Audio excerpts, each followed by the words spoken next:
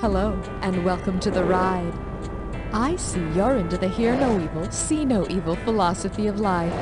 That should serve you very well down on the censorship floor. How many people will be playing? Oh, so there's only one of you. That's fine. There's only one of me, too. How many questions would you like to play? 7 or 21? 13? Okay, great. Now I will ask you to type in your name. Go ahead. Yes, thank you. I need to remind you that your buzzer is the letter B. Enjoy the ride. See you at the bottom.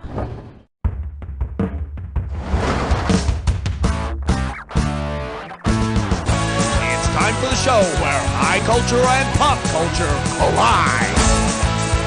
This episode of You Don't Know Jack, The Ride is sponsored by the Backwards Christian Lyrics Coalition. We'll find a satanic reference in your children's music, whether it's there or not. And now, please welcome your host, Cookie!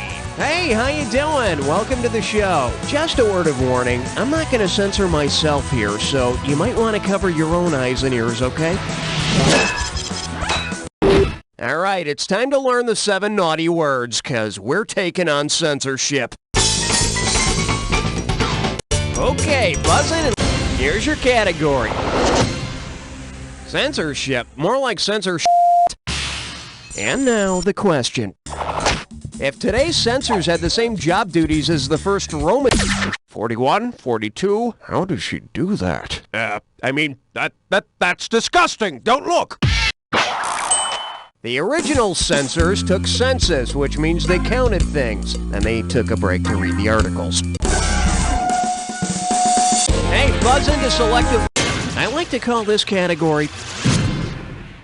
Keep your censorship off my private parts. You know, political correctness has gotten way out of hand. There's even a human muscle named the PC muscle.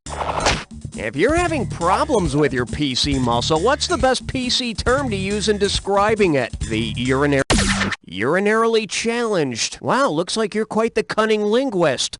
The PC muscle, or the pubococcygeal muscle, controls the flow of urine from the bladder and contributes to greater sexual pleasure in women, without offending anyone at all.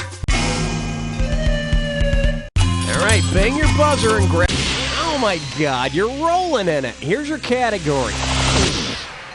Censorship and hardwood. Here's the question.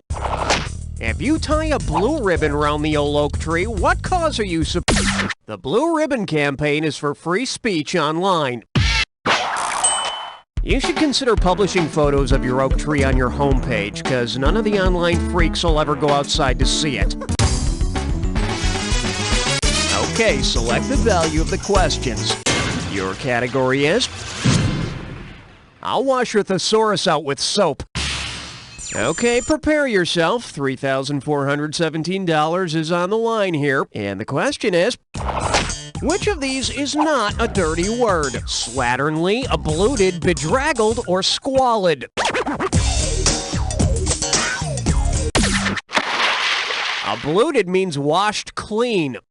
No, it's not really dirty, unless you say something is f***ing abluted. Hit your buzzer to choose the value of the next question.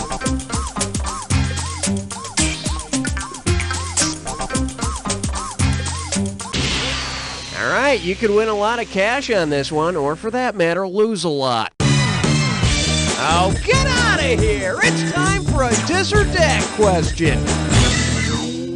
The category for this dis or dat is, I see no evil, but I can smell it a mile away. Okay, I'm gonna list off 7 people, and for each one, I want you to tell me if they're someone who sees no evil, someone who hears no evil, or someone who neither sees nor hears evil. As each one comes up, if it's someone who just sees no evil, press 1. If it's someone who just hears no evil, press 2. If it's both, press 3. If you're kind of clueless, hit 4. You're going to get some money for each right answer, and you're going to lose some for each one you get wrong or that you don't get to. Okay, you have 30 seconds to get all of them. When the wire fills up, you're out of time. Let's do it. Stevie Wonder, Marley Matlin, Phil Keller, Oedipus, Ray Charles, Ludwig von Beethoven, The Who's Tommy. Thing of beauty, let's see your new score. That's what your current score looks like. Let's keep going. Okay, hit your... We're calling this one Tipper Gore. So, you want to see the question? Yeah, me too. Here we go. Say Tipper Gore treats her husband Al to a $50 dinner. If Tipper Gore is a good tipper, what is the smallest amount she should leave as a tip? $5, $7.50, $8.75, or $10? $7.50? Yeah, that'd be the customary 15% tip. Which leaves her and Al just enough money to buy a few Two Live Crew albums to burn when they get home. It's your... Okay, give it up for... I understand moral, but what's turpitude? You know that song by Ice-T called Cop... Hey, lady, you can't come in here. What are you... Hey, don't put... What are you... Ow! I'm covered in stickers. Here, look at this. Ow, my short hairs. Parental advisory, explicit lyrics. Who's going around slapping these stickers on everything? The FCC, the NRA, the PMRC, or the PCP? Good Tipper Gore and the Parents Music Resource Center campaign for the little warning labels on albums. And I have half a mind to take this sticker and shove it up the ass of those mother goody-goody, no good, have nothing better to do head, moral majority monkey suckers with a frozen boot. Now, there's an explicit warning. Alright, it's time to choose. Coming up. You have the right to remain silent and minty. And right this way, please. What issue would Scopes Monkey Trial most likely... The original Scopes Monkey Trial took place when enlightened Tennesseans jailed biology teacher John Scopes for teaching evolution. Apparently, creationists also believe that fresh breath is an act of God. Now select the... Okay, you got something. Here's what we're looking at. My fellow congressman, try the veal. Get your buzzer finger ready. Here we go. Considering the specific issue to which congressional gag rules pertained, which of these It all started when a congressman from South Carolina stood up and proclaimed, "Take his freedom, please." Until they were deemed unconstitutional, gag rules in the House of Representatives prevented members from considering anti-slavery petitions. All right, buzzing. It's dead, it's disgusting, it's roadkill. Okay, let me explain how this game works. I'm going to show you various pairs of things that are somehow related, and you're going to get a bunch of items that may or may not connect the pair. You got to buzz in to select the item you think correctly joins the two. There's $1,000 in it for you if you're right, but beware, you're going to lose $1,000 every time you're wrong. And at the end, there's going to be a bonus question worth some bonus cash. Pay attention to all the correct answers, and you might have a shot at the bonus. You got that? Good. Let's motor. An essay in blank or plastic bag. What's the intersection between these two?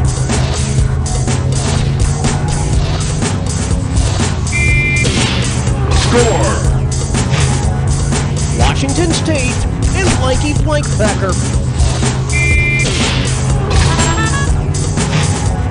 Turns into diamonds and Blank Miner's daughter.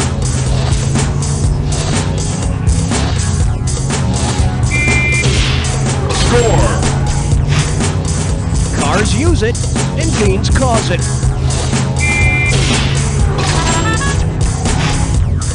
Tampa NHL team and Go Grease Blank.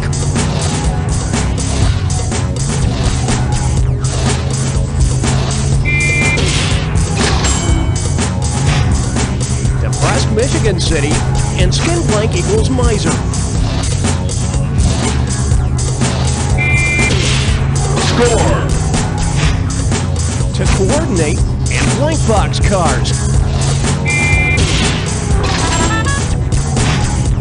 Okay then, bonus. What do all the correct answers have in common? Are they all elements of the periodic table? NWA album titles? Public utilities? The FCC's 7 dirty words? Tennis terms? Players starting the... Oh yeah, put it in the bank. Everything you need to burn a bunch of bucks. Alright, there it is. Let's keep moving. Okay, the category is Comstocks and bondage. Let's get going. If you don't put much stock in the Comstock law, what will you probably do? I know, you only read them for the articles. Also known as the Federal Anti-Obscenity Act, the Comstock Law bans the mailing of indecent materials. You know, it was just too distracting for the postal carriers. Okay, your category is low prices every day. Okay, play ball. Where is Walmart headquartered? Murfree, Bentonville, Arkansas. Yep, that'd be Bentonville, all right. Right there in Arkansas. Hey, buzz into selected value.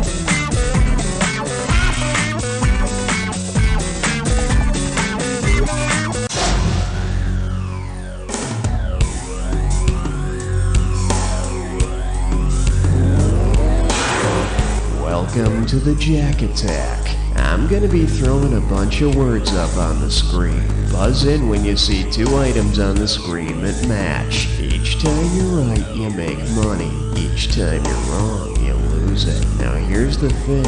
Not any 2 items that go together are necessarily a match. Remember the clue. It's gotta be a match that fits this clue. Sensory overload. Remember, the match has to follow the clue. Good luck.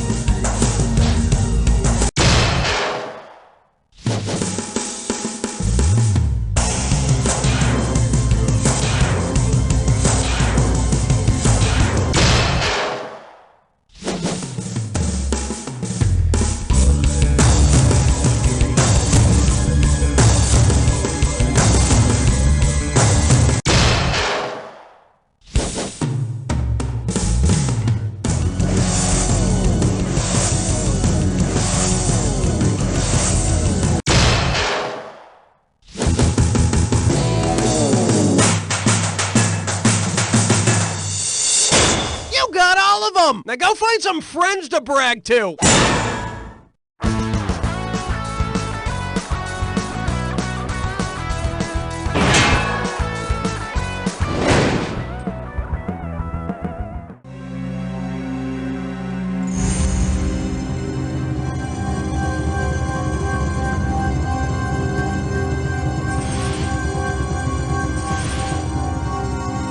Oh, come on already. Pick 1 or 2.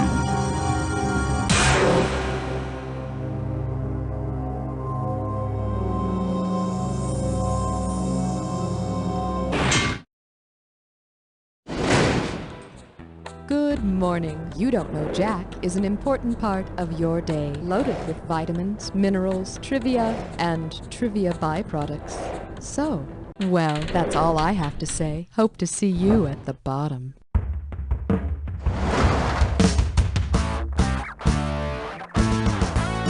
It's time for the show where high culture and pop culture collide. You Don't Know Jack is brought to you by Ye Old Booze Shoppy, slurring your speech since 1777. And now, here's your host, Buzz. Hey, how you doing? Welcome to You Don't Know Jack the Ride. My name's Buzz, and I'm going to be your guide on your trip down. What's at the bottom, you say? Well, let's just say it's a surprise. Whoa! Surprise! Buzz? Helen, what's the deal? What the hell is Buzz doing here? Wait a second. Stand by, please. Cookie? Helen, the trapdoor in the booth is open. Cookie, what did you do? What? I didn't do anything. Jesus, Cookie, that trapdoor goes to the bottom. The bottom? Yes, the bottom. Wow, that's kind of scary. Buzz was supposed to be there, Cookie. There's been a change in the lineup. You're not going on again until after Buzz, Schmitty, and Guy. Oh, come on. I'm into my second episode here. Now you're sending me all the way down to the 350th floor or something? Cookie, get out of the booth. Ray, could you get Guy up here to host, please? You know something? Guy's down on the Hollywood floor harassing Keanu Reeves. I don't think you're going to find him in time. Fine, Cookie. Fine. You can keep going. Happy now? I'm just here to do my job, Helen. Let's just get on with it already. Hey, I'm all about you. And now, here's the host, delicious as his name, Cookie. Hey, welcome to the game. I hope all that time spent on the phone refined your language skills, because you're going to have to talk yourself out of this one. All right, get ready to ride. And hey, watch your language. Hit your buzzer to choose the value of the next question.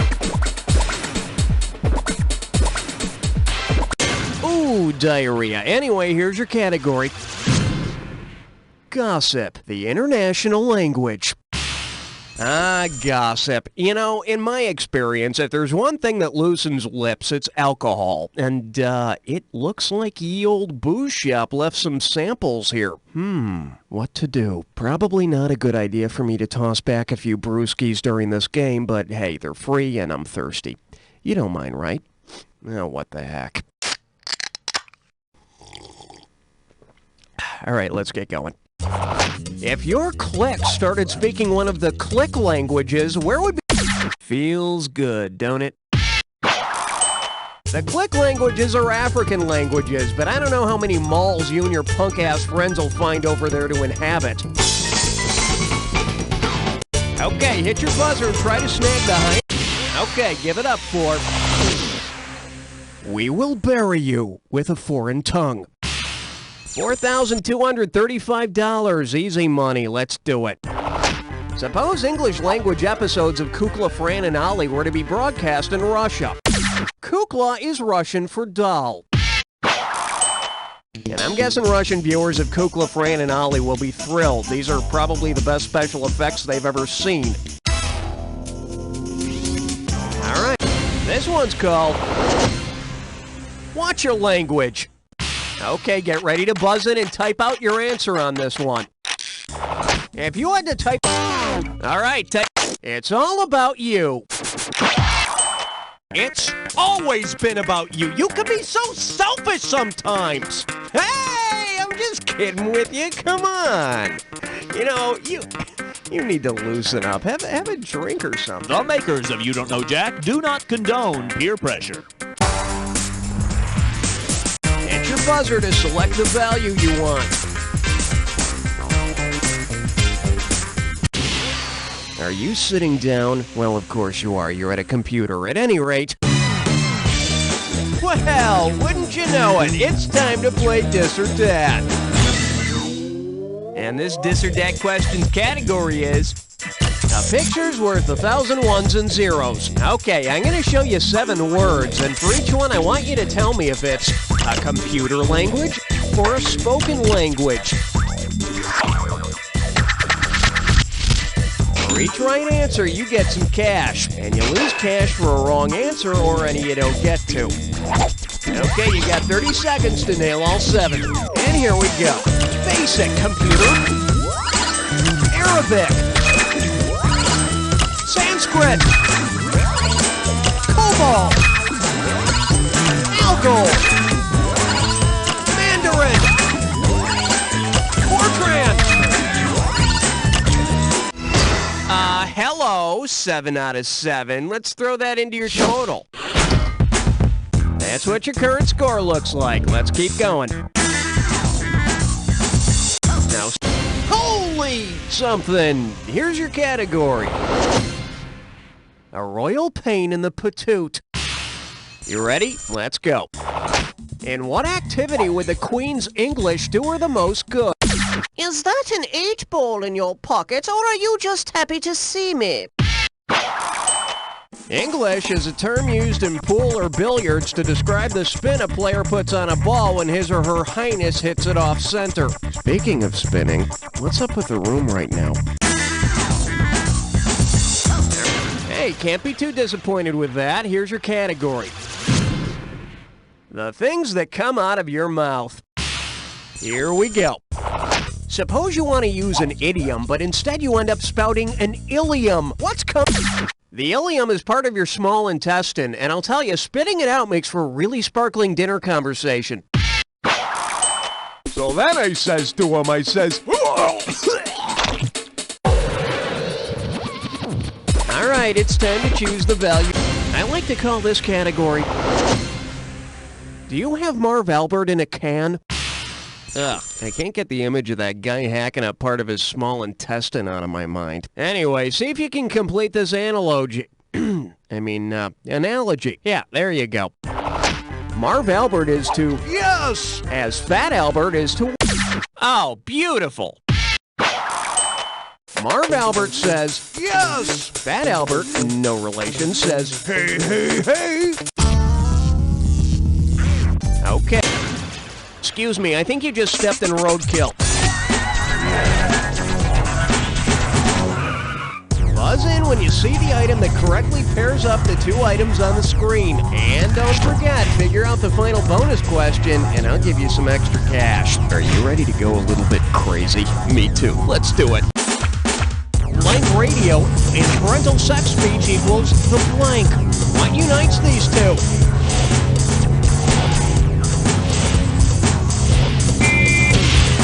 Score. Pufferfish equals blank fish, and charms blank pop.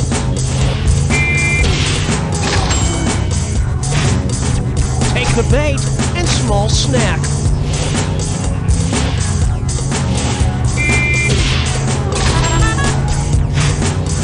Family affair butler and Blank's mustard.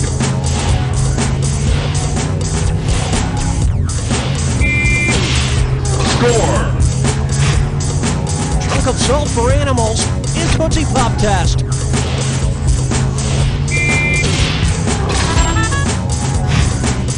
Lucky blank baka and blank the fat.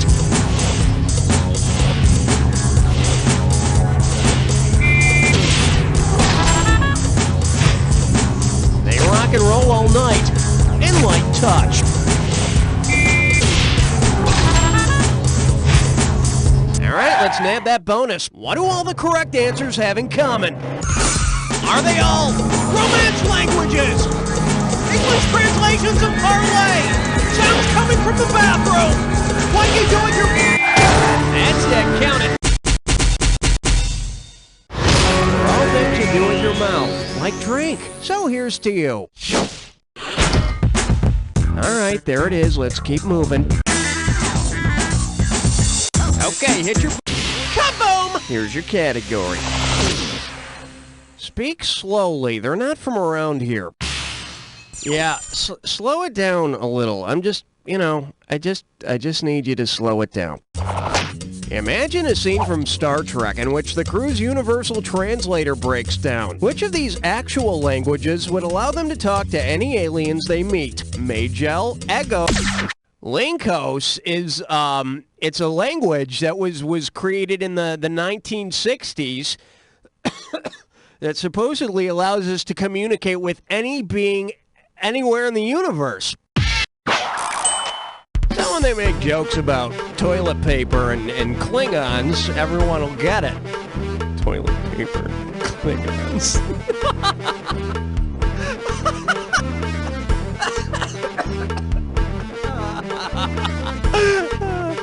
Oh, it's so good. Hit your buzzer to choose the value. Coming up. You speak with a forked hand. You know, I consider myself a pretty lucky guy. I mean, I've got this job hosting a game show and stuff. And, you know, though, the one thing that didn't work out was when I asked Wheel of Fortune to lend me Vanna White for a show. And they got all like, well, anyway. Say a contestant on a Wheel of Fortune crosses her fingers for good luck. What might viewers familiar with dactylology think she's saying? I wish Vanna success and happiness. I would like an R. In dactylology or finger spelling, you make an R by crossing your first two fingers. And if she has her middle fingers extended toward Pat, well, we can all guess she won't be returning for tomorrow's show. Hey, buzz into selective. Here's your category. Guitar rock of ages. Yeah, man, all right, rock and roll, woo! Okay, if all the music on classic rock stations had to be, it has to be, it doesn't have any choice in the matter, okay? That's the rule. It has to be sung in, quote, classical, unquote, languages. Which of these would be arid? Peter Frampton singing in Hebrew, Bateau singing in Hungarian, the Who singing in Old English, or Led Zeppelin singing in Latin. All right, class, translate the following. Hey, hey, mama said the way you move, gonna make you sweat, gonna make you groove. Latin and Greek are known as the classical languages. Rock! Okay, buzz in and lock. Your category is... Dry heaves sound worse than nails on a chalkboard. Yeah, dry heaves. Oh, God. Okay, let's just get through this question. Everything's cool. Which of these slang terms for regurgitation is not a good example of onomatopoeia? Barf, hurl, Ralph, or upchuck? Onomatopoeia is a word that imitates or it sounds like the object or the action or whatever. Oh, I tried to hold it back. Okay, let me tell you something. Upchuck is definitely not the sound that happens when you throw up. When did I eat corn? The makers of You Don't Know Jack would like to remind you that excessive drinking on the job can only lead to emotional torment and physical pain. All right, bang your buzzer and grab the highest value.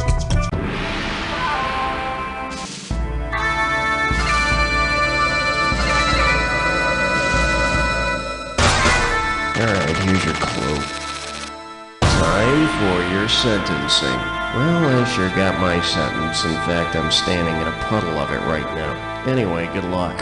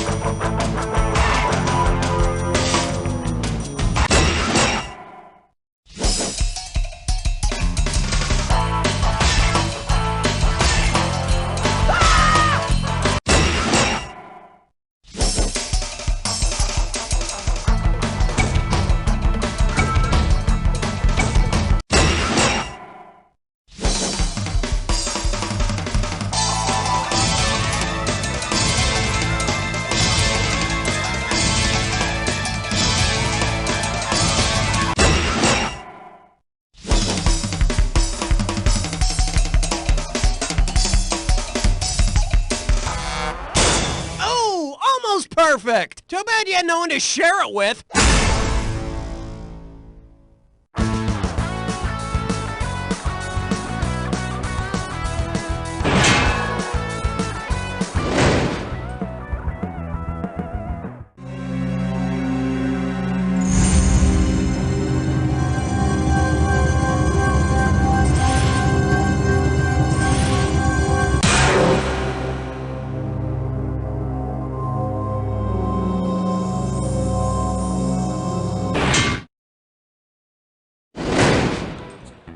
Greetings. Welcome to the ride. I'm afraid I can't promise you any scantily clad caricatures on the floor where you're headed. That was a cheap marketing trick used to get you to pick the dairy products floor. I mean, really, who would pick dairy products for a game?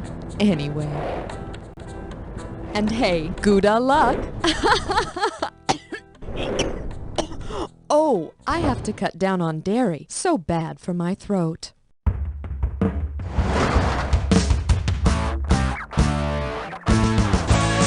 Time for the show where high culture and pop culture collide. This episode of You Don't Know Jack, The Ride, is brought to you by Lactose John's Ladies of the Evening. Come meet our girls. And now here's your host, the one, the only, Cookie. It's a pleasure to see you. You know, I think we're going to have a good game here. It's going to be just like butter. Well, I hope you took your Lactaid. We're taking a ride on the Milky Way. Now, I think we can work with that, and here's your category. Dairy, dairy, I need your huggin'. Get your buzzer finger ready. Here we go. If you wanted to use real butter to butter up your lover, which of the following should you say? Your eyes are blue as the land. It's like real butter. So kiss and make up, but remember, keep those sticks wrapped. Alright, bang your butt. The category is Dairy Fresh Rock and Roll. So you need a little spending money? How would $5,937 sound? Well, think about it. What dairy treat might you expect to be served in a white room with black curtains near the station? Ice. White Room is a hit by Eric Clapton's old band, Cream. I tell you, this guy Clapton is in a whole dairy aisle by himself. Alright, it's time. Here's your category. Are Cracker Jacks kosher?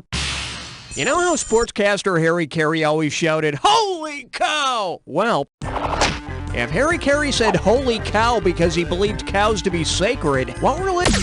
Feels good, don't it? Cows are considered sacred by Hindus, especially when they hit home runs. Holy cow! Holy cow! Alright, your category is... No thanks, I'll just spread some vomit on a cracker. And now, the question. Suppose a group of dairy farmers are having their company photo taken. Instead of, say cheese, what should the photographer say to get them to smile? Present mature milk curd. But if you really want these farmers to smile, just put a teat in each of their hands. Hey! What are you doing? Get your hands off that holy teeth! Holy cow! Okay. Good God, that's a lot of money. Here's the category. I'll whip your cream and beat your eggs, too. Hey, you were a kid once, right? Well, you've surely heard the phrase, last one in's a rotten egg.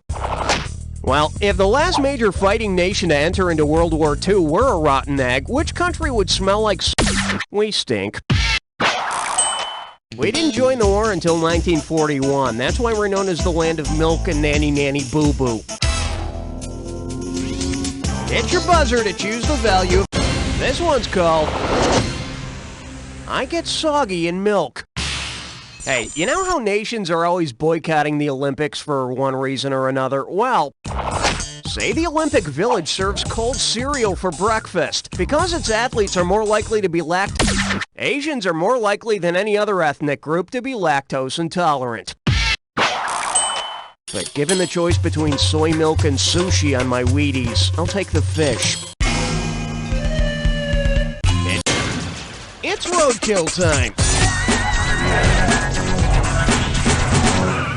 Buzz in when you see the item that correctly pairs up the two items on the screen. And don't forget, figure out the final bonus question, and I'll give you some extra cash. Alright, let's hit the road, Jack. Formal dance party and zany redhead Lucille. What do these two things have in common?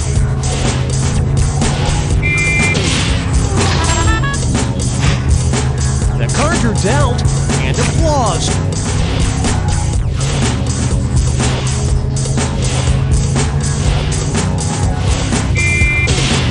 Score! Female elephant and flick in your hair.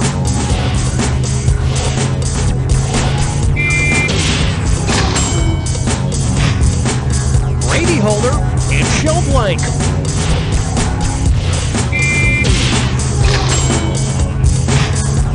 Fish covering and series of musical notes.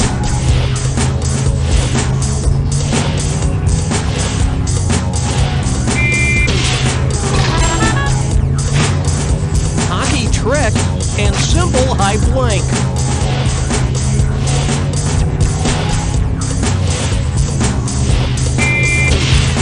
Score! Deals with the fly in your soup and dumb blank.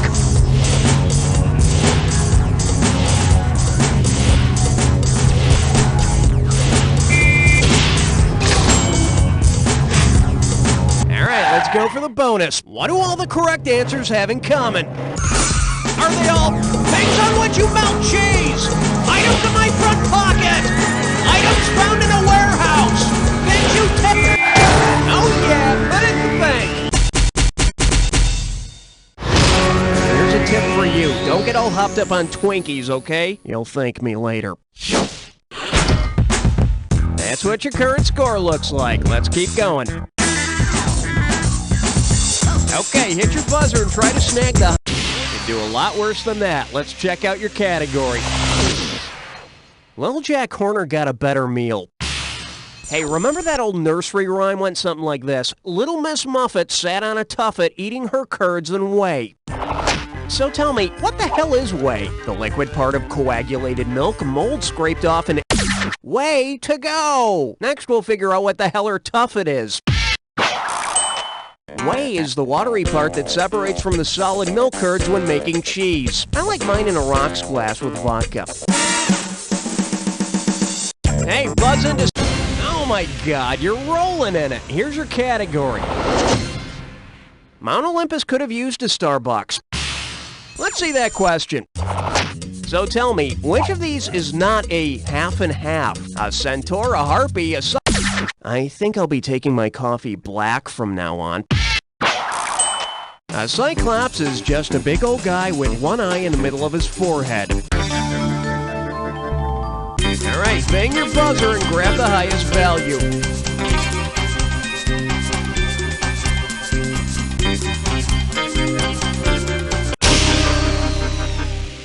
Well, this could affect our relationship. Well, wouldn't you know it, it's time to play Dis or Dat. The category for this Dis or Dat is...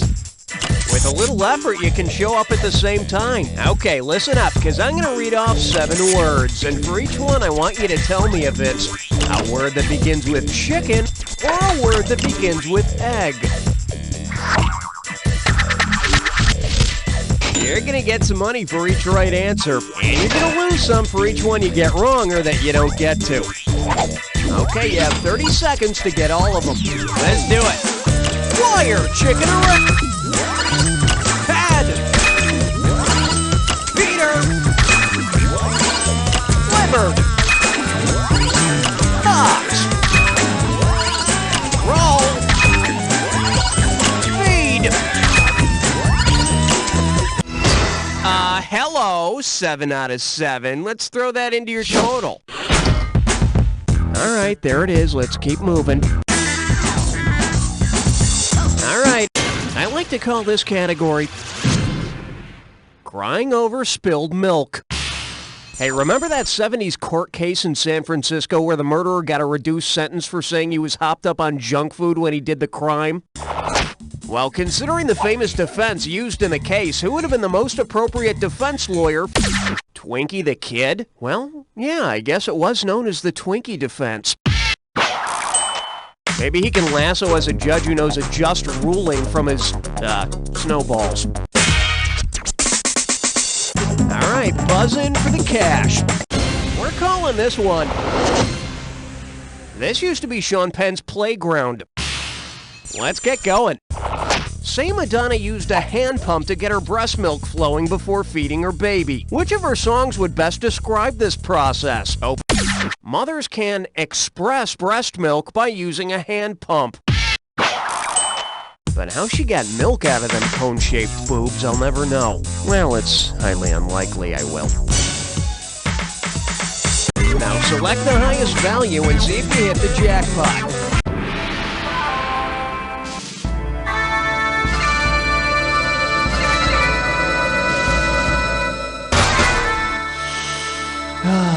Smell that derriere. Oh, sorry. Here's your clue. Old MacDonald had a farm.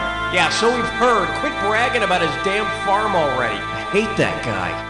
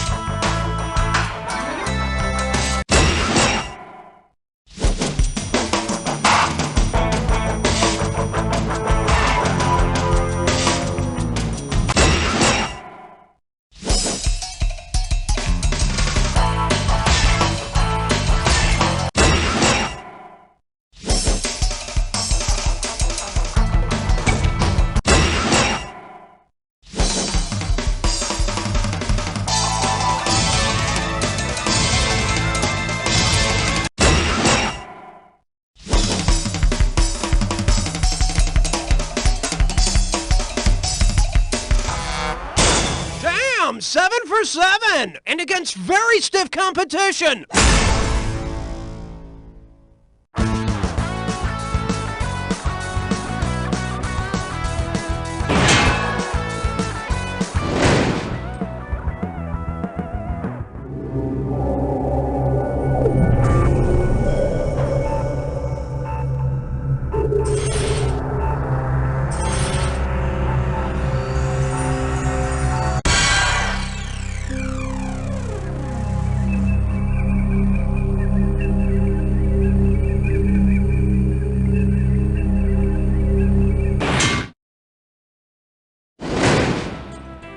Welcome to the ride. Again, welcome to the ride, and I'll see you at the bottom. It's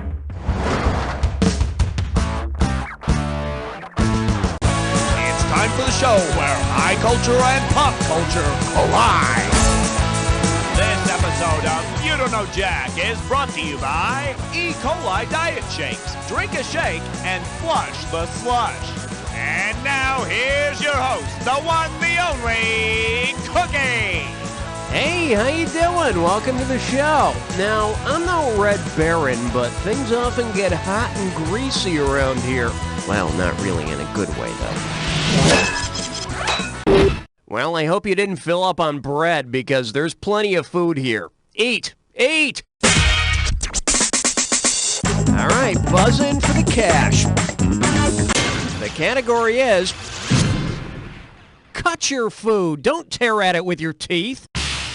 Hey, you remember all those crappy products advertised on TV that claim to even make julienne fries? Well, if you were to julienne Julia Child, what would you do to her? It's good.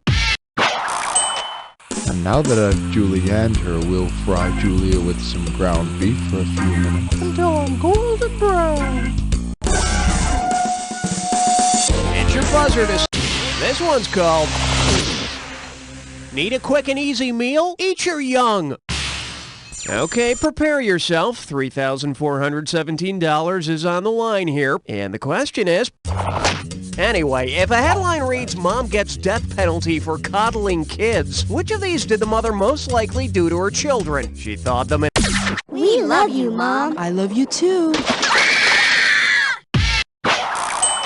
Another way to coddle someone is to cook them in water that's almost boiling. And if you want to coddle who you're coddling, you should boil them in Evian water. All right, it's time to... Hey, you can live on that. Here's your category. Doc says I gotta eat this. You know, it's never a bad idea to get suggestions on your diet from a doctor.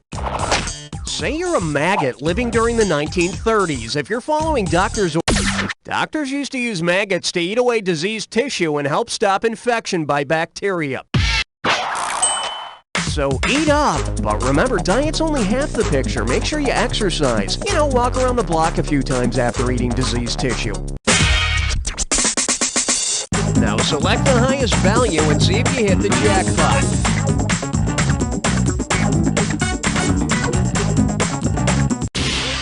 Oh, nice picking. Well, I for one am very excited. We have a dis or dat question. The category for this dis or dat is... They're just a couple of fruits. Okay, I'm gonna read off 7 people or things, and for each one I want you to tell me whether it's associated with apples or oranges. You're gonna get some money for each right answer, and you're gonna lose some for each one you get wrong or that you don't get to. Okay, you have 30 seconds to get all of them. Let's do it. William Tell. William and Mary. Syracuse. County and California. New York City. Miami Falls. Sir Isaac Newton. Oh yes, you rock. Check it out. That's what your current score looks like. Let's keep going. Okay, hit your... I like to call this category 2,000-year-old leftovers.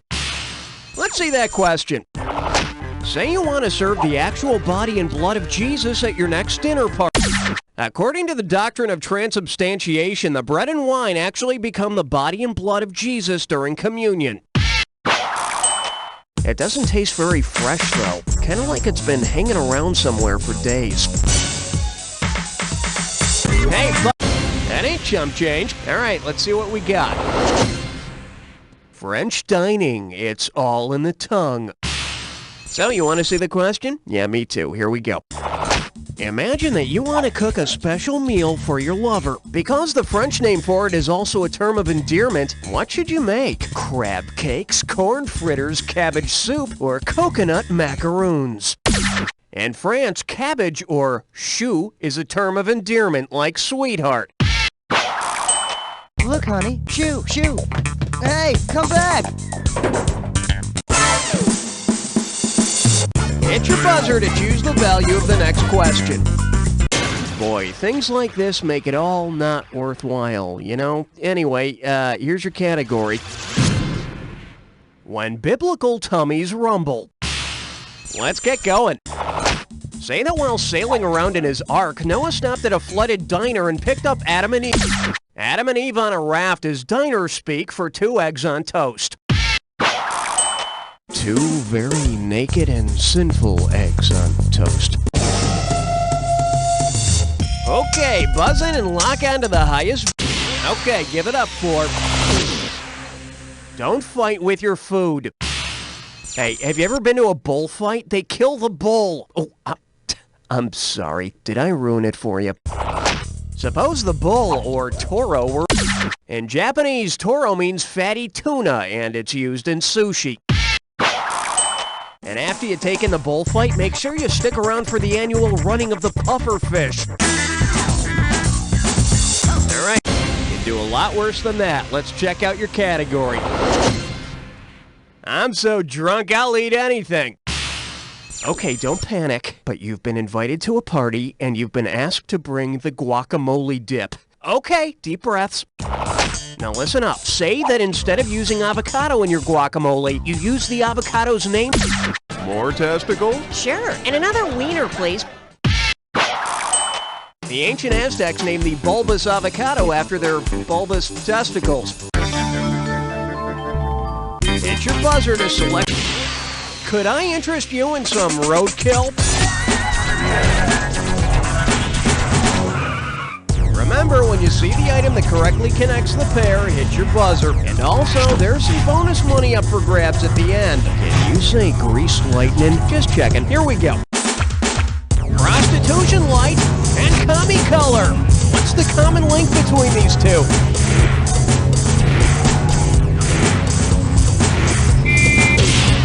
Score!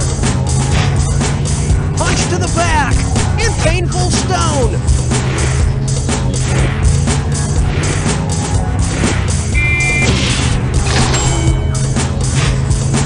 Spotted horse and exploding Ford car.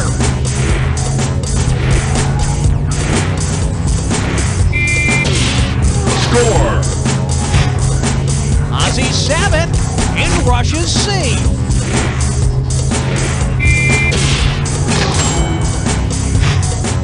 Army's berets and Cato's hornet.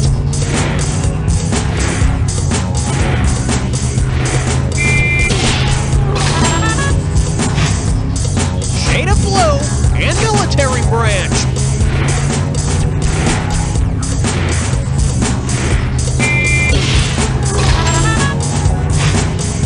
Skimpy bikini and silly flank.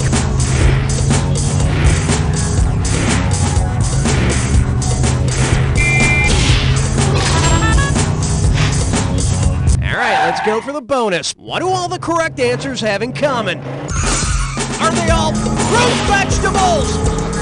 Red vegetables? Colors of peppers? Types of beans? You nailed it! Rack it up! Now it's a snap. They're all types of beans. And I would know. Alright, there it is. Let's keep moving.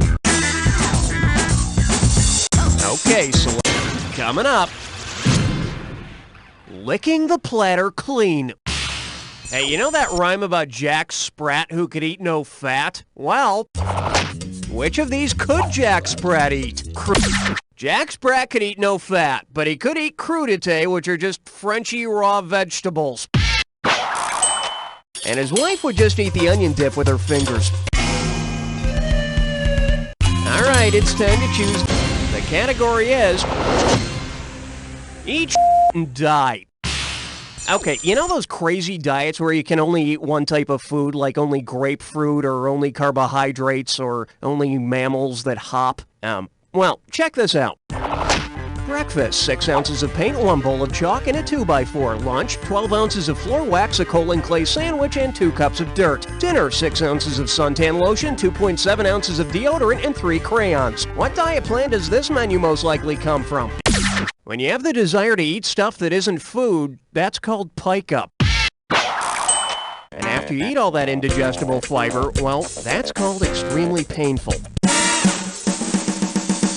Now select the highest value and see if you hit the jackpot.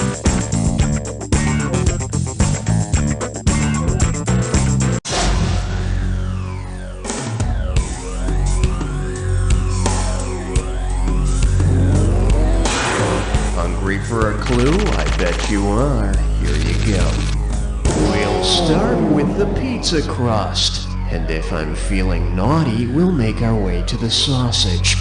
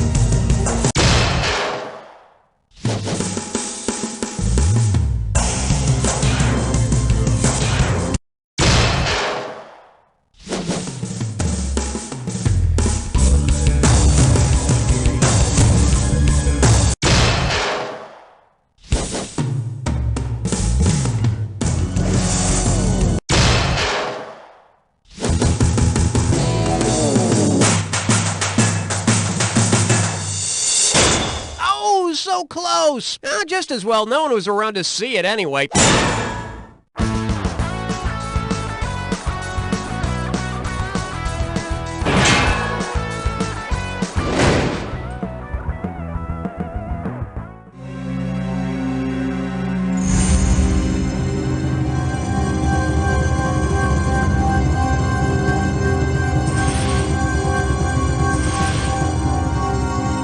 Choose 1 or 2.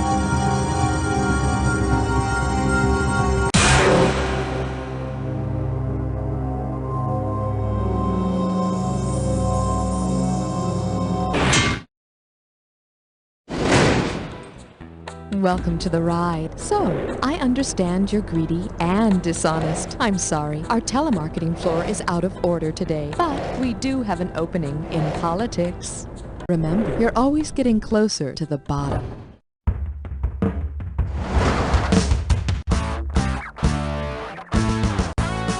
It's time for the show where high culture and pop culture collide.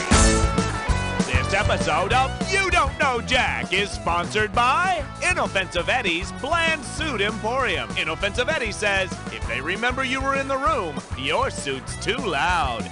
And now, here's your host, Cookie! Nice to see you. Welcome to the game. Now, as we're entering the political arena, let's see some mudslinging out there.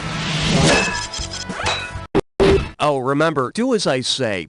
This is not a democracy. All right, bud. Here's your category. You can't spell politics without P-O-T. And now, the question.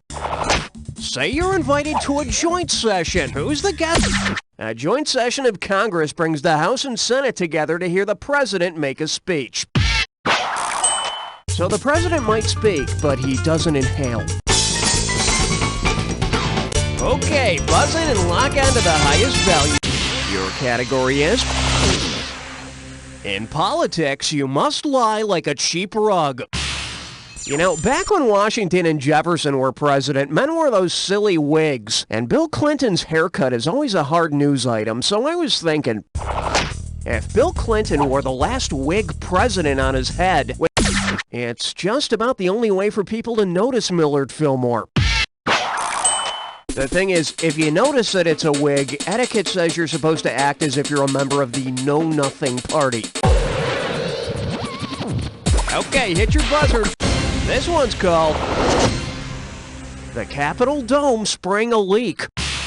Get your buzzer finger ready, here we go. If it begins raining cats and dogs in the Capitol, from what will the lawmakers...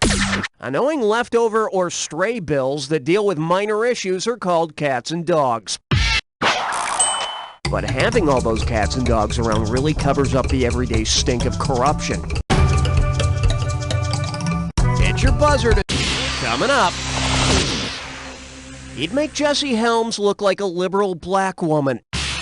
Hey, you know how on the Dukes of Hazzard, Boss Hogg is a crooked politician and Roscoe P. Coltrane is a corrupt sheriff? Well, say Boss Hogg runs for president with Roscoe as his running mate. According to the 12th Amendment, what will be true? Bo and Luke couldn't run against them. Roscoe wouldn't have to be a... The 12th Amendment states that if the president and vice president are from the same state, then electoral voters in that state can't vote for both of them. What? You want a joke? You think the Constitution is supposed to be funny? Hey! Bingo. If you're a liar and need a job, consider politics. So L-I-A-R-S, L-I-A-R-S, L-I-A-R-S, or sign up for law school. Oh. Welcome to Liars! Now remember, to win cash, buzz in when the first letter of the answer lights up. If you get all 5 letters, you win the cash. Let's do it. To tear or to scam? Let her rip. To mise en blank proposal.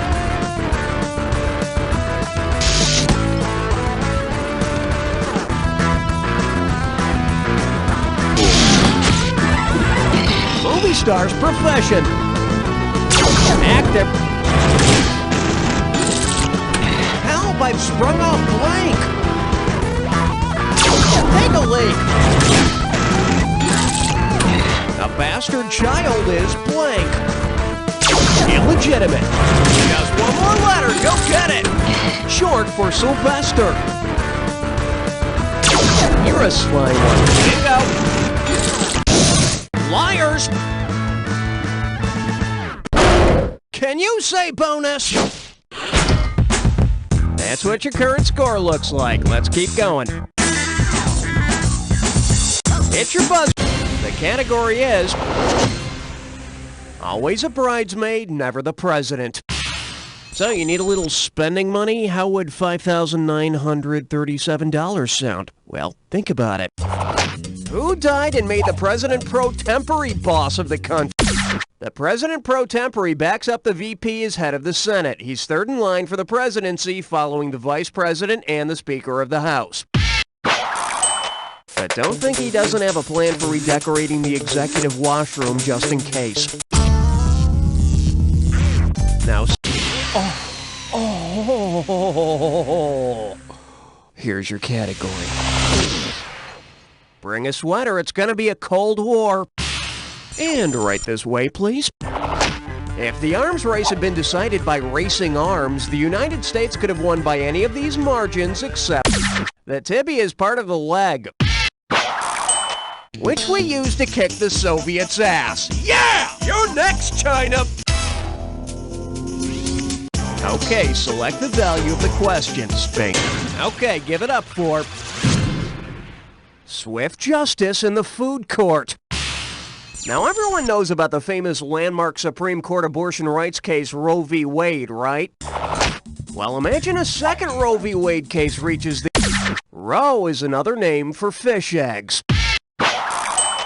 Your Honors, I would attempt to show that my client, as god-awful tasting as he is, deserves the same rights as the rest of us. All right, buzz in for the cash. Are you sitting down? Well, of course you are. You're at a computer. At any rate... Well, wouldn't you know it? It's time to play Dis or Dat.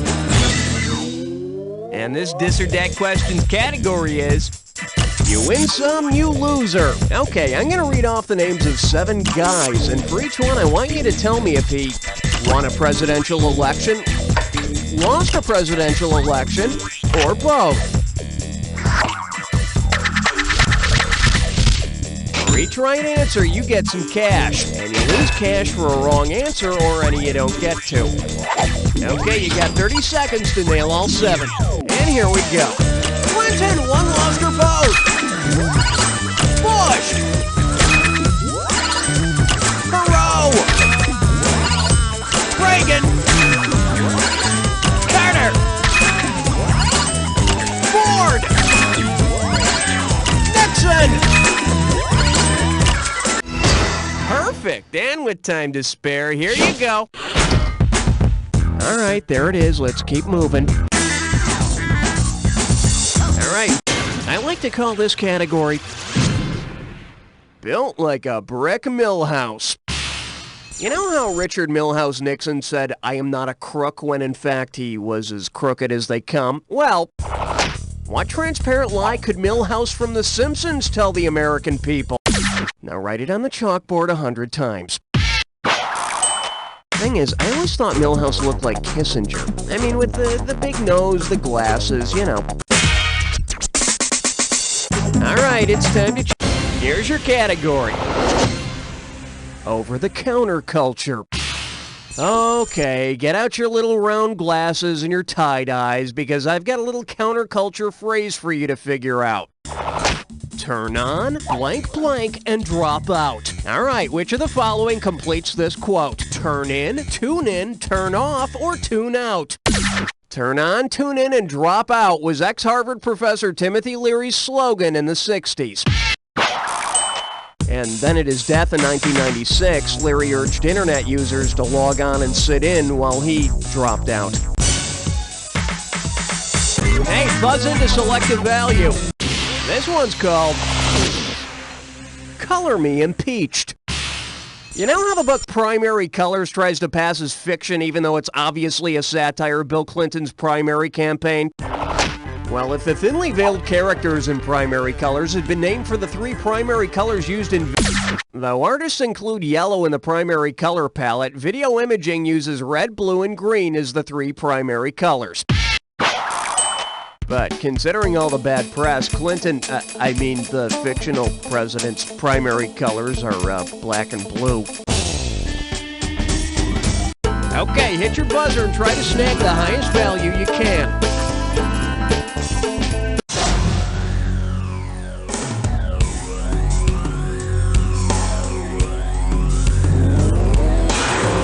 My fellow Americans, I cannot tell a lie, but I can give you this clue.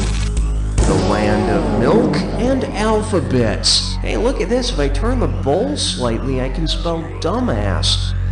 Okay, here we go.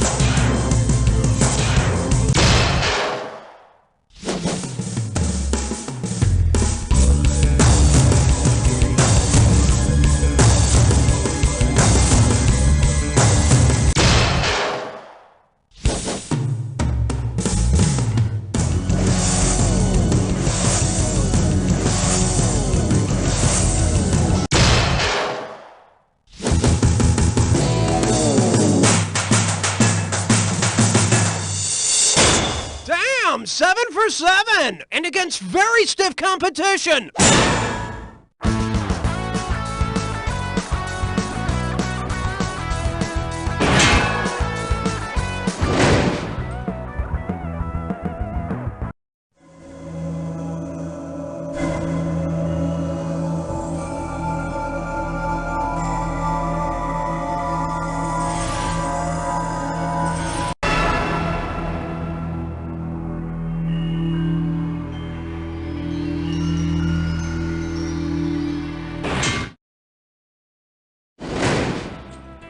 Hello.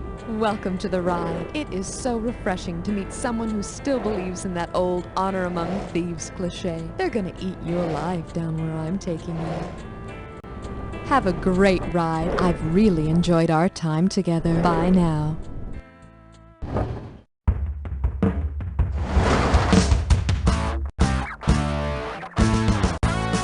It's time for the show where high culture and pop culture collide.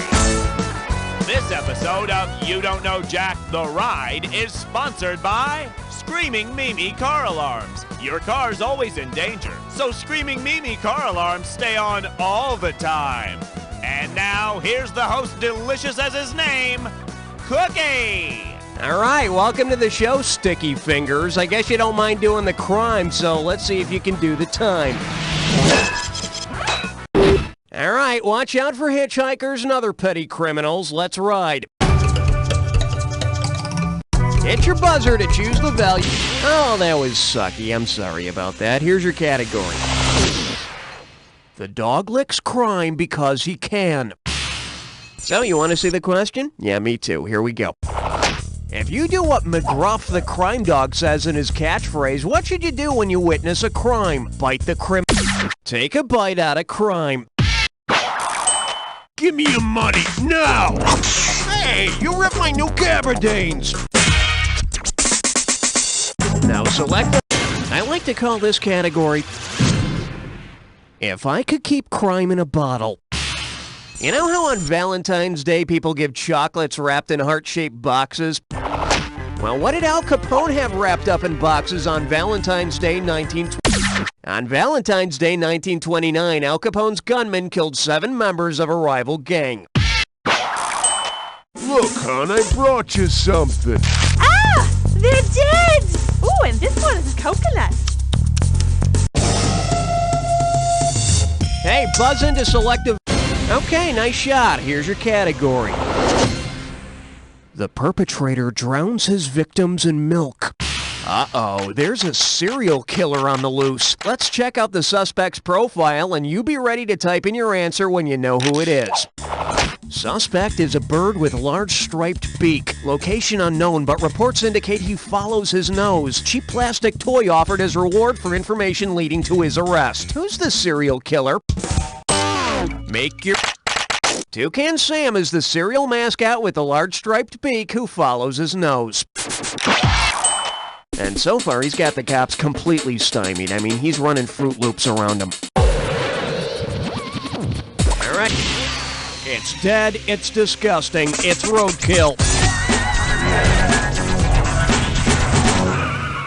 Remember, when you see the item that correctly connects the pair, hit your buzzer. And don't forget, bonus cash for the bonus puzzle at the end. Are you ready to go a little bit crazy? Me too. Let's do it. Billy, who played Harry, and blank light drink. What's the intersection between these two?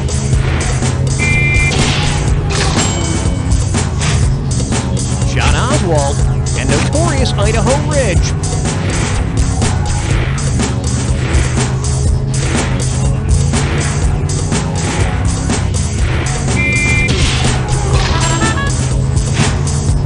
Janis Joplin's nickname and Hawaiian Harbor.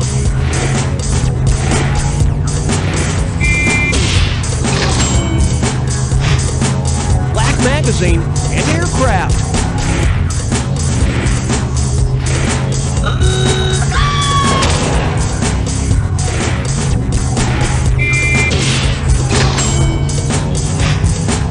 Linda Fiorentino flick and make cynical.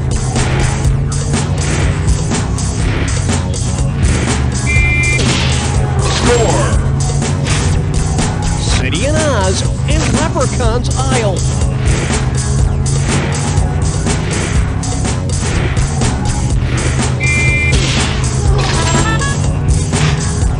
Baseball field and Lou Blank Phillips.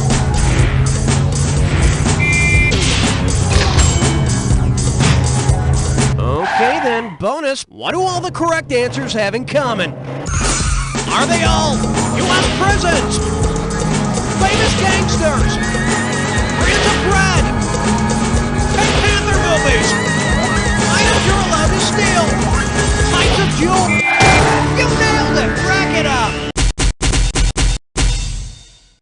You got it, they're all jewels. Now here's some cash. Go pick yourself up a little something. Alright, there it is. Let's keep moving. Hit your buzzer to select the value you want. Your category is... I'm gonna lick you, sucker. Okay, hang tight. We're talking about $3,149 here. Here we go. If Kodak and LoJack collaborate on a project called Kojak, what might they create? A private eye who writes about homesick... Who loves ya, baby? No! You promised if I brought the car back, you wouldn't say that! Kodak makes film for cameras, LoJack is the stolen vehicle recovery system, and Kojak's a TV cop. Alright, it's time to choose the value of the question. This one's called... If you eat your fingers, you won't want dinner. Here's the question. Imagine you're arrested right around dinner time. As the cops examine your fingerprints, they'll probably think of each of these foods except which. An Arch Deluxe, a bowl of Fruit Loops. Fingerprints are studied according to their arches, loops, and whorls. There are no curlies involved. Besides, they'll see your curlies during the body cavity search. Alright. Bingo. There was a guy who had no job, so stealing was his game. Oh, T-H-I-E-F, T-H-I-E-F, T-H-I-E-F, and off they chopped his hand. Welcome to Thief! Remember to buzz in on the first letter of the answer you have in mind. If you collect all the letters, you grab the cash. Alright then, let's go. What you leave a waiter? The tip is good. Stealing secrets for another country. Nice buy some cash. Agency Mulder and Scully work for. FBI. Wheelchair-bound crime fighter. Ironside. Just one more letter. Go get it. Washington's winter at Valley Blank. Valley Fort. Larry Flint's magazine. Good hustle. Good one. Thief! You got the bonus. That's what your current score looks like. Let's keep going. Okay, select the value of the question. Spank your buzzer with. Coming up. Riff. Russian is fundamental. And right this way, please. Which of these made-up TV shows would most likely have been created by Russian author Fyodor Dostoevsky? Anna Karenina of Green Gables, My Three Fathers and Sons, The Little Raskolnikovs, or Days of Ivan Denisovich's Life? Raskolnikov is the main character in Dostoevsky's Crime and Punishment. Oh yeah, you should see it. It's so funny when Spanky and the gang use an axe and just waste Mrs. Crabtree. Okay, that is certainly not shabby. Now let's see your category. Prison jumpsuit orange is so not my color. So you call yourself a savvy criminal, huh? Well, how much do you know about interior decorating? Which of these would you not want to have to go along with your rap sheet? A rap skirt, a rap chemise, a rap sham, or a rap valance? A chemise is not part of a bed linen set. It's a piece of women's clothing. Either way, once you and Bruno get going, it's going to end up being kicked down to the floor. Hit your buzzer to choose the value of the next question.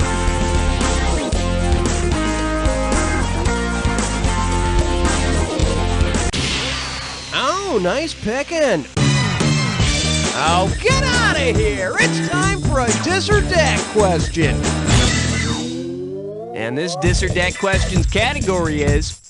Do these tights make me look fat? Okay, I'm gonna rattle off the names of 7 superheroes, and for each one I want you to tell me if they're a Marvel superhero or a DC Comics superhero. For each right answer, you get some cash, and you lose cash for a wrong answer or any you don't get to. Okay, you got 30 seconds to nail all 7. And here we go. Superman! Iron Man! Spider-Man! Batman! Mothman! Aquaman! The X-Men! Perfect! And with time to spare, here you go. Alright, there it is. Let's keep moving. Okay. Hey, can't be too disappointed with that. Here's your category. Using spandex to fight crime. Alright, just in case you didn't get enough superhero action in the last question, I've got another one for you. See if you can complete the sequence. Jason Todd, Tim Drake, Carrie Kelly. Who completes this sequence? Bruce Banner, Jean Grey. You know, for my money, there's none like the original Dick. All of these are names of characters in the Batman comics who have donned the ridiculous tights and color schemes of the Robin costume. Hey, buzz in to select a vet. We're calling this one. Am I still pregnant if the rabbit is executed? Okay, play ball. Who framed Roger Rabbit? Benny the Cab, Eddie You rock my world, baby! Gee, it wasn't too obvious, was it? I mean, is it the guy with the word doom in his name, or one of the other nicer sounding people? Hit your buzzer to select the value you want.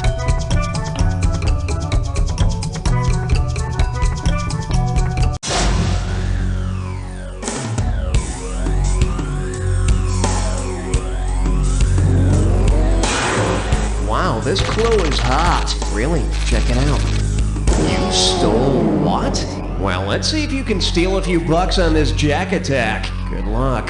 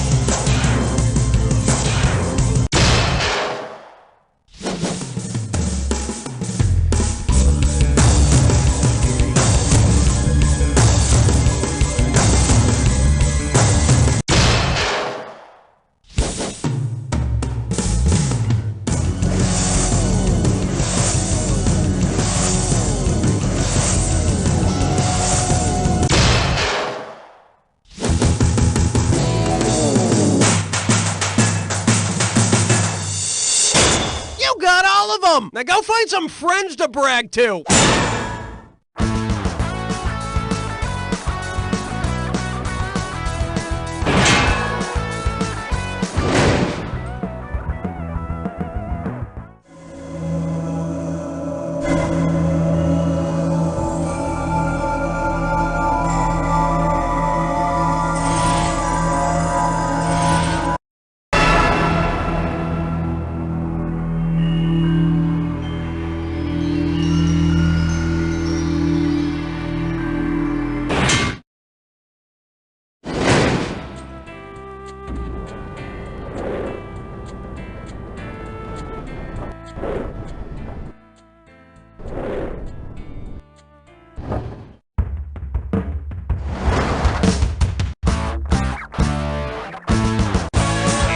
For the show where high culture and pop culture collide. This episode of You Don't Know Jack the Ride is sponsored by Personal Spacesuit Systems Incorporated. Want more personal space? Never touch anyone again. Call now.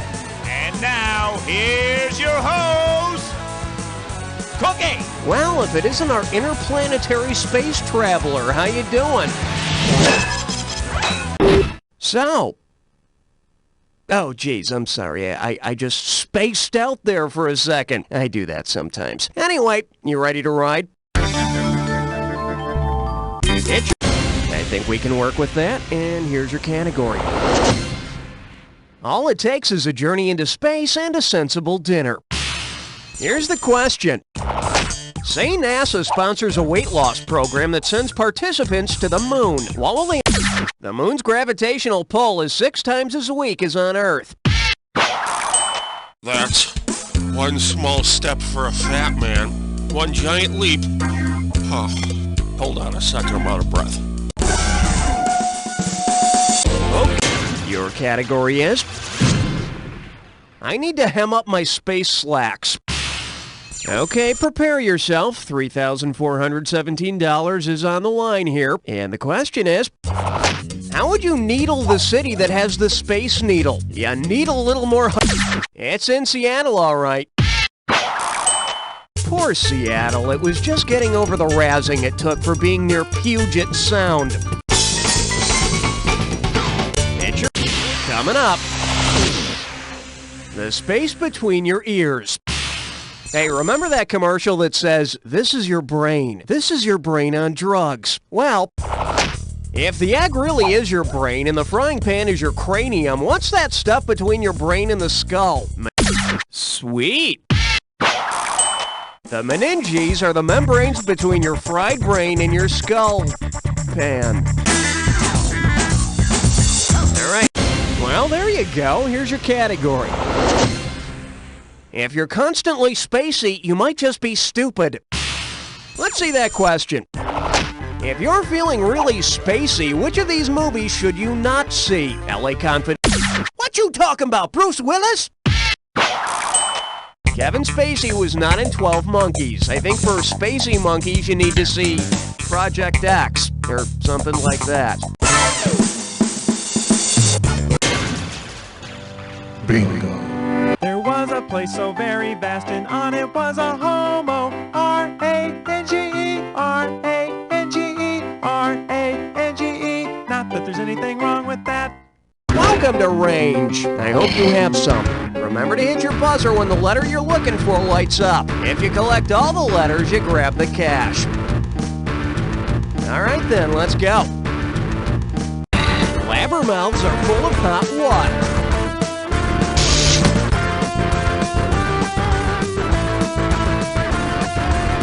Yo, wake up!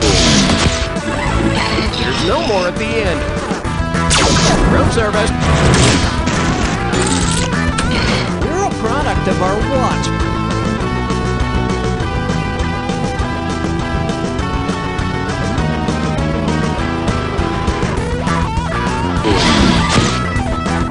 Kentucky says theirs is blue. Rasp.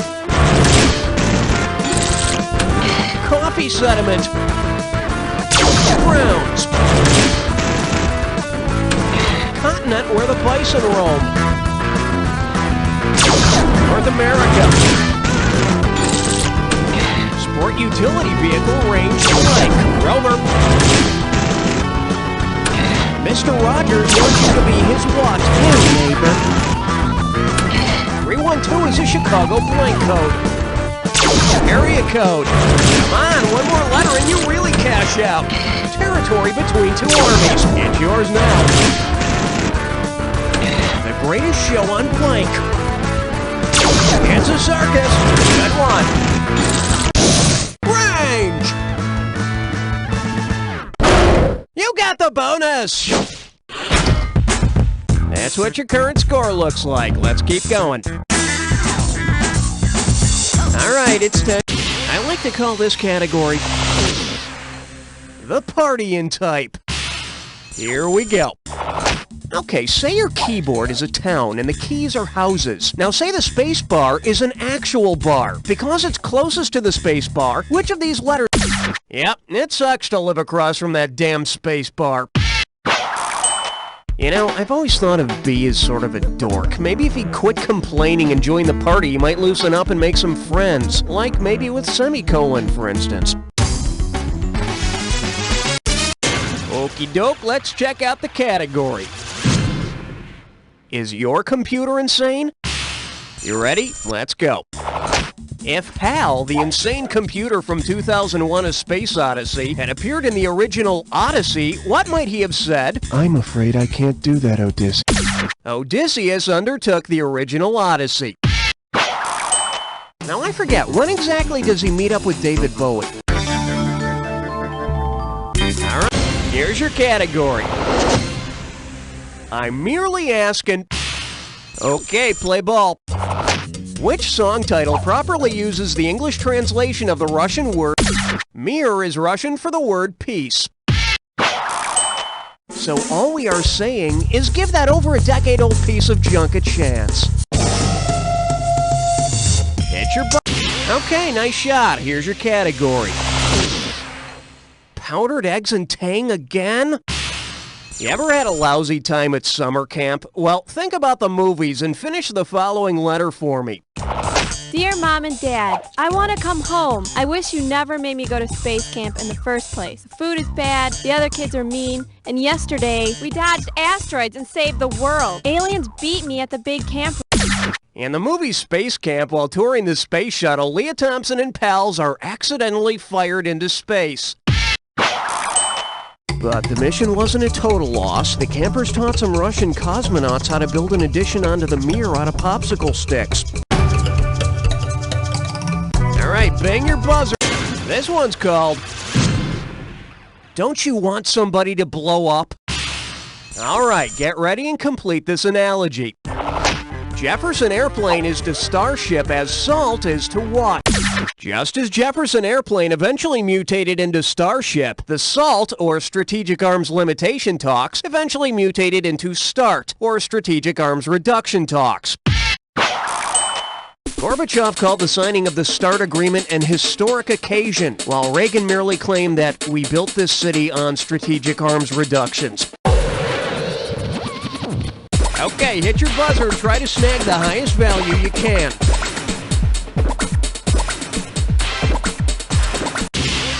Oh, nice picking. Well, I for one am very excited. We have a dis or dat question. The category for this dis or dat is... Why are all the good little green men taken? I'm going to read off a list of 7 items, and for each one I want you to tell me if it applies to TV's Rhoda or Yoda from Star Wars.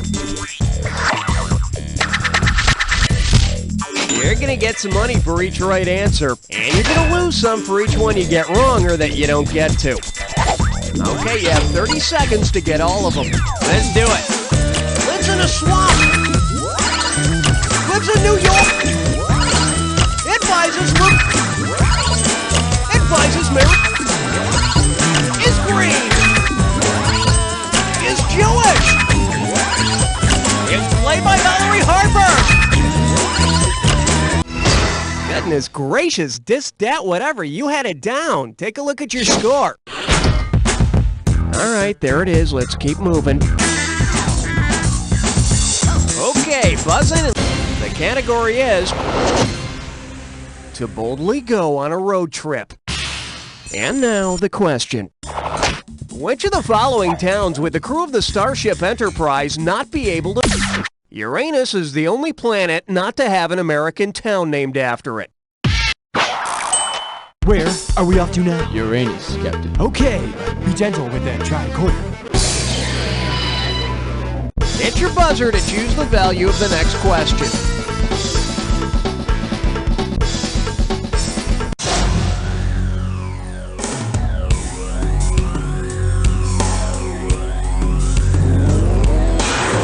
Ready for your final frontier? This clue should help.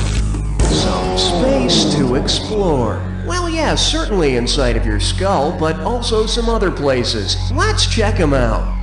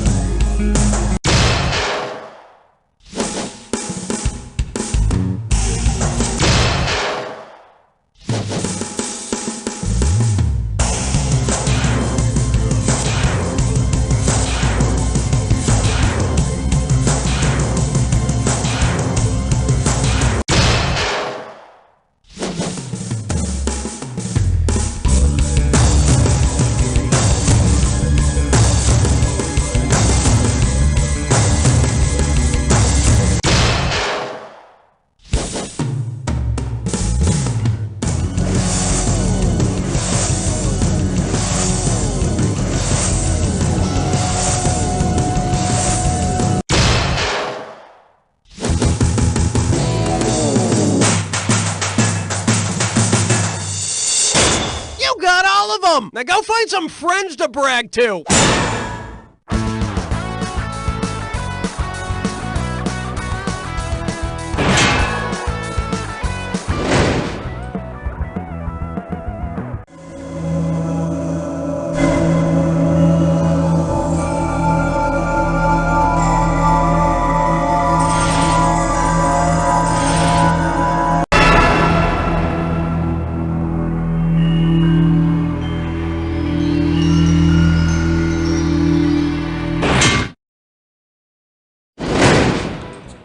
Hello, welcome to The Ride.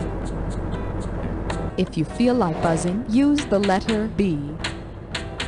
Now, let's do a quick check before we start the game. Lighter, martini, Uzi. Well, looks like you're ready.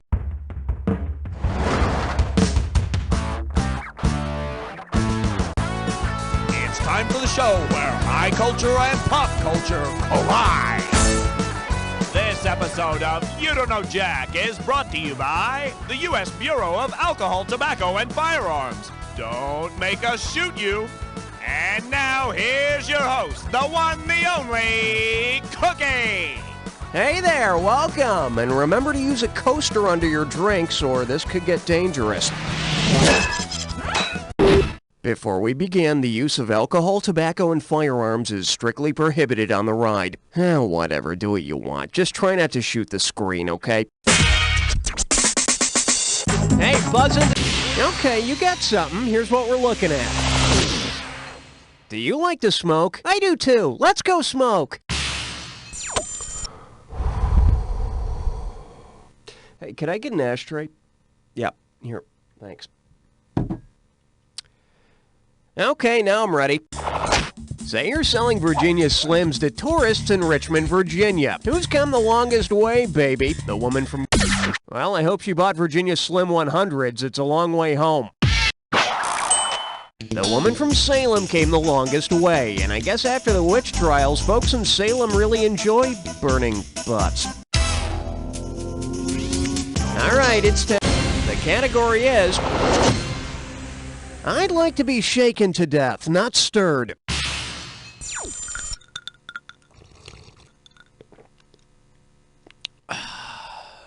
Okay. If Anne Boleyn's last request before being executed in the Tower of London was to have a martini, which...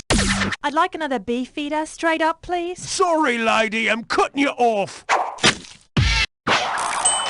Beefeater is a popular brand of gin and the name of the guards who watch the Tower of London, who look as though they could use a stiff drink. Alright, we're calling this one. Luckily, her veil covers the bullet holes. Well, you know, after a good smoke and some nice booze, I always like to break out the guns. Shall we? If you receive an invitation to a shotgun wedding, what would make an appropriate... Do you take this woman pregnant? Yep. Do you take this man what made you pregnant? Yeah, but I think I'm gonna throw up. A shotgun wedding is what brings a man and his pregnant bride-to-be together in holy matrimony. Don't forget to wear hunter's orange. Okay. I like to call this category spinning a yarn and coughing up a lung. Okay, let me tell you about my friend Kent. Kent rode a camel to see his two buds, Benson and Hedges, in Newport. Then he met a fella named Carlton who challenged him to a Pall Mall bowling match. So Kent was cool and they played. Now, after a few lucky strikes, Kent had the vantage and Carlton got misty and left. So keeping all that in mind, how many cigarettes are in a standard pack of U.S. cigarettes? 20, 15, 10, or one really big one? Nice. There are 20 coffin nails in a standard pack. Okay, buzz in and lock onto the highest value you can.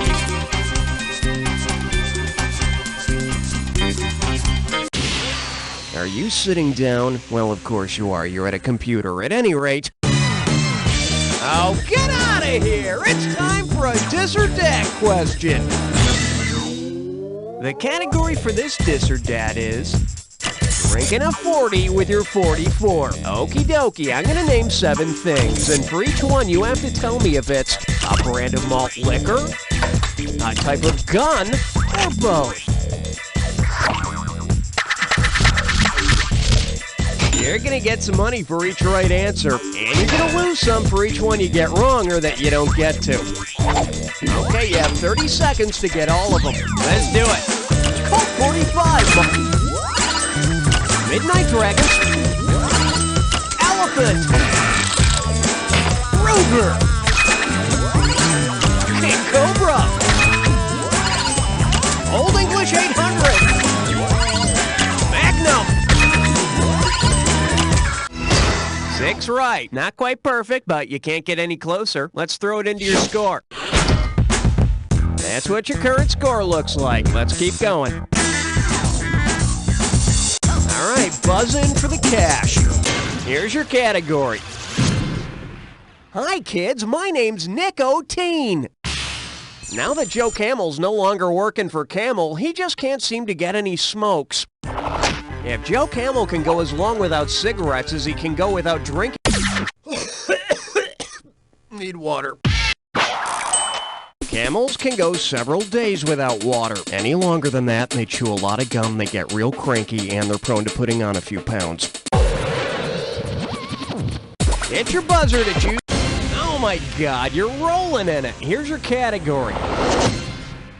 An actor, president, and criminal all in one. Okay, kids, it's time to play Complete the Illegal Harebrained Scheme. U.S. gets cash, blank, blank, blank. Reagan can't remember a damn thing. The U.S. sells arms to Iran for cash. Iran uses its influence to free U.S. hostages in Lebanon. The Contras get the arms profits, and Reagan forgot it all. I sure hope Nancy gave him a spanking. Okay, hit your buzzer and try to snap. Coming up. Where everybody knows the whiskey by name. What do we got here? 3,200 and change? All right, let's do it. Say there's a whiskey rebellion at Cheers. Why are Cliff and Norm most likely making trouble? Boston's become a dry town. Carla refused to serve them. Sam added an extra tax on their tab. Or they're really drunk. The Whiskey Rebellion began when the government levied an extra tax on whiskey. What'll it be today, Mr. Peterson? Oh, how about a big barrel of hot tar and a sack full of feathers? Coming right up. Blah-de-blah, blah, blah, blah, meant. Oh, God, I know what this is. Okay, I got it. All right, you want the real category? Here it is. Foot binding made easy. Remember, the sooner you buzz in, the more money you can make. Okay, listen up and tell me what popular saying this rhymes with. Foot fat, spin more stripe, hand poke fit, and ignore all that punctuation there. Let's see what you think,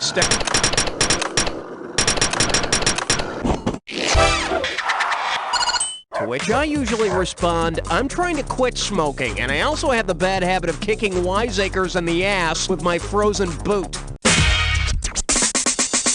It's your This one's called Habeas Cocktail. And right this way, please. Say Perry Mason is handling a DUI case. If he submits the proof of the I can prove beyond a shadow of a doubt that this whiskey is 100% proof. The proof of an alcoholic drink equals twice the actual alcoholic content, which is determined by a committee of its peers. All right, your category is I am smoking in bed. Get your buzzer finger ready, here we go. Say you're a tobacco farmer because you're constantly thinking about your crop. Well, smoke 'em if you got 'em. Tobacco is in the same family as nightshade, the poisonous plant, not the thing covering your window. All right, bang your... Oh, God, here's your category. Coleslaw, French fries, or hand grenades? Here's the question. If you go to a restaurant and order the Saturday night special, what will you be served? A handgun in a light tomato cream sauce? Malt liquor served over a bed of lettuce? A pack of cigarettes Parmigiana? Or a stolen car au gratin? It's good! A Saturday night special is a small, cheap handgun. Only order it if you want to eat lead. Okay, select the value of the questions. Thank your buzzer when it feels right.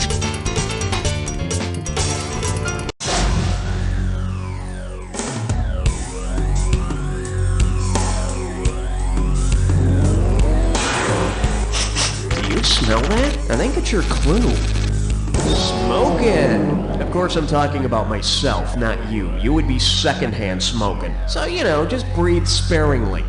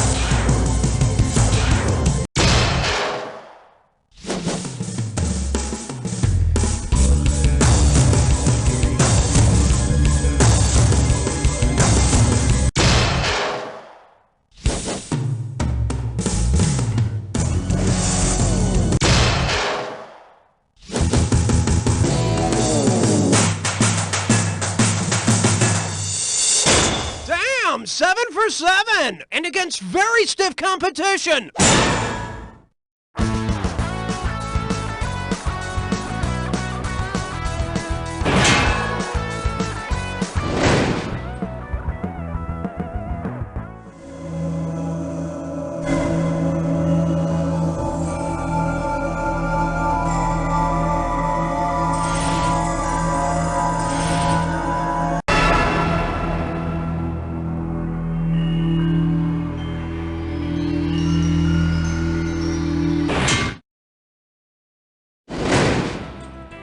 Hi there, welcome to the ride. How about beating the crap out of some hostile trivia down on the war floor? Now, it's time for you to go off to war now, but don't worry, I'll wait for you under the apple tree.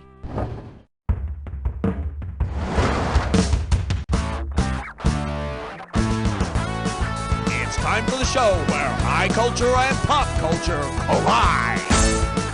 This This episode of You Don't Know Jack is sponsored by Armageddon Bible and Gun Shop, arming God's soldiers for a new self-righteous millennium. All this month, get a free prayer towel with every automatic weapon purchase of $5,000 or more. And now, here's your host, Cookie! Hey, welcome to the game there, Patton. Try not to invade anyone and we'll give you some nice war bonds as a parting gift, okay? All right, look sharp. I'm sending you to the front line. All right, I like to call this category War. It's got a beat and you can kill to it. So, do you like Motown music? Well, whether you do or not, I need to ask you something, okay? And this is kind of important to me. War. Huh. Good God, y'all. What is... In the song War, Motown artist Edwin Starr reminds us that war just isn't of much value. Well, unless it becomes your only top 40 hit, you know, then it does have some value. Okay, select the... Coming up. Thou shalt not war unless you think I told you to. Alright, you probably know the Middle East has seen more than its share of war. That's why it's called the shot full of Holy Land. How long did Israel's 1967 war with Egypt, Syria, and... God created everything in 6 days, and the Israelis and Arabs fought the Six-Day War in 1967. And on the 7th day, you know, there was just a lot of terrorism. Okay, hit your buzzer and try to snag the highest value you can. Hey, can't be too disappointed with that. Here's your category. Art is hell. Here we go. If Sun Tzu's The Art of War treatise included actual artwork, which of these would be the best example of Sun Tzu's strategy? Supreme excellence in the art of war is subduing the enemy without fighting.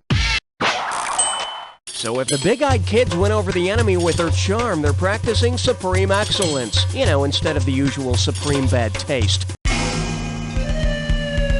All right, it's time to choose the value of the question. Let's do it. Oh my God, you're a millionaire. All right, here's a category. Memorize your lines, soldier! And now the question. How can an actor returning from service in World War II describe his experience abroad? A term used to describe a specific region of fighting in a war is theater. And it has nothing to do with that guy in the foxhole who always liked to wear tights. He was just weird. Now select the highest value and see if you hit the jackpot. Oh, nice picking. Oh, get out of here! It's time for a dis or dat question. The category for this dis or dat is the sexy side of war. Okay, I'm gonna name off 7 locations, and for each one, you're gonna have to tell me if it's a Civil War battleground or a steamy primetime TV show. For each right answer, you get some cash. And you're going to lose some for each one you get wrong or that you don't get to. Okay, you have 30 seconds to get all of them. Let's do it. Pickett's Mill, Battleground, Dawson's Creek, Baxter Springs, Not Swandon, Peyton Place, Sheep Mountain, Middle Boggy Deep. 6 right. Not quite perfect, but you can't get any closer. Let's throw it into your score. All right, there it is. Let's keep moving. Okay, buzz in and lock onto the highest. Here's your category. Gettysburg 90210. Well, hold on to your musket balls. Here's another Civil War question for you. If you needed to mail something to a Gettysburg address, what would you need to write on the envelope? Gettysburg, Pennsylvania, Gettysburg, Maryland, Gettysburg, Virginia, or Gettysburg, Kentucky? Yahtzee! Gettysburg is in Pennsylvania, but don't write to Lincoln. He's, dead. Hit your buzzer to... Your category is... Bang, bang! Now what? Okay, if you've ever seen Schoolhouse Rock, you know that the start of the American Revolution is known as the shot heard round the world. You might also know that if you've read any book about American history. At any rate, if the American Revolution had begun with Bobby Thompson's shot, when Bobby Thompson hit his shot heard around the world, he secured a 1951 World Series berth for the New York Giants, which was nothing compared to the '89 series in which the Giants experienced the earthquake scene around the clock on CNN. Hit your buzzer to select the value. Okay, give it up for an anti-war demonstration. So, you want to see the question? Yeah, me too. Here we go. Which of the following would constitute a police action? Andy Gibb joining the World War II U.S. Roxanne, you don't have to put on the red light of communism. Andy Summers played guitar for the Police, and the Korean War was actually a, quote, police action.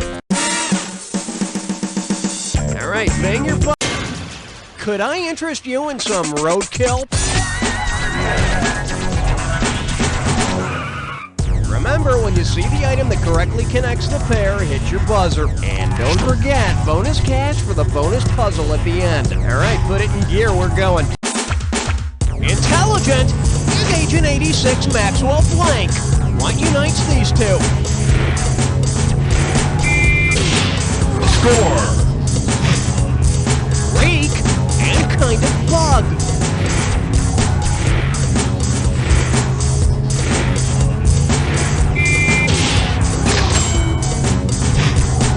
Boston's Orchestra and Speed Racer's dad.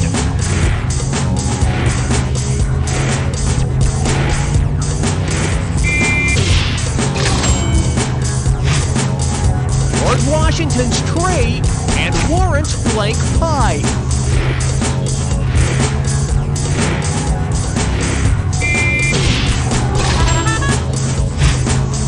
Jazz style and melting together with extreme heat.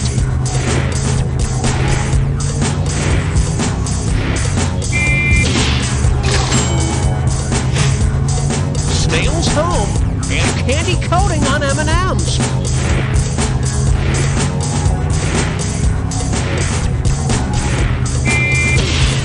Score!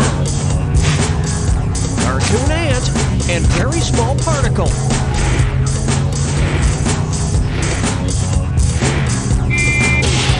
Score! Okay, it's bonus time. What do all the correct answers have in common? Are they all military adjectives, brands of soda, leisure activities, insects, kinds of bomb? That's it, count it. Nice job, explosive performance. That's what your current score looks like. Let's keep going.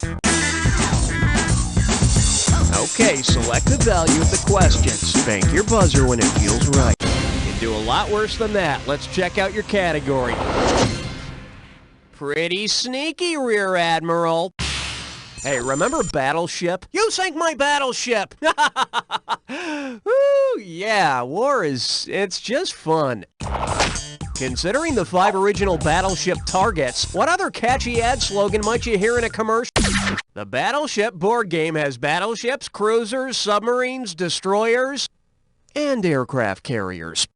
Of course, no one will ever sink anything of yours if you use the invisible moving around boats that I used to. Hey, buzz in to select a value. We're calling this one a kinder, gentler trained killer. You want some action? Well, I got it for you, and it's worth $5,551. Okay, check it out. Considering the purpose the Marine Corps has traditionally served in the armed forces, what would make the most appropriate mascot? The turtle is a stupid idea for a mascot. But since the Marine Corps is amphibious like the turtle, okay. So with a turtle mascot, the Marines would be saying to the world, "Hello, we're slow, plodding, and stupid." Okay, hit your buzzer and try. Here's your category. OU812. Okay, imagine World War III breaks out. Come on, it'll be fun. If a PFC in the USMC reports a snafu to an NCO, and then the PFC... The Marines could put out an APB or All Points Bulletin to find the missing PFC. But I mean, you can't really blame the guy for deserting. He probably got tired of marching around in that turtle costume. Hit your buzzer to choose the value of the next question.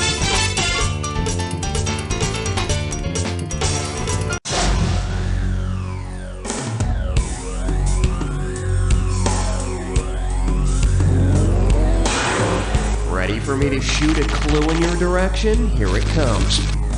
Some gun assembly required. I don't like those do-it-yourself gun kits. You know, I just think it's easier to buy one from the crack dealer down the street.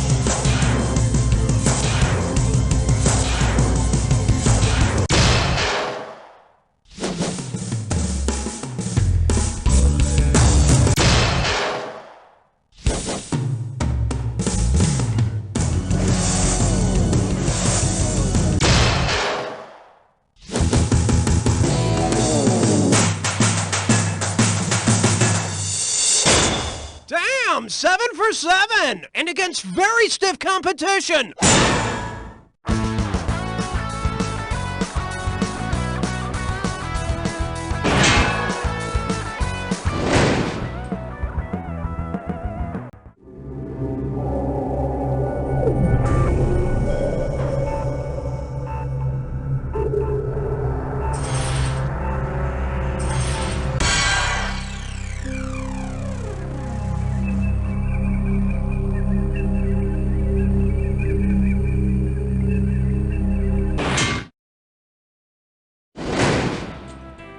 Welcome to the ride. Does your mommy know you've selected the parents' floor? I understand you tell her everything. It's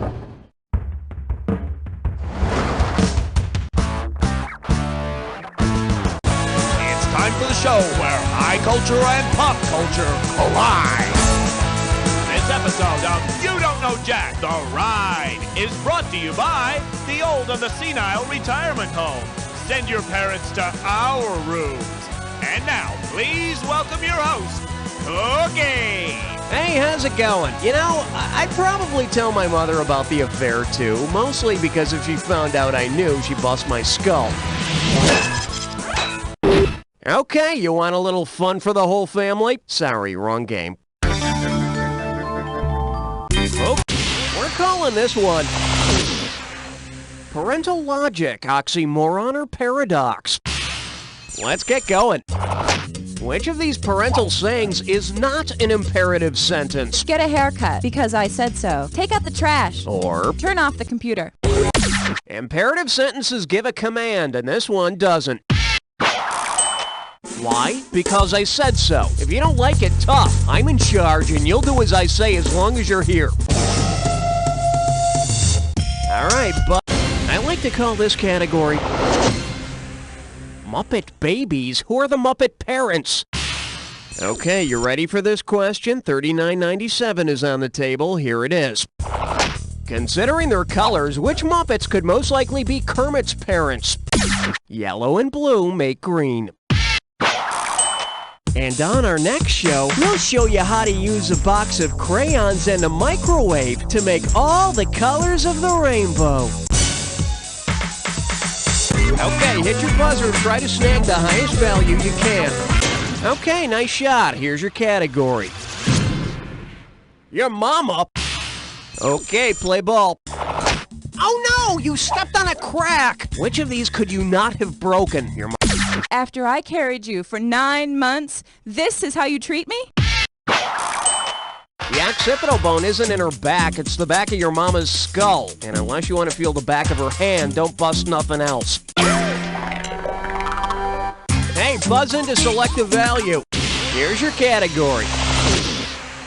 The USO at the PTA.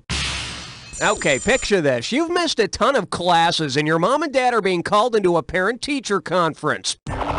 If your parent-teacher conference occurred during the Paris Peace Conference, what would be the... Timmy is so a good speller. Timmy couldn't spell his way out of a paper bag. Bitch! The Paris Peace Conference ended World War I, and if you can simulate a little shell shock, you can probably get out of gym class, too. Now select the highest value. Well, you win some, you lose some, badly. Here's the category. Test tube babies are so lucky. All right, take a look at this letter to an advice column and tell me who wrote it. My twin and I have the most embarrassing foster mother. She walks around with her teats hanging. If you boys don't come out of that bathroom, I will huff and I'll puff and I'll blow that door down. Romulus and Remus were the twin sons of Mars that were suckled and raised by a wolf. Hit your buzzer to choose the value. Skip-to-maloo, shamalama ding-dong. What the hell is that? Yeah, I had a feeling it was going to be one of these. Let's take a look at your real gibberish category. A diet for the constipated parent. Keep in mind, the sooner you hit your buzzer, the more cash you can pick up. Okay, think of all the trials of being a parent and then tell me what this rhymes with. Liz Hair T Bun. Heck, none. And ignore the punctuation. You want it, you got it. Type in your answer and hit return.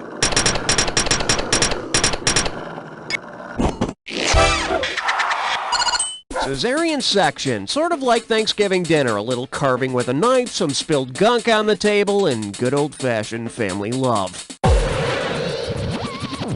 Hit your buzzer to select the value. The category is... Isn't everyone enamored with my baby like I am? Oh, great. It's time for a very special guest host. See, we have this great new daycare system here at work that allows me to spend a lot more time with all of my wonderful coworkers' babies. And here's one of them now. Bill? Hey, Cookie. This is my new baby girl, Candy. The mean old boss makes us work so long, I don't get to spend much time with her. But I didn't want my little Candy feeling left out, did I? So I brought her in here to ask her own question. Oh, how wonderful. Okay, here she goes. Speak into the mic, Candy.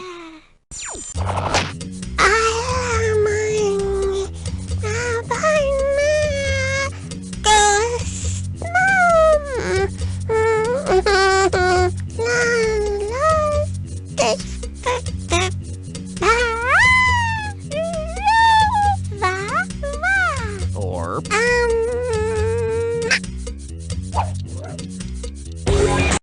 Is it va? Is that the right answer, Candy? Holy smokes, it's the right answer.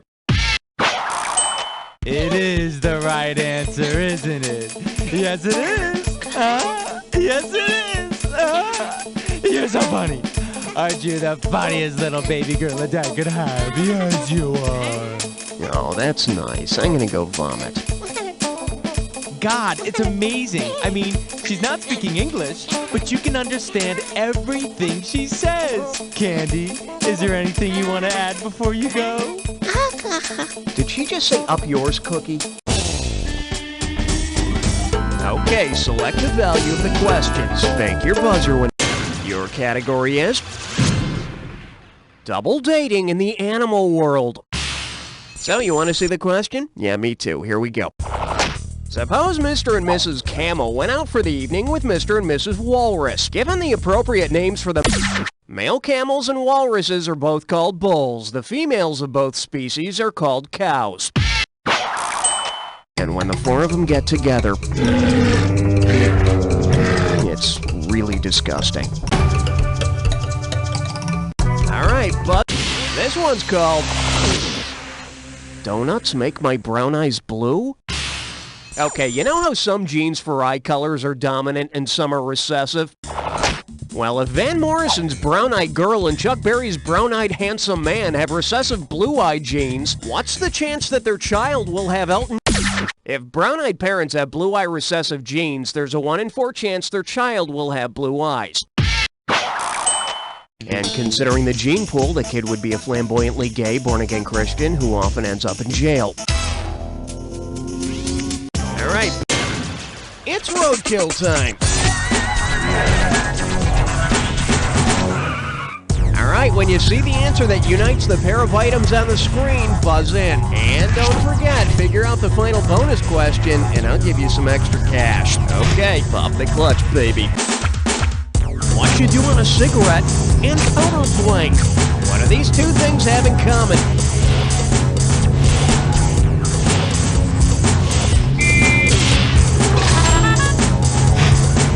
Type of truck and blank the knife.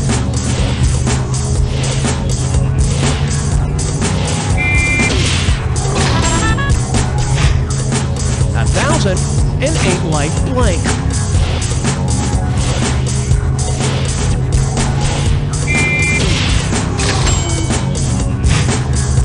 Tom Hanks movie, and Andre the Giant was really blank. Score! Universal blood donor and the roundest letter.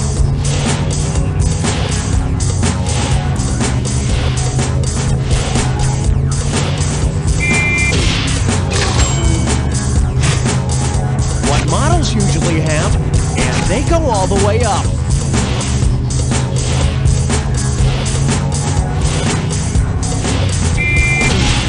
Score! Term of endearment and blank Ray Leonard.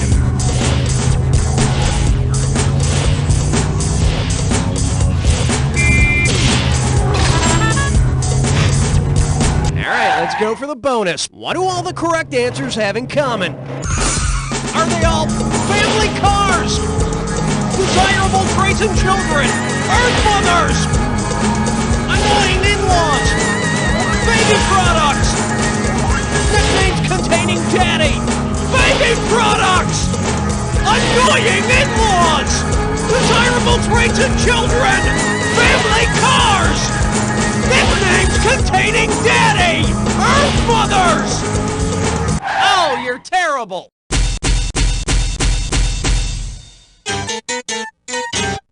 Oh, well, I guess Papa was a Rolling Stone. All right, there it is. Let's keep moving. All right, it's... Okay, give it up for... She either swallowed a goat or she's blessed with child. So, remember those sex ed films we all saw? Pregnancy was demystified, we learned the words for sperm and ovum, and we didn't have to explain the process as he put his thing in her down there. Well, get ready to buzz and start typing. So pretend I'm holding a dandelion and help me complete this saying. Mama had a baby and her what popped off? Type it in when you know. Talk to me. It's a game you play with dandelions. Mama had a baby and her head popped off, and the dandelion head goes flying. And it's a hell of a lot less gross than what actually happens when Mama has a baby. Okay, we're calling this one Mother Nature and her Miracle Whip. Hey, did your mom ever cut the crusts off the bread for you? Yeah, mine neither. If Mother Nature trims the crust off the earth while making a sandwich, well, you can take that to the bank. Cutting off the lithosphere gets rid of all that nasty crust. Now if she'd only lay off the mayo in the egg salad. Hey, buzz into selective value.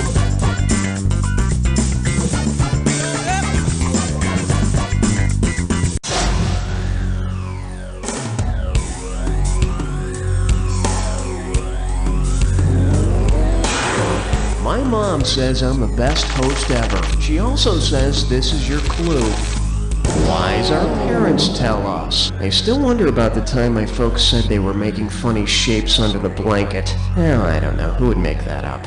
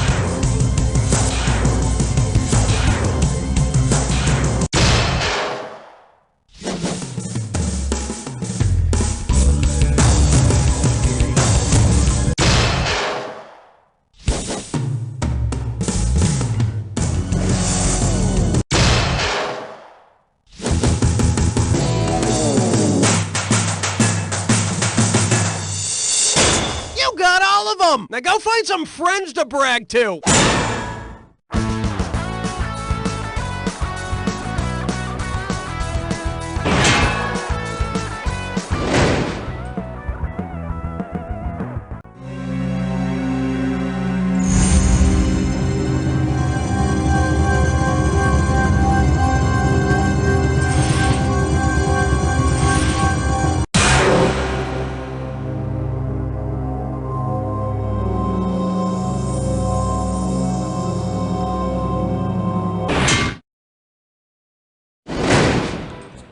Salutations. You are now on the ride. Hope you don't get cremated by now.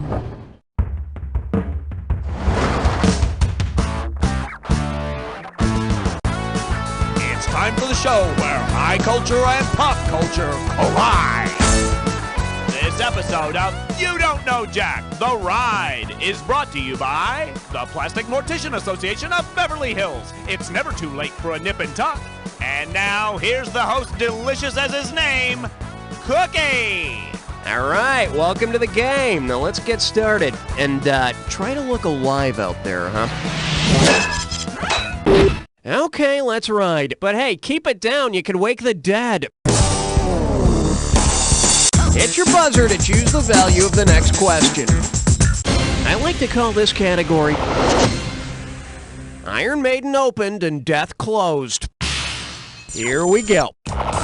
If there were a Megadeth at a Megadeth concert, what most likely occurred? Okay, the next freak who jumps on stage during my solo gets a nuclear bomb up his ass! I mean it! Megadeth is a unit used to represent 1 million deaths during nuclear war, but I think the only venues that hold that many people are in Brazil. Now, I think we can work with that, and here's your category. Mythology's Funniest Deaths, Part 4. And now, the question. Which of these activities might the Greek tragic figure Icarus have done that would have forced... Icarus made a pair of wings out of wax and feathers. When he flew too close to the sun, his wax wings melted. But, you know, it gave him a smoother and silkier death than shaving would have. Okay, buzzing and here's your category. You'll miss me when I'm dead and gross. All right, dry your eyes and complete the following sequence. Denial, anger, blank, depression, acceptance. According to the famous model, the third stage of dealing with death and dying is bargaining. And the final stage is patting down the dirt. But you probably knew that, didn't you? I mean, you've gotten the last 3 questions right, so you obviously know a lot about death, huh? That's kind of creepy. Do you consider yourself to be one of those goth kids? Hit your buzzer to select the value you want.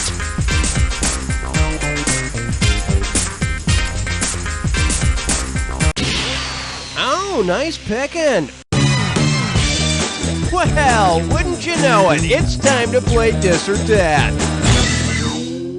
And this Dis or Dat questions category is, I was dying up there. Now, I'm going to list 7 movie titles, and for each one I want you to tell me if it starts with dead or starts with fatal. For each right answer, you get some cash, and you lose cash for a wrong answer or any you don't get to. Okay, you got 30 seconds to nail all 7. And here we go. Against Presidents. Attraction. A witch society. Man walking. Beauty. And don't wear plaid. Oh yes, you rock. Check it out. That's what your current score looks like. Let's keep going. Okay, select the value of the question. Your category is... Did Snow White have a bat mitzvah? In accordance with Jewish ritual, when someone dies, immediate family members must sit Shiva for a period of 7 days. According to Jewish tradition, if Snow White's wicked stepmother is sitting Shiva, what does she have to do with her... While they're sitting Shiva, mourners are supposed to cover the mirrors so that vanity does not interfere with the mourning period. The wicked queen also has to give up her comfy chair and sit on a box. Hope she kept the apple crate. Alright, the category is... his whole life just went down the toilet. Guess the magic number here is 3565. Could be your lucky number. Let's find out. If you flush your dead goldfish down a toilet in Peru, which of the following will happen? He'll swirl down clockwise. Although many people say that toilets flush in the opposite direction in the southern hemisphere, the direction of flow actually depends on the direction the pipe in the tank points. And if you really love your goldfish, you bury him in the backyard. Okay, well, there you go. Here's your category. Some old ladies should eat cat food. Okay, this is a fill in the blank, so buzz in and type your answer when you know it. Now pay attention and take a listen to this autopsy report. The cadaver is an old lady I know. She has an enormous bump protruding from her stomach. My God, she swallowed a horse, inside of which is a cow, and in the cow's mouth is a goat, and a dog, and a cat, and a bird, and a spider! If the tape hadn't run out, what would you have heard the coroner find inside the spider that the old lady swallowed? It's all yours. According to the gruesome children's rhyme, the old lady swallowed a fly and a bunch of other animals. I don't know why she swallowed a fly. Perhaps I'll vomit. Alright, bang your butt. Bingo. I saw a movie late last night and it just scared me shitless. S-C-A-R-Y, S-C-A-R-Y, S-C-A-R-Y. I think I soiled my britches. Welcome to Scary! Remember to buzz in on the first letter of the answer you have in mind. If you collect all the letters, you grab the cash. Let's do it. The blank horror. Amityville. Abominable snow monster. Ain't Dead Yeti. Famous psycho scene. You're playing Murderer Jack the Blank. Ripper. Come on, one more letter and you really cash out. Hitchcock's first name. Now, baby. What you do to a pumpkin? Nice pumpkin. There you go. Ooh, scary. Can you say bonus? Alright, there it is. Let's keep moving. Alright, buzz in for the... Okie doke, let's check out the category. But caning an American boy is just barbaric. Let's see that question. If capital punishment were only legal in the world's capitals, which of these could not? Istanbul's not the capital of Turkey. Ankara is. And besides, a turkey injection probably wouldn't kill you. You'd just be really sleepy. Hit your buzzer to choose the value. Okay, give it up for... Farming is so goth. Okay, you know that thing the Grim Reaper carries? I never know how to pronounce that word. With which of these words does this word rhyme? Bitta, lethe, tithe, or rethke? Scythe rhymes with tithe. But I still like to call it the Grim Reaper's big scary pointy thing. Okay. Could I interest you in some roadkill? Buzz in when you see the item that correctly pairs up the two items on the screen. And also, there's some bonus money up for grabs at the end. Alright, let's hit the road, Jack. Pitcher and catcher, and assault and blank. What unites these two?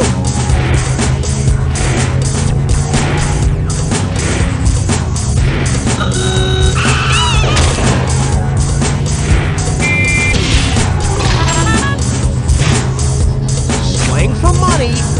Blank and butter.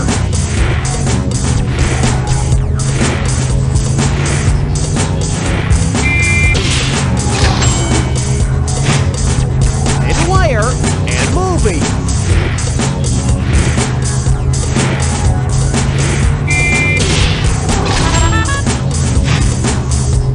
agreeable person, and blank box.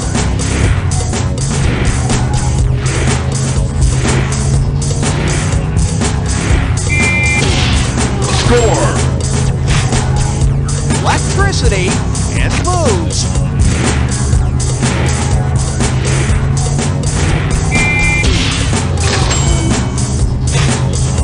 A gouache and eraser material.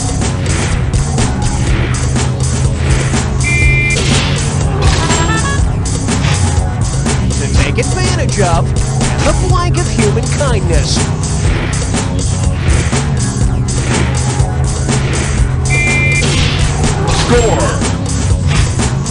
Okay then, bonus. What do all the correct answers have in common? Are they all birth control methods? Things the old lady ate. Things with expiration. That's it, count it. You got it, good for you. Now go away, your time's up. That's what your current score looks like. Let's keep going.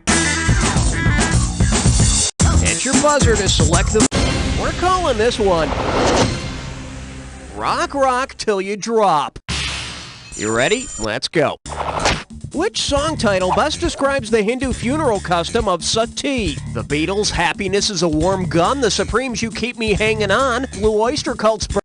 The now outlawed practice of a widow throwing herself on her husband's burning funeral pyre is called sati. And once the widow's all burned up, she'd be sooty.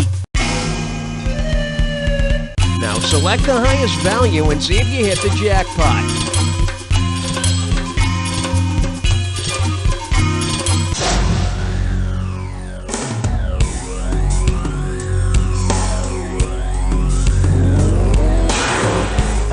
How can I put this? Well, here's your clue. In other words, he died. I bet I know what this one's about, but I'm not telling. Here we go.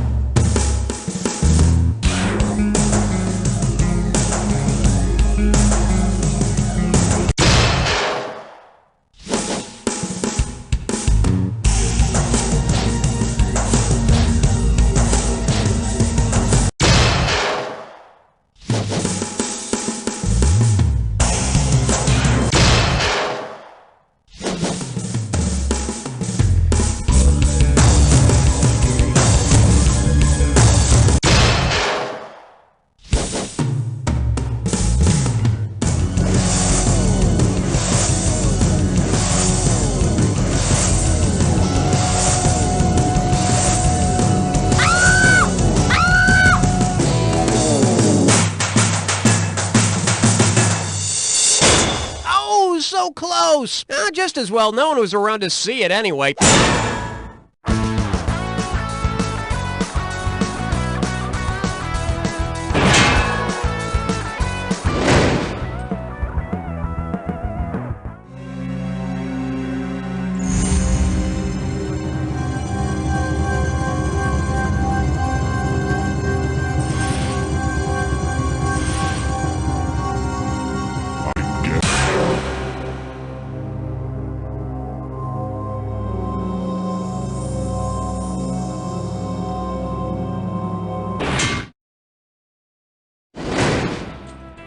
Welcome to the ride. I hope you'll be grateful for your trip down to the pharmacy floor. There, you'll learn that drugs are not only bad, they're also expensive and often very hard to pronounce. Now,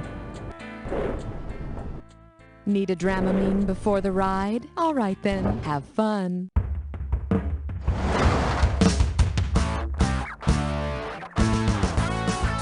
Time for the show where high culture and pop culture collide.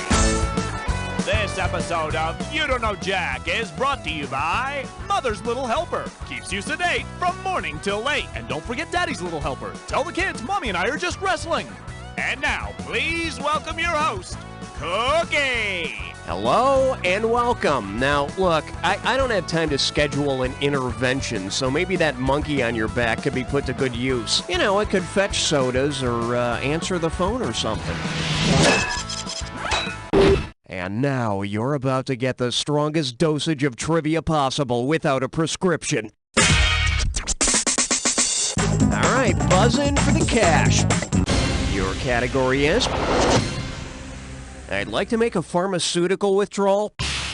Okay, play ball. At what bank would you most likely make a suppository deposit? Federal Savings and Topical Cream, First Bank of the Painful Injection, National Bank of the Anus, or... It melts in your ass, not in your hands. And don't forget there's a penalty for early withdrawal. Hit your buzzer to select the value you want. I like to call this category, Now I Really Need a New Drug. Okay, hang tight. We're talking about $3,149 here. Here we go. Which of these statements about Advil is false? Advil is aspirin-free, Advil is kosher, Advil contains sodium but is salt-free, or Advil ain't kosher. So for those of you planning to serve up a big bowl for the next Jewish holiday, maybe you should order out. Okay, select the value of the questions. The category is... I'm too cheap and horny to go to the drugstore.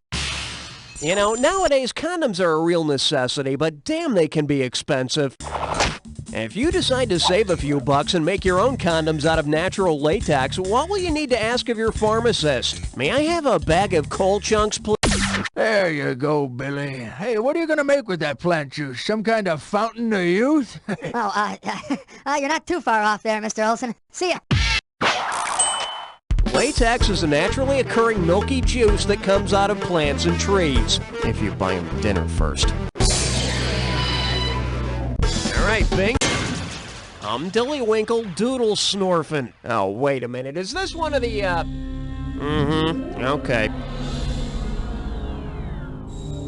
All right, here's your real category. Daddy's secret wardrobe. Keep in mind, the sooner you hit your buzzer, the more cash you can pick up. All right, tell me what phrase this rhymes with. Hey, pause lousy dress. And ignore the punctuation. Talk to me, type in your answer, and... May cause drowsiness. Yeah, that cold medicine I'm taking says that on the box, but so far it's had no effect.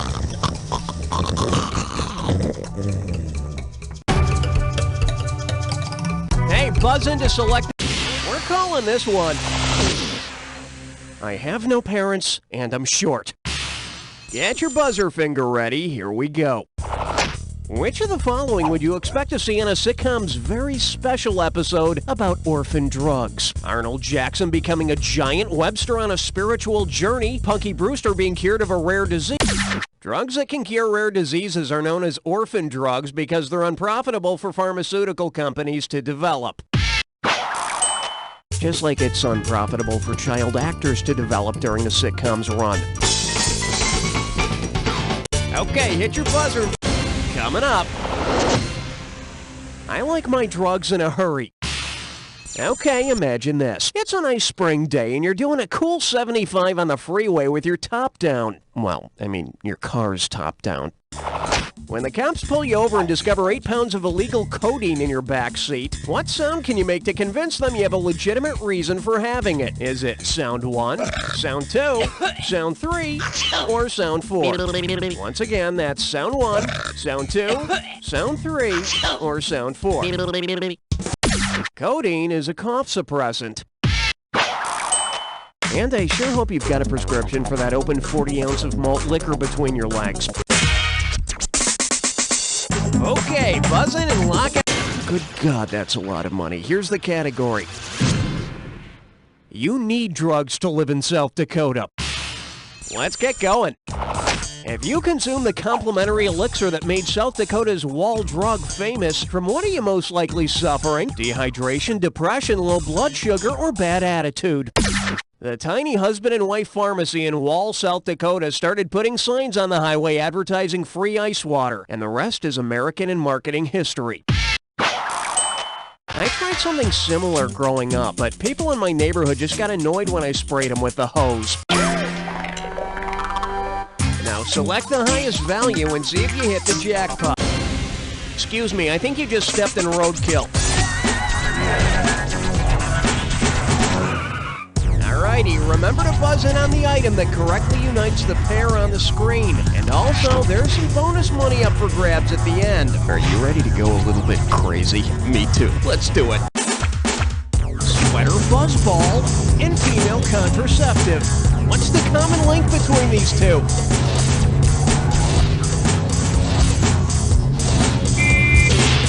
Score!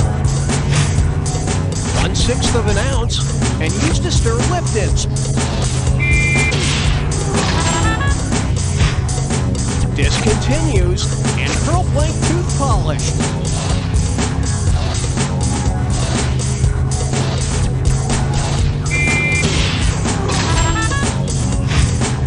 Opposite of specific and plain supermarket brand. Score! Middle Eastern dried fruit in romantic engagement.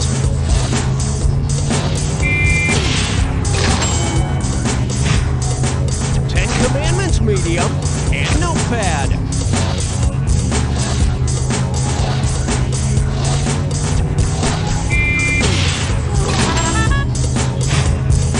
To deceptively alter and the D in PhD.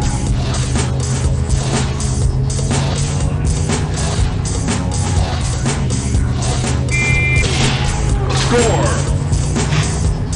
Alright, let's go for the bonus. What do all the correct answers have in common? Are they all ways of taking medicine? Spoon shapes! Words on medicine! Oh yeah, put it in the bank! All this will lead to a happier, healthier score. Now let's get back to the game. That's what your current score looks like. Let's keep going. Hit your buzzer to choose the value of the next question. Here's your category. RXs and O's. And right this way, please. If the Dallas Cowboys change their name to the Drugstore Cowboys, what should fans expect to see? Quarterbacks busting shoplifters' lines? He's at aisle 15, aisle 10, aisle 5. He's only got the security guard left. And he's through the doorway. It's a burglary. In the movie Drugstore Cowboy, Matt Dillon and his rowdy friends rob drugstore after drugstore. Alright, okay, give it up for what to take if you're depressed about your wart. So, have you heard of the over-the-counter herbal remedy St. John's wort? Well, if your local pharmacy runs out of St. John's wort and you decide instead to swallow an actual wart from St. John's finger, whose wart will you have to track down? Pope John I's, John the Baptist's, John King of Israel? St. John's wort is named after St. John the Baptist because it blooms on his birthday, June 24th. Isn't he lucky? Well, it's better than having a boil pop up on your ass every time it's your birthday. Hey, buzz into selective value. We're calling this one Scabs Unite for World Peace. Hey, remember back in the mid-'80s when those all-star rockers got together and formed that group Band-Aid to end world hunger? Well, if the stage had collapsed during the recording of Band-Aid's Do They Know It's Christmas, which of the following artists would not be affixing a Band-Aid to his skinned knee? Boy George, Bruce. The boss wasn't in Band-Aid, he was in USA for Africa. But his knees are probably all skinned up anyway, you know, from all that dancing in the dark. Alright, buzz in for the cash. The category is, take this question and call me in the morning. So I go to my doctor's office the other day complaining about chest pains. He sticks a finger up my butt and gives me this prescription. Take a close look. 1 tablet Loestrin BID, 2 Prozac with milk TID, 20 Viagra in D, 3 Wigraine QID. Which of these will I be taking the most often? Viagra, Wigraine, Prozac, or Loestrin? When you get a prescription, QID means 4 times a day. Oh, and by the way, Wigraine is for migraine headaches. It comes in a suppository. Guess I really do have my head up my ass. Hit your buzzer to select the value you want.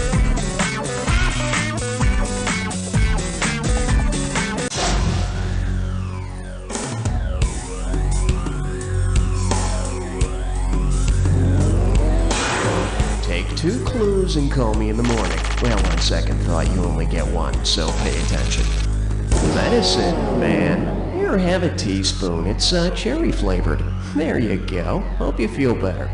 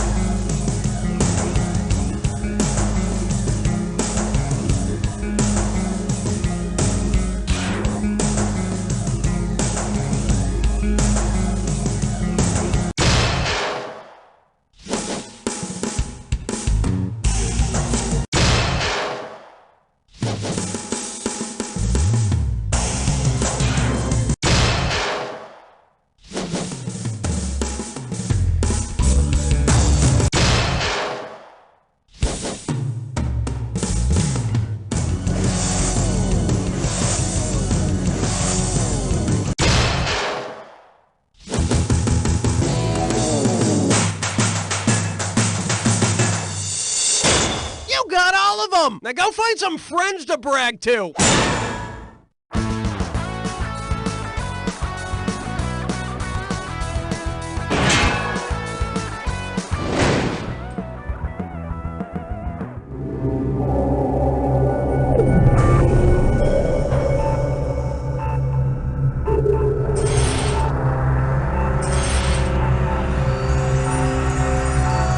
Oh, just pick one.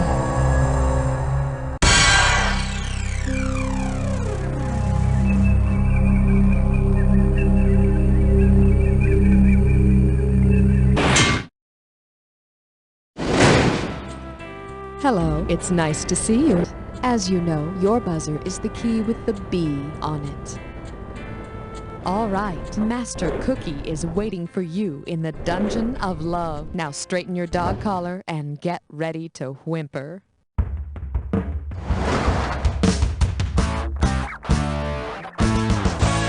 time for the show where high culture and pop culture collide. This episode of You Don't Know Jack the Ride is sponsored by S&M Cruise Lines. Remember, with S&M Cruise Lines, you're leather bound. And now, here's your host, Cookie. Welcome to the dungeon. I'm Master Cookie. I hope your fetish is pain because you're in a world of hurt. Okay, let's get you saddled up and ready to ride. Hey, buzz in to select it. You can do a lot worse than that. Let's check out your category. So I have a rubber sheet fetish. Ready, slaves? Master Cookie has a question for you. If you're playing Twister at an S&M party and someone calls out, "Left hand red," which of the following will most likely... In S&M play, certain safe words are used, and red, spelled R-E-D, is often used as a request to stop the action. Me, I'd much rather go to the coprophilia party down the street. I hear they're playing Kerplunk. Alright, this one's called... I'll take a footlong with extra fetish. Okay, prepare yourself. $3,417 is on the line here. And the question is, if you have a major foot fetish, which of these measurements will give you the most satisfaction? I'll bet it can get expensive covering that much ground with black leather. A league is about 3 miles long, so you get more feet than any of the other measures of distance. Feet. Okay, hit your buzzer and try to snag the highest value. I like to call this category... I'm not a fetishist, I just look like one. Okay, play ball. If you're into blouses, shakos, and piping, what turns you on? Animal fur, strapless shoes, uniforms, or nail polish? Feels good, don't it? So what is it about uniforms that supposedly drive people crazy? I mean, does the thought of getting a speeding ticket or being forced to do 100 push-ups really turn people on? Alright, it's time to choose the value of the question. Let's do it. It's dead, it's disgusting, it's roadkill. Alrighty, remember to buzz in on the item that correctly unites the pair on the screen. And don't forget, bonus cash for the bonus puzzle at the end. Are you ready to go a little bit crazy? Me too. Let's do it. Baseball great Daryl and type of blonde hair. What's the common link between these two?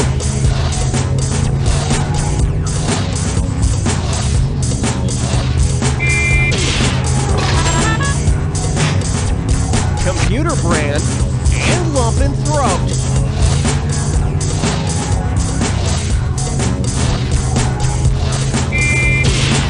Score. Slang for virginity and singer Nina. Score. Beautiful person and blancas and herb.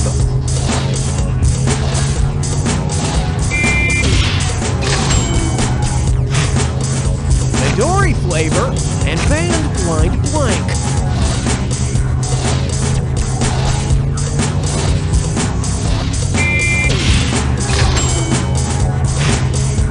Blank nut cereal and Steinbeck's blanks of wrath.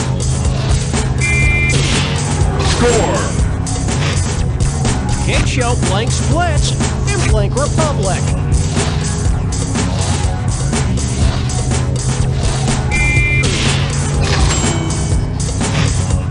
Alright, let's nab that bonus. What do all the correct answers have in common? Are they all pro-athlete names?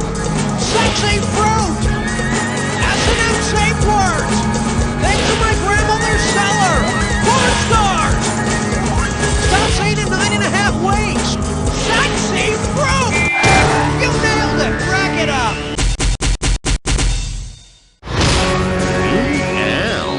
Wipe that applesauce off your keyboard. Alright, there it is. Let's keep moving. Here's your category. A flying you-know-what. Let's get going. If a skydiver yells, Gerontophilia! As he jumps from a plane, what does he Tasty. Gerontophiliacs like to have sex with the aged, but I hear it gets old after a while. Alright, the category is... Isn't everything like sex? Well, whatever your fetish is, just practice safe sex, okay, folks? Now, take a look at this analogy and then finish it. Condom is to wallet as, linen is to latex, glory hole is to male... Just as guys will store condoms in their wallets for a special day, women will store their trousseau or linens and things in a hope chest for their marriage. I don't know which is sadder, a spinster with a dusty hope chest or a middle-aged bachelor with a permanent ring in his wallet. Okay, oh, that was sucky. I'm sorry about that. Here's your category. Yo, Rocco, where's my bra? Hey, you like seeing men dressing in drag? 'Cause, you know, that's really a man, but you see, he's wearing women's clothing. You with me? Oh, yeah. Where would you expect to see men dressing in dragoon? In the halls of Congress, on the high seas, on the battlefield, or in dragoon? Dragoons are heavily armed, horse-mounted troops. Dear Wong Fu, battle is hard. I think of you every night as I lie awake in my bunker. Yours forever, Julie Newmar. Sandwich kleptomamapus. What? Well, what do you know? All right, here's your real category. Booze. It's what keeps you going. Remember, the sooner you buzz in, the more money you can make. All right, then, tell me what common phrase this rhymes with. If D stashes fifth, the vet do lull. And never mind the comma. Make your move, type your answer in, and...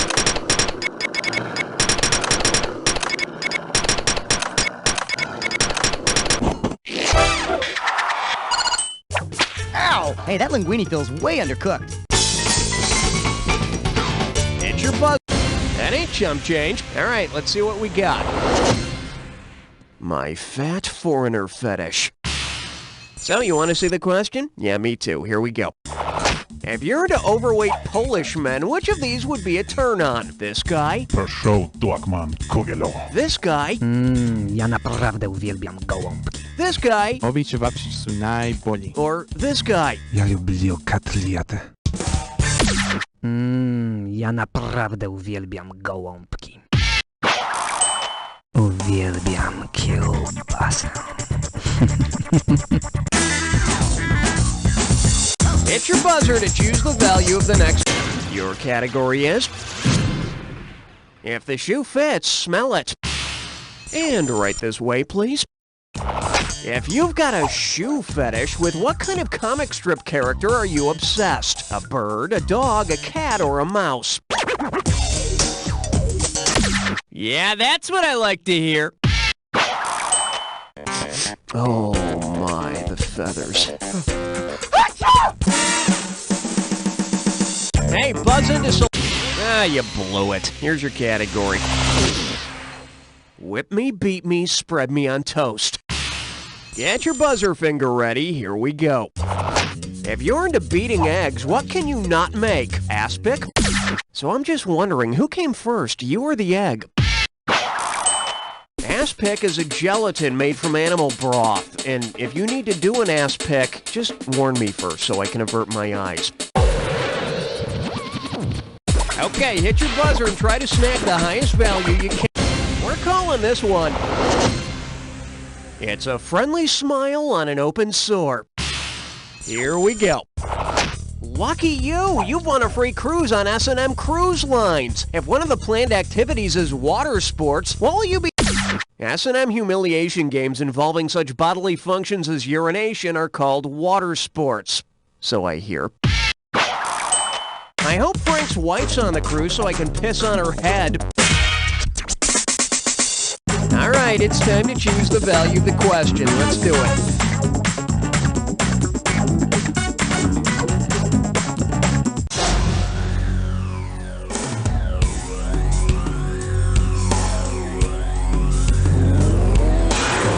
I'd love to give you a clue. No, I mean, I'd really love to give you a clue. The object of my affection. Well, I might as well tell you. I mean, the cat's out of the bag. Hey, wait! The cat is out of the bag!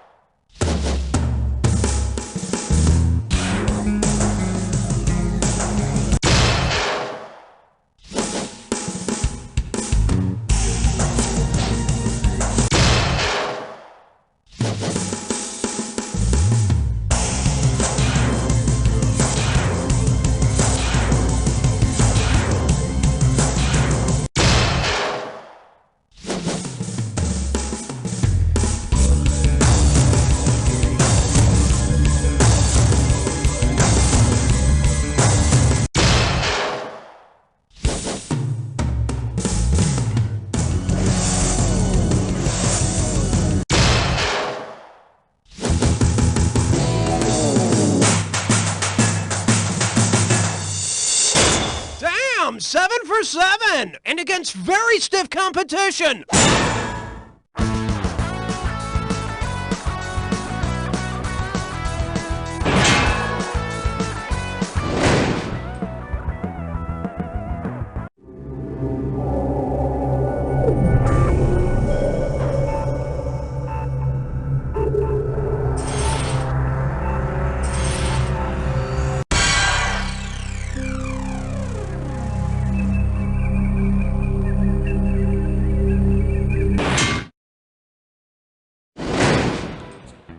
So you're into climbing and jumping, huh? Well, put on your sneakers. You're headed to the gym class floor. Okay, let's have a nice clean game in there. And remember, no horsing around in the shower. It's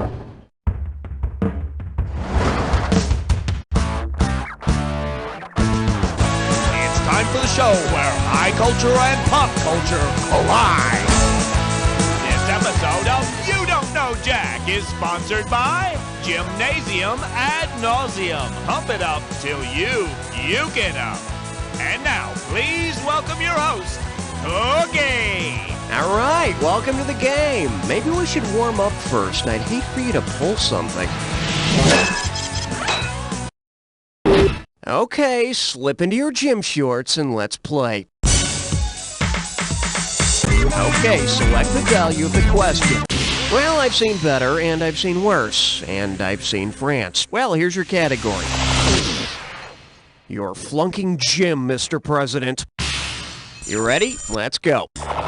If the requirements for the Presidential Fitness Award and Presidency of the United States were the same, which of your class gotta be over 35 to be president? You betcha. So don't worry, still being in elementary school when you're 50 won't hurt your chances of being elected to the presidency. Okay, buzz in and lock onto the... this could be lucrative. Here's your category. Scoring in gym class, if you know what I mean. Okay, take a look at this analogy and get ready to choose the best answer. Condom is to IUD as flexed arm hang is to pull-up, parallel bars is to uneven bars, rugby is to sock. In gymnastics, parallel bars are for males and the uneven bars are for females. And let me tell you, birth control is just as hard to maneuver when you've got a crowd watching and international judges scoring your performance. Hit your buzzer to choose the value of the next question. Alright, that's alright. Okay, here's your category. Pain in the class. Here we go. If your high school had taken the term intramurals literally, which of these sports could you have played? Foosball, volleyball. Intramural means within the walls, so you'd be playing volleyball. Until the walls start closing in and the air begins to run out. Must stop talking, stop stealing my air. Now, could I interest you in some roadkill? Alrighty, remember to buzz in on the item that correctly unites the pair on the screen. And also, there's some bonus money up for grabs at the end. Alright, put it in gear, we're going. Thumb plus fingers plus palm equals, and Spicoli's teacher, Mr. Blank. What's the common link between these two?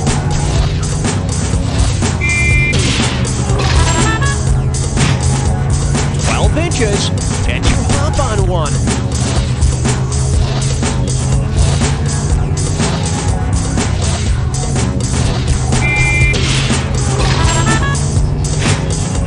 Type of drink Coke is, and bathroom cleaner blank scrub.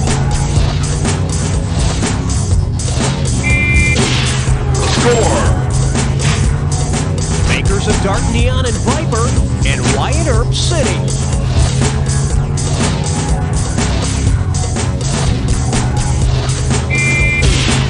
Score! Blank the habit, and I'll blank your butt.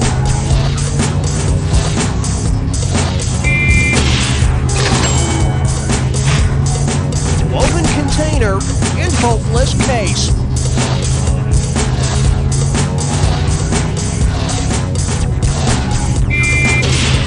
Score! Degrading and army installation.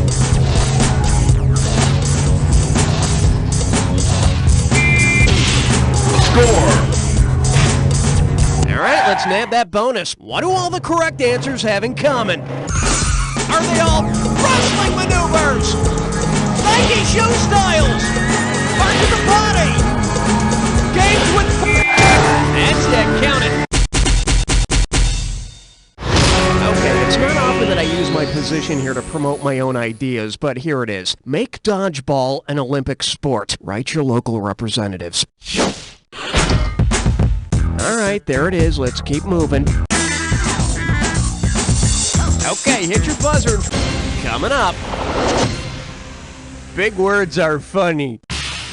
Okay, hope you paid attention in English class, because it's time for a thesaurus question. I'm going to show you a phrase, and when you figure out what it's a synonym for, buzz in. If you don't know what a synonym is, well then, just guess like you would normally. Hamper sphere snare. Okay, what's this a synonym? Sweet. Well, aren't you literate? When I first saw it, I thought it was a fancy term for wedgie. All right, bang your buzzer and grab the highest. We're calling this one. What will my bra train me to do? Oh, God. Do you remember getting undressed in the school's locker room for the first time? It was so embarrassing trying to keep your breasts covered. I bet the girls had a rough time, too.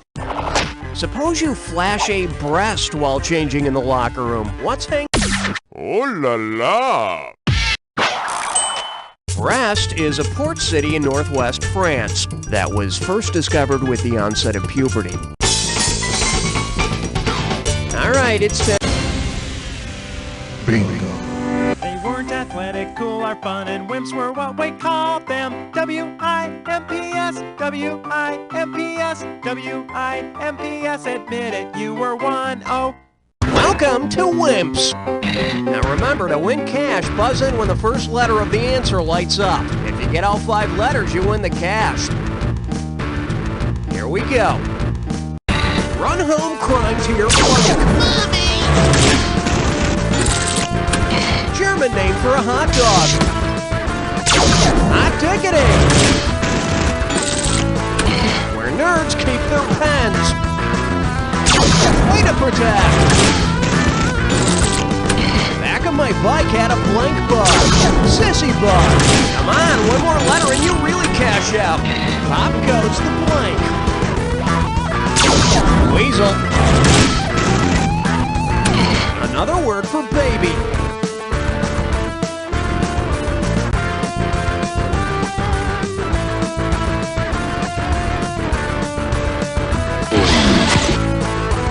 Most fearful Smurf. Scare jump. Sleepy Hollow's blank crane. Come on! You got it. Wimps. We got a bonus. That's what your current score looks like. Let's keep going. All right, buzz in for the category is forming locker room alliances. Remember playing Capture the Flag in gym class? I'm so happy for you. Anyway, say you want to capture a flag that has the same colors as America's Old Glory. Which of these countries' flag?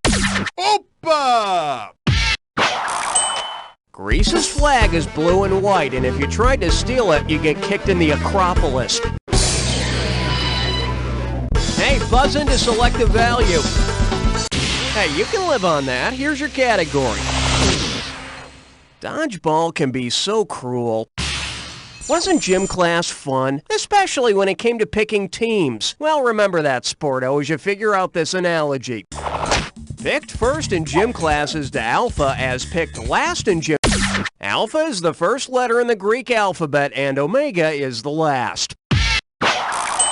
First, last, middle, what's the difference? When your underwear is yanked up over your head, all the games are the same. Get your corpse de broccoli, Flemish corn turd. Wait a minute, is this a, Yeah, I had a feeling it was gonna be one of these. Alright, you want the real category? Here it is. Being smart ain't cool. Keep in mind, the sooner you hit your buzzer, the more money you can make. Okay then, tell me what this rhymes with. Him say, be dumb. Oh, and don't not ignore that punctuation there. Go for it. Type in your answer and hit return. Did you know the word gymnasium comes from the Greek words meaning to exercise naked? Yeah, at least that way my underwear wouldn't have gotten yanked up over my head. Okay, buzzing and this one's called Drop That Bacon, Punk! $4,235, easy money, let's do it. From which of these dishes could you not steal the bacon? A Denver omelet, a club sandwich, a BLT, or quiche Lorraine? Well, look at you. And be sure to run a few wind sprints right after eating so you can look at the omelet again. Okay, select the value. Here's your category. Allie, oops. Did you know that the guy who invented basketball, James Naismith, was a phys ed instructor? Well, he was. Considering the type of baskets James Naismith used to invent basketball, what might you expect to see his phys ed students doing? Bouncing peaches? He used peach baskets. Now why Shaq shoots bricks, only he knows. Okay, hit your buzzer and try to snag the highest value you can.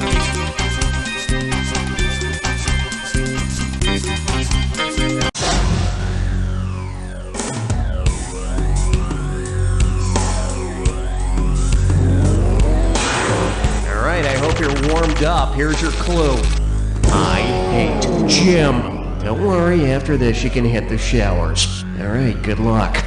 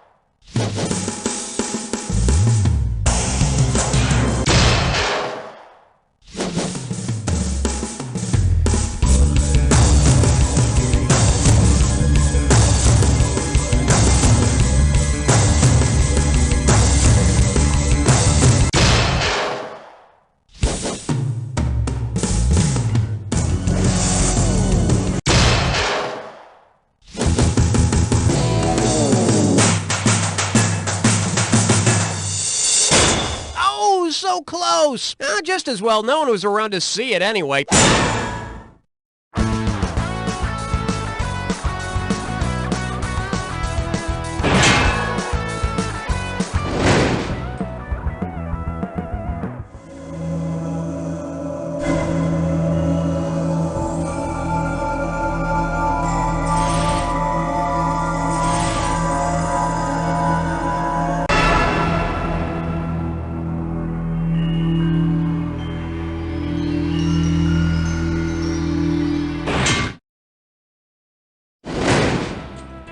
I find it strange someone as twisted as yourself would have anything against contortionists. I'm sure you'll fit in nicely with all the other freaks down on the circus floor anyway. Enjoy the ride. See you at the bottom.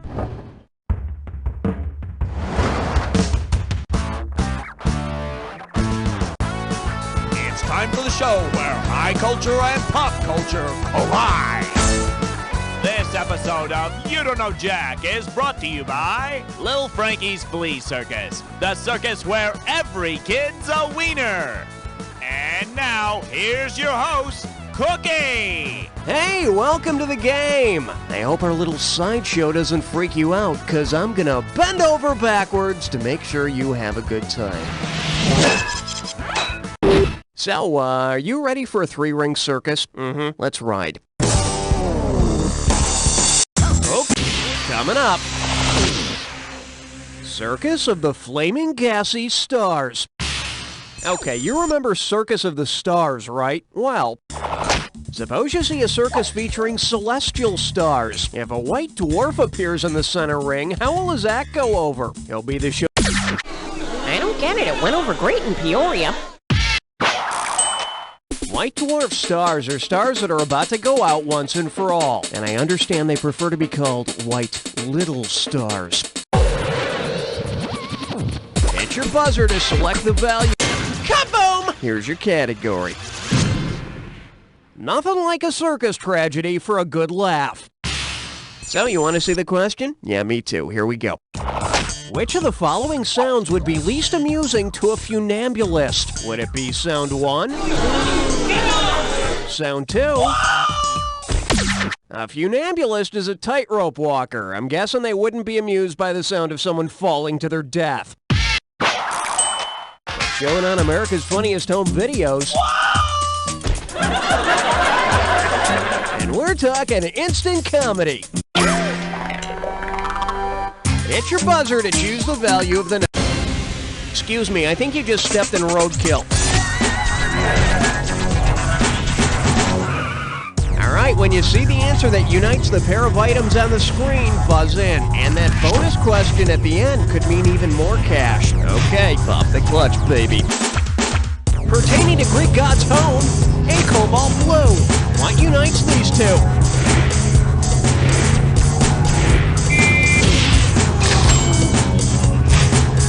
The woman wears white and close association. Score!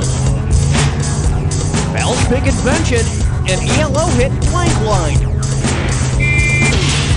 Score! Hypermedia system and Spider's domain.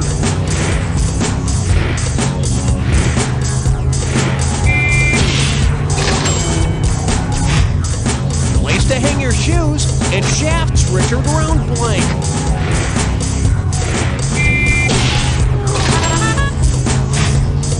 English holiday blank day and blank Helena. Score! High-ranking military officers and orchestra section.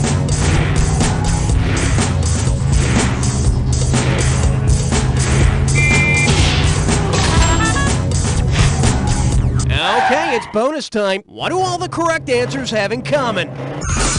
Are they all amateur sports? Time periods? Christmas ornaments? Kinds of flies? Types of ring? You nailed it! Rack it up!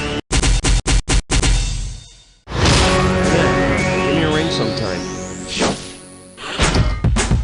That's what your current score looks like. Let's keep going. Okay, select the value of the question. Here's your category. I'm a graduate of Wasamata U. Okay, prepare yourself. $3,417 is on the line here. And the question is, if Rocky the Flying Squirrel became a flying Walenda, what would he be? A great tightrope walker with a moose pal? A goggles-wearing stunt? The Flying Walendas are a legendary family of circus performers most famous for their tightrope walking. Unfortunately for Rocky, if he were a Walenda, he'd probably also be known for falling off of said tightrope. Alright, bang your buzzer and grab the highest value. Took a hit on that one. Here's your category. Run, don't walk away from your problems. Here we go. Who would be most likely to run off and join the Circus? A free spirit who wants to sing on Broadway? A restless freak who likes cruise? Good bet. Circus is a Las Vegas casino. They've got an amusement park there, a hotel, restaurants, circus acts, everything for the quiet loner who doesn't like quiet or being alone. Hey, buzz into selective. The category is, I'm so mad I could toot. Here's the question. If you're angrily playing the organ-like instrument... What the hell is wrong with this damn piece of mother damn sucker? A calliope is a steam-powered musical instrument, so you be blowing off steam. But you just can't stay angry for long when you're playing a calliope, now can you? Alright, buzz. Your category is... Boy, did you pick a dilly. Okay, play ball. If London's Piccadilly Circus were actually a circus, who would be the ringmaster? They got it. In the center of Piccadilly Circus is a fountain statue of a little winged guy. The statue is known as Eros. And if you like clowns, you'll love Piccadilly. There are clowns everywhere. Clowns who shop and have funny hair. Okay, hit your buzzer and try to snag the highest value you can. We're calling this one. Any palomino is a pal of mine. No. And right this way, please. Say Ringling Brothers actually had a unicorn in their show. According to legend, who would have captured it for them? A trapeze artist of noble blood, a pure of heart lion tamer, a blind strongman, or a virgin ringmaster?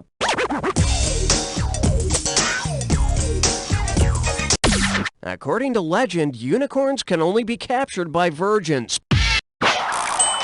Well, duh. I mean, who would you go to if you were a horny horse? Now select the high... Okay, you got something. Here's what we're looking at. The greatest math test on Earth. You've heard P.T. Barnum's famous quote, "There's a sucker born every minute," right? Well then. How many suckers were born last April? 1,400. 60 minutes times 24 hours times 30 days means 43,200 suckers. Of course, since 1871, when Barnum started his circus, there have been about 62 million suckers born, which pretty much explains the Midwest. Oh, what? That joke killed him in Peoria. Okay, buzzing and lock. I like to call this category... Always remember to keep your barker on a leash. Hey, you know carny is slang for carnival worker, right? Because they have a carny, which group would you expect to try to guess your weight? The Spice Girls, Sultan... Wilson Phillips has a China, a Wendy, and a carny. And how do they guess your weight? They hold on. you see, that's the name of their big hit song, Hold On. Have some water. All right, it's time to choose the value of the question. Let's do it.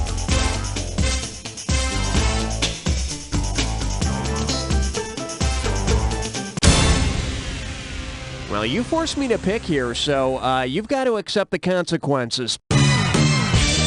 Well, I, for one, am very excited. We have a dis or dat question. And this dis or dat questions category is... Let's talk about family. Okay, I'm going to read off 7 names, and for each one, I want you to tell me if it's the name of someone from the comic strip Family Circus or someone from TV's Family Ties.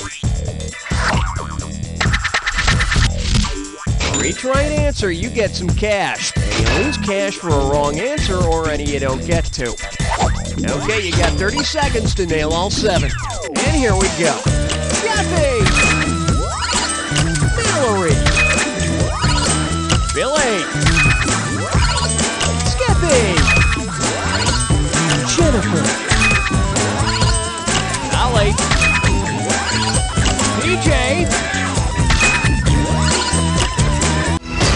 Oh yes, you rock. Check it out. All right, there it is. Let's keep moving. All right, bang your buzzer and grab the highest. This one's called... It's a 3-nipple ring circus. So, have you heard about the bizarre spectacle known as the Jim Rose Circus? They were part of Lollapalooza, for instance. Well, anyway... Say you attend the Jim Rose Circus for some wholesome entertainment. When you leave the show, what's the one thing you'll not have learned about the human body? A penis can carry the weight of 2 irons. You know, the Jim Rose Circus provides a lot of unique entertainment, but that particular act is not part of it. Okay, folks, let's hear it for Spineless Susie! And remember, ladies, do not try that stunt at home. Yeah, right. Hit your buzzer to choose the value of the next question.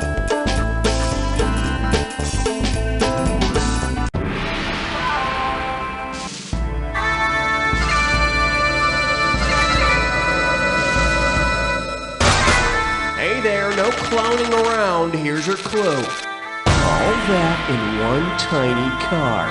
But let's not talk about my sexual exploits from high school. Let's check out this Jack Attack.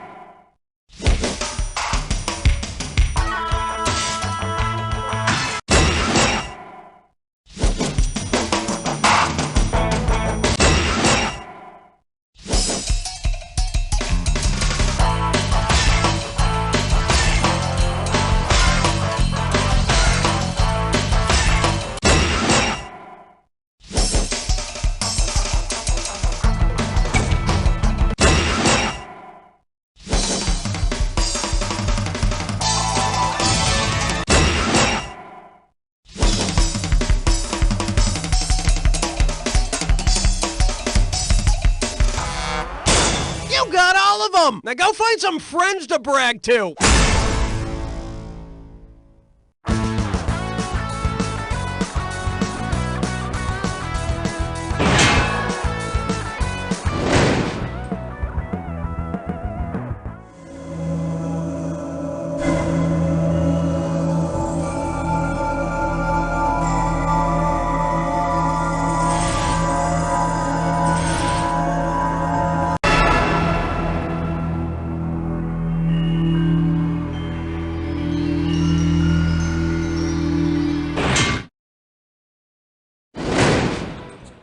Good evening. I hope you're enjoying your big night in. Get ready to play You Don't Know Jack, the Ride. I'm so sorry to say that our time together is finally over. Enjoy your ride. It's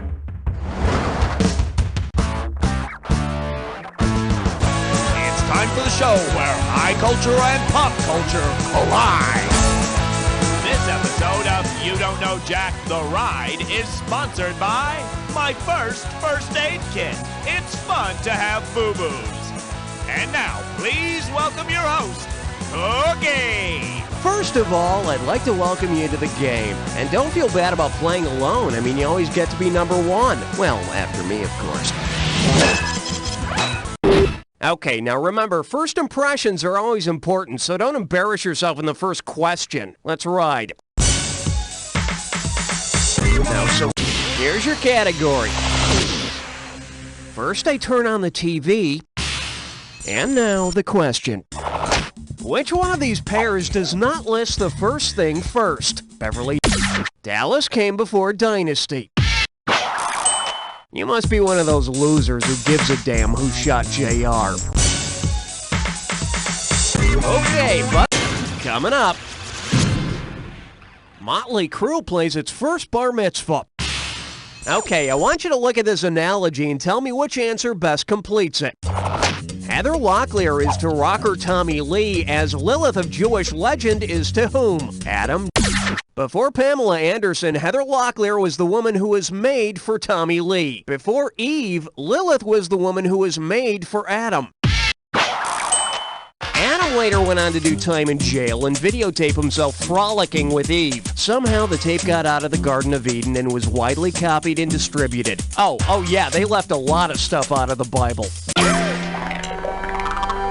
Hit your buzzer to select the value. The category is My First Love.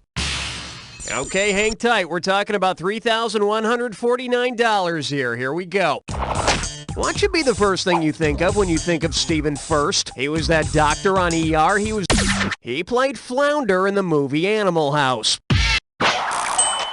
I learn something every day around here. I thought he was the beaver on Leave It to Beaver. All right, bang your buzzer and grab the highest value.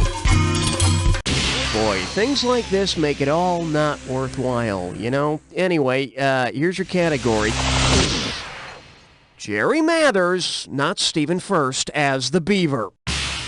You know, many folks think of the Cleavers from Leave It to Beaver as the typical nuclear family. Keeping that in mind, if Wally decides to enact a first strike policy against the Beaver, what will he do? Tell on Beaver after he throws food at dinner? Get Eddie Haskell to spy on Beaver? A first strike policy is where you wipe out your enemy's weapons before they have a chance to use them. Now, Wally, it wasn't very nice to incapacitate your brother's strategic defense systems, now was it? Go to your room. Okay, select the... I finished ahead of you and now I'm gonna razz ya.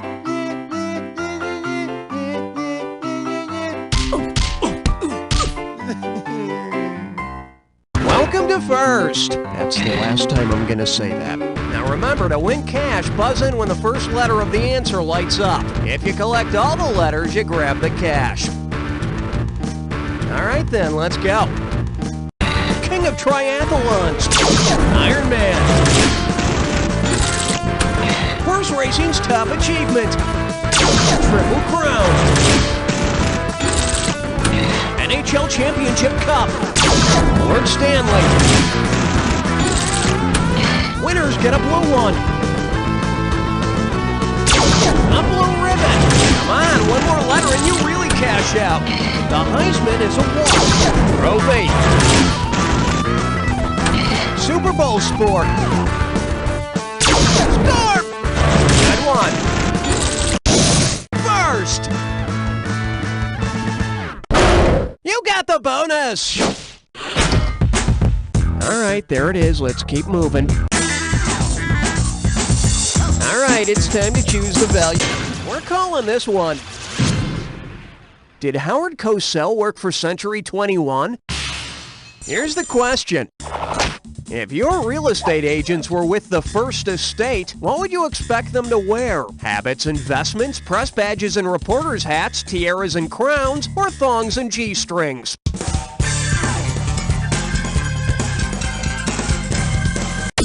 During the old regime in France, clergy was referred to as the First Estate.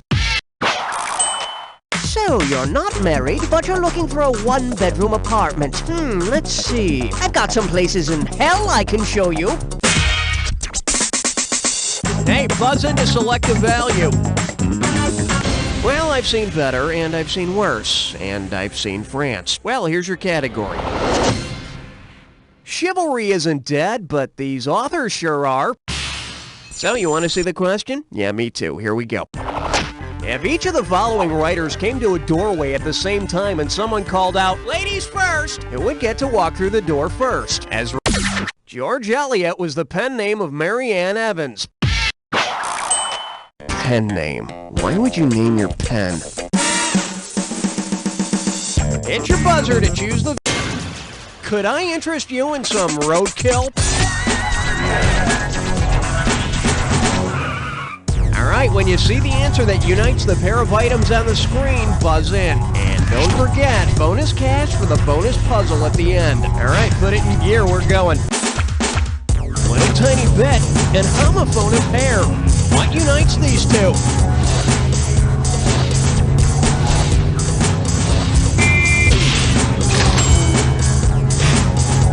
Blue's Blank Royal, and RC is Royal Blank Cola.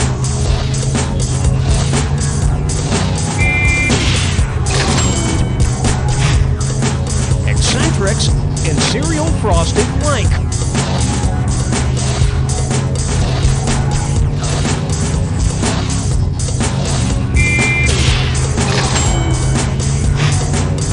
Sights to be seen and making blank of yourselves.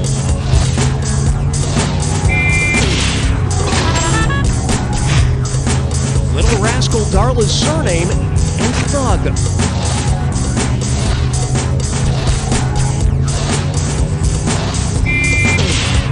Score!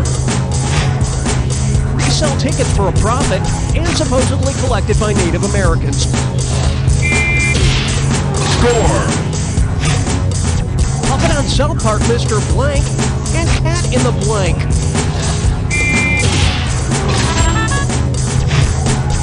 Okay, it's bonus time. What do all the correct answers have in common? Are they all famous inventions? Things found on a head. That's it, count it. Nice job. Let's move ahead, shall we? That's what your current score looks like. Let's keep going. All right, buzz. Let me just say, Anyway, let's see the category. Whose older brother isn't creepy? Hey, take a look at the following song lyrics. When you know the missing word, buzz in and start typing. No, my first name ain't Baby, it's Janet. Miss Jackson, if you're buzzing in. It's all yours. Who's that typing nasty letters? I wonder what you get to call her if you're slightly cantankerous. Well, old man? I don't have a canker sore. What? Okay, I like to call this category First Class Loser. Alright, picture this. You're on an airliner and the flight's really crowded, so you get bumped into first class. Just don't talk to anybody, alright? Because they don't really like your type up there. Now, as you're trying to stow your carry-on luggage, the flight attendant asks you if you'd like anything. If you tell her, just a sec, what might she bring you? An incredibly good-looking escort, a large paper bag? See, it's not always one of the wacky answers. So you know what sec means. Good for you, but if you really want to belong in first class, stop sticking the peanuts in your ears. Alright, bang your buzzer and grab the highest value.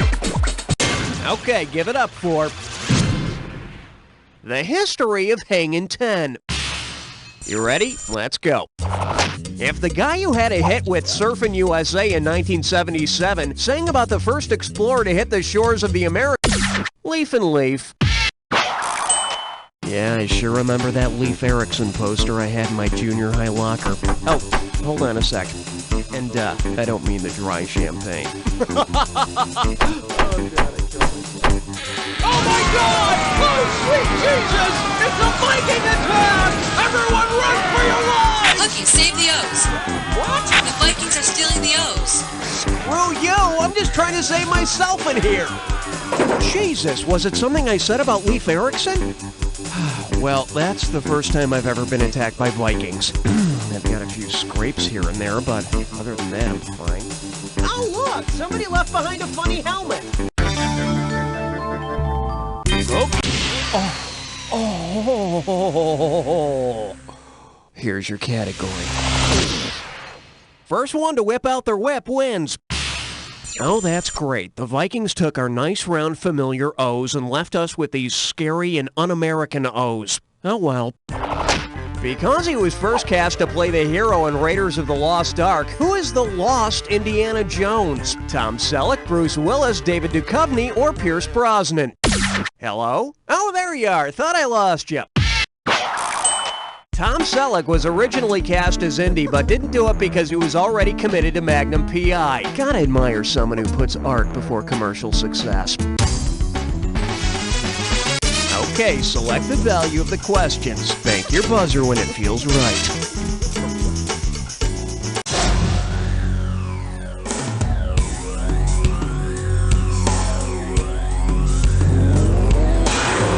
Well, we've already had Vikings attack, so let's get on with the Jack attack to see what other damage we can do. But first, a clue. The artists formerly known as... Hey, what if I change my name from Cookie to that O with a little line through it? You think that would go well?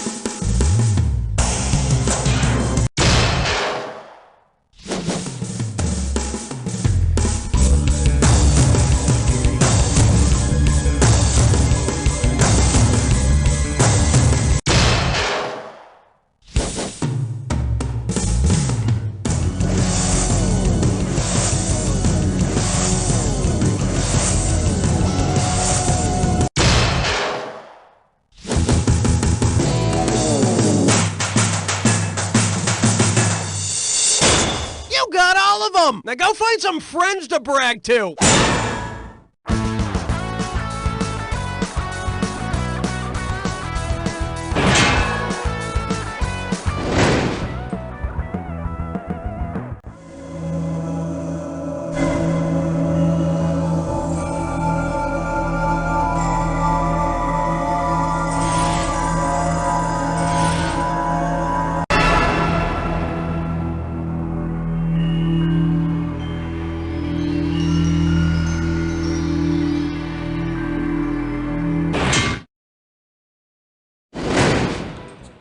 Hello, ready to ride? All right then.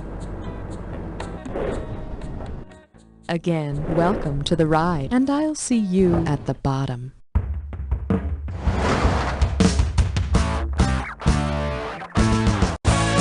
time for the show where high culture and pop culture collide.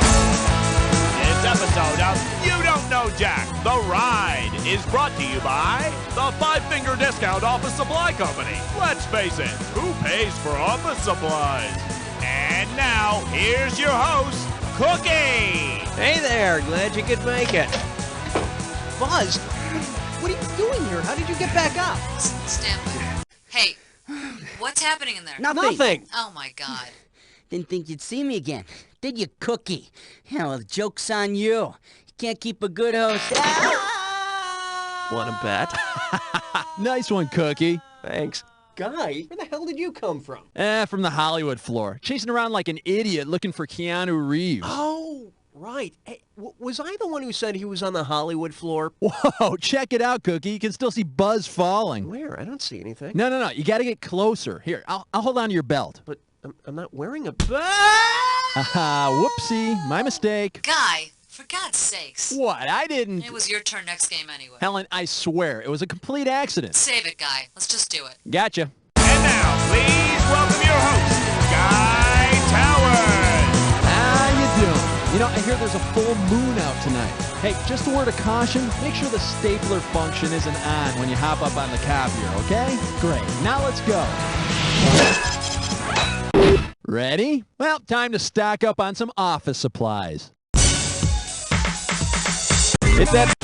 Wow, big bucks on this one. All right, this one's called Jammin' in the Office Supply Closet. And away we go. Considering the person who invented liquid paper, which tagline would you expect to see on the little black and white bottle? It helps stooges look smarter, so easy monkeys could use it. Mike Nesmith of the Monkees? Yeah, his mom invented whiteout. Yep, she also invented knit wool cap-off, but it was banned because it was discovered to have the opposite effect. Hold that buzzer, let's see how much cash you can get. Ugly! Wow. Well, this one's going to be called Office Supplies in the Carpal Tunnel of Love. Here comes the questione. If you drive through the carpal tunnel, how will you pay the toll? With numbness in the hand, with a sore shoulder. Symptoms of carpal tunnel syndrome include pain or numbness in the hand. Yeah, carpal tunnel syndrome may take its toll on you, but at least you'll still have your dignity. Then your change. How much will this one be worth? Hit that buzzer. This baby's gonna be... My office supplies sexual frustration. Okay, it's time for a little psychoanalysis. Now relax, I'm not going to ask you about your mother. Just listen to this diagnosis and then type in your answer. Subject suffers from feelings of mediocrity in work environment. Subject's necktie is evidence that he is unable to find a suitable outlet to alleviate sexual frustration. What comic strip character is psychological? You want it?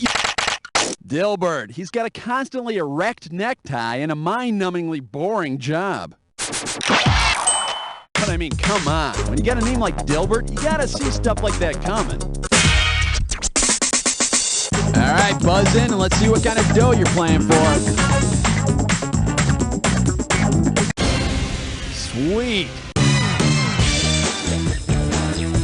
It's time for a Dis or Dat. And this Dis or Dat questions category is Kleenex versus facial tissue. Okay, I'm going to read off 7 names, and for each one, I want you to tell me if it's a trademark or a generic term. You cash in for each one you get right, but you lose out for each one you get wrong or that you don't get to. You got 30 seconds to nail all 7. And we're up. Xerox, trademark or generic? Dictaphone. Liquid. Magic. Roll it. Beautiful. All right, get a load of you. Let's keep going. Tickle your buzzer and let's see how much cash you're going to be playing for. Hey, nice choke. All right, here's what we're doing. Nights that go beep. Questions coming. If you worked in an office during medieval times and received a page, which of these would you be getting? A bitchin' guitarist, a helpful young boy, A page is a young boy who becomes a servant to a knight with the purpose of being trained to become a knight. May I groom thine horses? Nay, thou hast not completed the collating of yon documents. Hit that buzzer. And the category is DKNY Blue. Okay, $3,189 if you can nail this one. Shall we? If DKNY releases a new fashion line called CMYK, what will be special? CMYK stands for cyan, magenta, yellow, and black. It's a common computer color model which creates all colors out of these four. Yep, next thing you know, gangs of cyan and magenta-clad urban youth will be vandalizing neighborhoods. And looking good doing it. Hit your buzzer and snag. There you go, nice. Okay, here's your category. Every time the phone rings, an angel gets his wings. Ready? Check out this note that was scrawled out on a phone message pad. While you were out, Bailey Building and Loan called regarding your plan to ruin them financially. Please return call before Christmas Eve. Whose secretary took this note? Mr. Blandings, Mr. Smith's, Mr. Scrooge's, or Mr. Potter's? Old Man Potter's, the guy who almost sends George Bailey over the edge in It's a Wonderful Life. The bastard. Yeah, Mr. Potter, this is George Bailey calling again. You know, I just wanted to say that no man is a failure who has friends. You know, I may not have the nicest house or the fanciest car, or say, is that job offer still good? All right. Sauerkraut Schnitzengruben. Oh, for the love of... We're not doing another one of... Oh. No! Oh, yeah. All right, here's your gibberish category. Quit staring at my feet. Remember, the quicker you are on the buzzer, the more cash you'll get. Okay, listen to this and tell me what kid's game it rhymes with. Sock gaper is hers. Run with it. Type your answer and hit return. Yeah, at least in my day we played rock, paper, scissors. Now it's probably concrete, email, cell phone. How much cash? The category is Manila Wayfarers. Here's the question. Say that to avoid paying import prices, you decide to go directly to Manila to get Manila full. Manila is the capital of the Philippines. And if you can get a flight over there for like 30 cents, I'll bet you'll still save at least a dime. How much will this one be worth? Hit that buzzer. Ooh, pretty lame pick in there. Oh well, it's gonna be called... What kind of necklace? Look out, here it comes.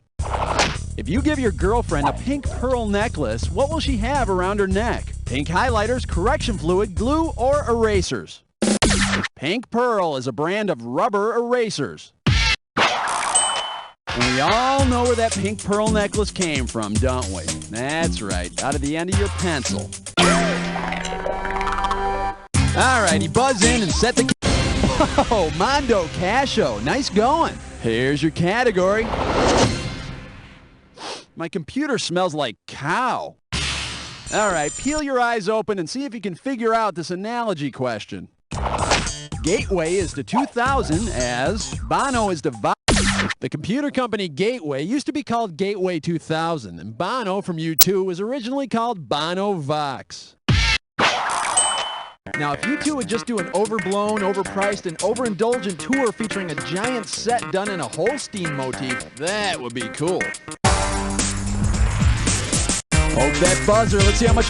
Wow, pretty darn mediocre there. All right, well, this one's called... That's some pencil you got there. Ready? Let's pretend this. You're taking the SAT, and rather than using the required number 2 pencil, you insist on using a number 200B pencil. If you could acquire such a pencil, what would be the most likely result? On pencils, the letter B used after a number indicates blackness. The higher the number before it, the softer the pencil. So a 200B would have the consistency of muddy diarrhea. Which is pretty much how I did on the math portion of the SAT. All right, buzz in and let's see what kind of dough you're playing for.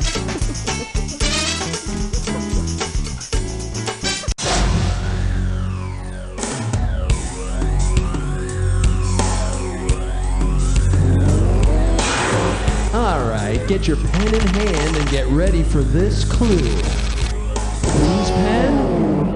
Well, it's not my pen. My pen's right here. Isn't that right, pen? Hello, pen. Hello. Hello. Hello, guy.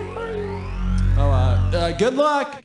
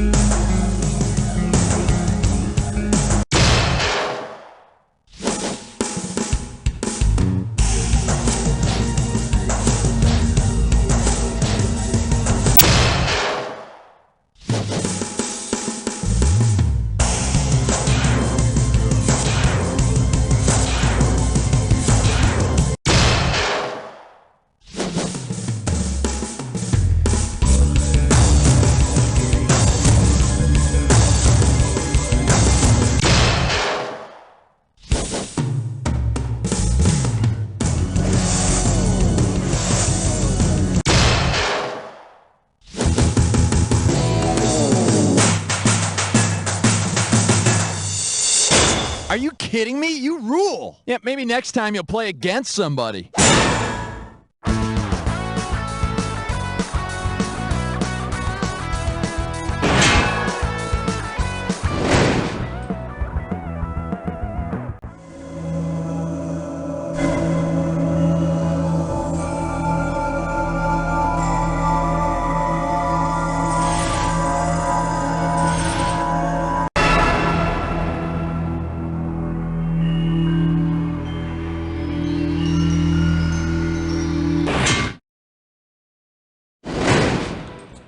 Greetings. I hope you enjoy your ride today.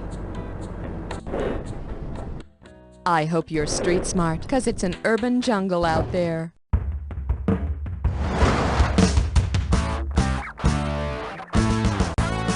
It's time for the show where high culture and pop culture collide. This episode of You Don't Know Jack the Ride is sponsored by the Rich White City Dwellers League, nagging you about pollution and inner-city crime until you wish you were dead. And now, here's your host, Guy Towers. Hey, pooper scooper. Welcome to the game. Ready for a hot time in the big city? Well, let's do it. Hit that buzzer and let's check out. Oh, pathetic. Well, here's your category. It's not how big your city is, it's how thick it is. Ready, set, here you go. Because it's the U.S. city with the densest population, where would you expect to find the stupidest? The city with so many people per square mile that it's becoming one solid urban mass is New York, New York. The city's so stupid they named it twice. All right, smack your buzzer and let's see what. And for your viewing pleasure, City of Coke vials and canned laughter. All right, a little bit over $3,000 here. Let's go. If Leah Thompson stars in a made-for-TV movie about a cartoonist who also runs a cocaine business, what will be the best name for it? Caroline in the Naked City, Caroline in the New Jack City. Do I snort this or inject it? New Jack City is about drug dealers and stuff, and Leah's wacky show is called Caroline and Her Duffy. I mean, Caroline in the City. Tickle your buzzer, and let's see how much cash. This one's called City Dwellers Are Such Axles. Hey, remember that rockin' song Paradise City by Guns N' Roses? F***ing A. Well, if Axl and the Boys had sung about a place where the grass was green and the girls were spitty, which of these would have been the best name for the song? Parsimonious City, Paraffin City, Parvenu City, or Parotid City?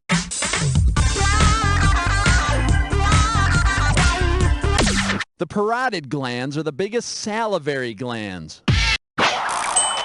And if the girls are spitty, I'm pretty sure it's because Axl had another tizzy fit at one of his concerts. Oh wait, what concerts? How much? Frankincense Ronulator? No, don't tell me. Don't tell me. Great. Gibberish. Great. Excellent. Good job. Okay, the gibberish category's gonna be... It's a shame you're so damn loud. Don't forget, the sooner you buzz in, the more money you'll make. Okay then, tell me what this rhymes with. A pity, fat lever beeps. Could be it. Type in your answer and hit...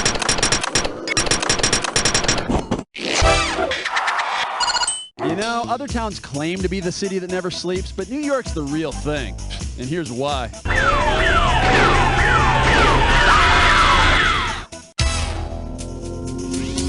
How much? Sweet buzzing. Lots of cash on this one. All right, category coming. Sign the guest book before climbing into the bathtub. Coming at you.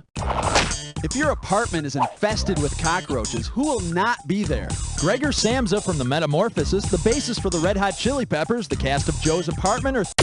The Red Hot Chili Peppers bass player is named Flea, not Cockroach. Besides, why the hell would he come to your apartment? Hit that buzzer and let's see. All right, some good cash riding on this one. And the category is... Rent control. Hey, I'm sure by now, even if you haven't seen the Broadway musical Rent, you know that it's about artists and their struggles to survive. Of course, the starving artists can't afford to see the damn show, but whatever. Say your rent is $390 and rent tickets cost $65 a piece. How many times can you take your significant other to see Rent before you spend all your rent money? 3, 6, 8, or 27? $390 divided by $65 is 6. So you could take your special friend with you 3 separate times before you ran out of rent money. And after the show, maybe you'll find a nice cardboard box to live in. All right, you buzz in and set the cash value. Oh my God, that sucks. Oh well, here's your category. Watch your mouth, busker. So, you know how there are shoes out now for like any activity? You know, basketball shoes, tennis shoes, jogging shoes, shoe-selling shoes. Well, say that instead of Buster Brown shoes, you buy a pair of Busker Brown shoes. In what activity will these shoes enhance your... A busker is a person who earns money performing in the streets. Why did you give that guy a 5? He couldn't sing a note. Yeah, but his shoes were kind of cool. All right, buzz in and let's see what kind of dough. Good picking. All right, what do we got here? Silly hat, silly name. Question, please. How many Pope Urbans have there been? 2, 8. There have been 8 Pope Urbans so far. There are also 2 Pope City Slickers and 1 Pope Street Fighting Badass.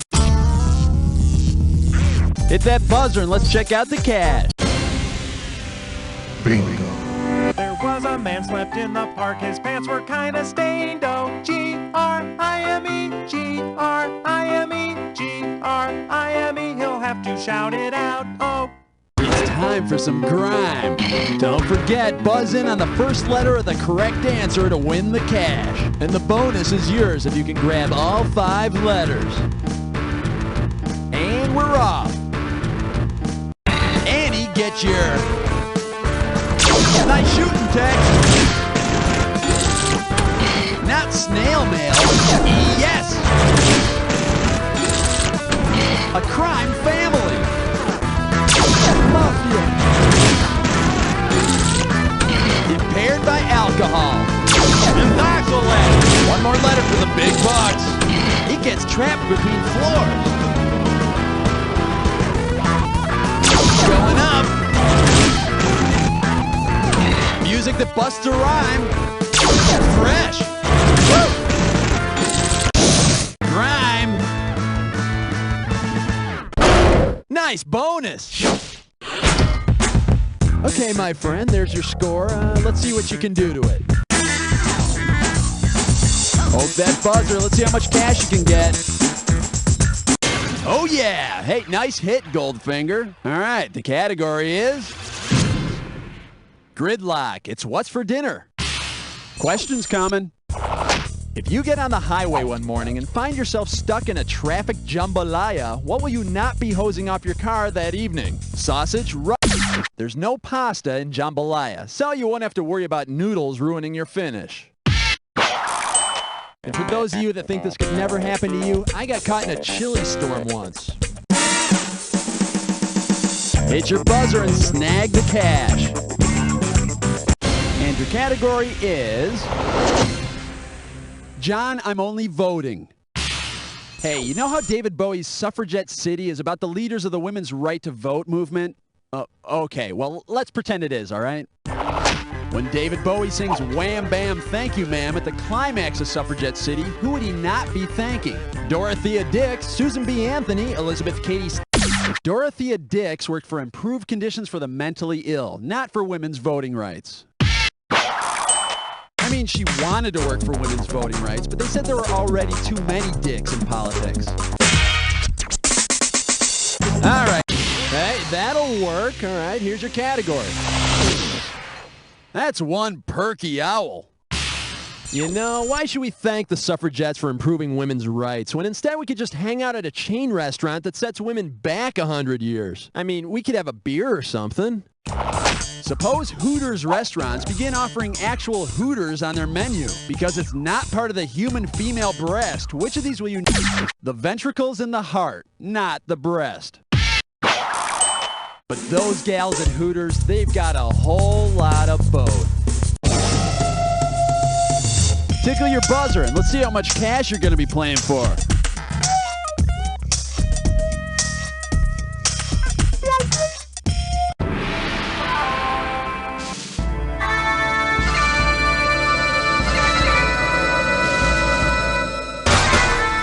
Okay, I'm going to wrap this clue up nice and neat for you.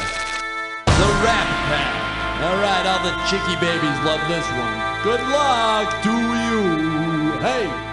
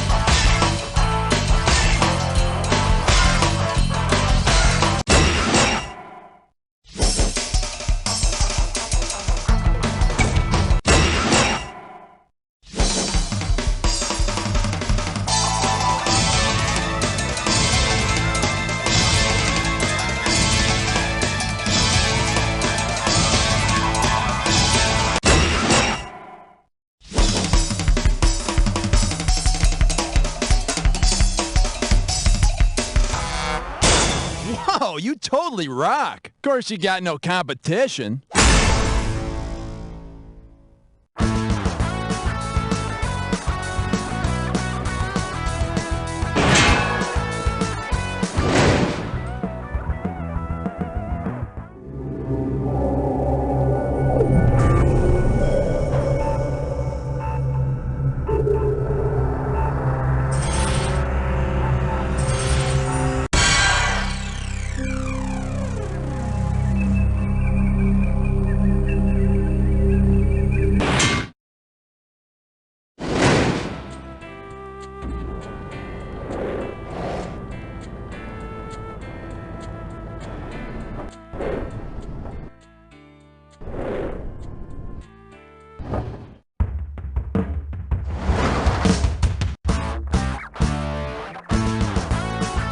Time for the show where high culture and pop culture collide.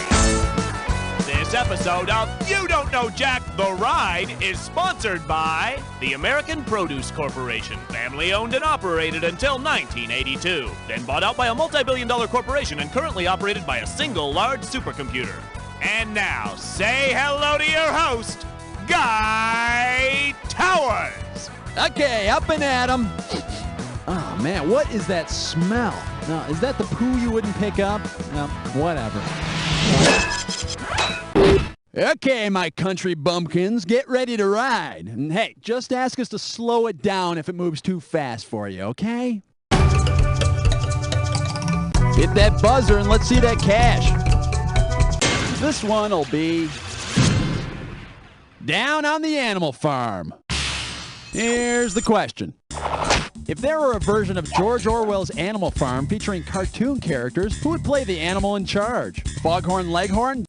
In Orwell's Animal Farm, the animals take over the farm and the pigs rise to take control of the animals. Move over, Bacon. Now there's something communist. All right, smack your buzzer and let's see what dollar value this baby's gonna be. Primitive farm living is the life for me. Okay, finger on your buzzer. This one's worth $34.95. What could have been the earliest factually accurate setting for the wacky farming comedy Green Acres? During the Paleolithic period, the Mesolithic period, the Neolithic period, or the Ziphilithic period? The first evidence of farming showed up during the Neolithic period, the last period of the Stone Age. Mr. Douglas, I have something here that will revolutionize your farm. I call it the wheel. And I have something for you, Mr. Haney. It's called the loincloth. Wear it, please. How much will this one be? The category is... The Bee Gees enjoy rural life. Look out, here it comes. If you were to inject the members of the Bee Gees with BGH, which of the following results might you expect? Greener leaves for Maurice, better gas. BGH, or bovine growth hormone, is a genetically engineered hormone that's given to cows to increase milk production. And you thought his voice was high before. Wait till he's got the tender udders. All right, and the category is... I'm not littering, I'm composting. Here comes the questione. If you use your compost to make compote, what will you do? Build walls out of rotting vegetables, cook rotting fruit and syrup, make a bed of rotting bread, or pack rotting meat on your wounds? No reason why your plants should get first dibs on the compost. Spread them on your flapjacks, too. Yeah, city folk don't know what they're missing. It's roadkill time. Buzz in when you see the answer that unites the two clues. And remember to look at all the correct answers to figure out that bonus round. All right, then, let's slip her into gear. Opposite of white and opposite of in the red. Where do these two intersect?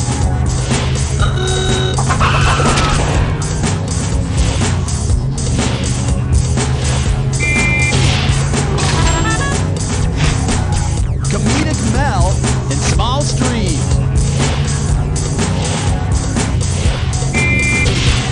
Score. Money and Tango's partner.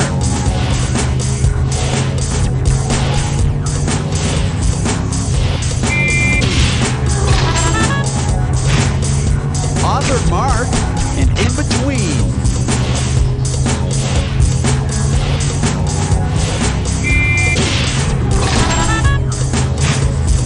Confederate general and brand of jeans.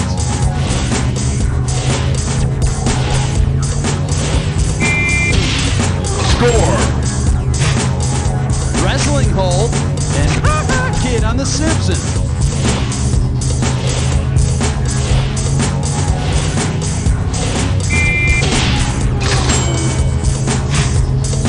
Stairs ginger and affirmatives in radio speak.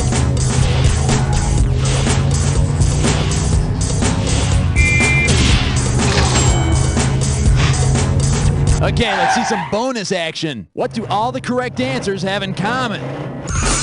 Are they all characters from the Waltons? Fast food chicken joints? Country music? You nailed it. Rack it up.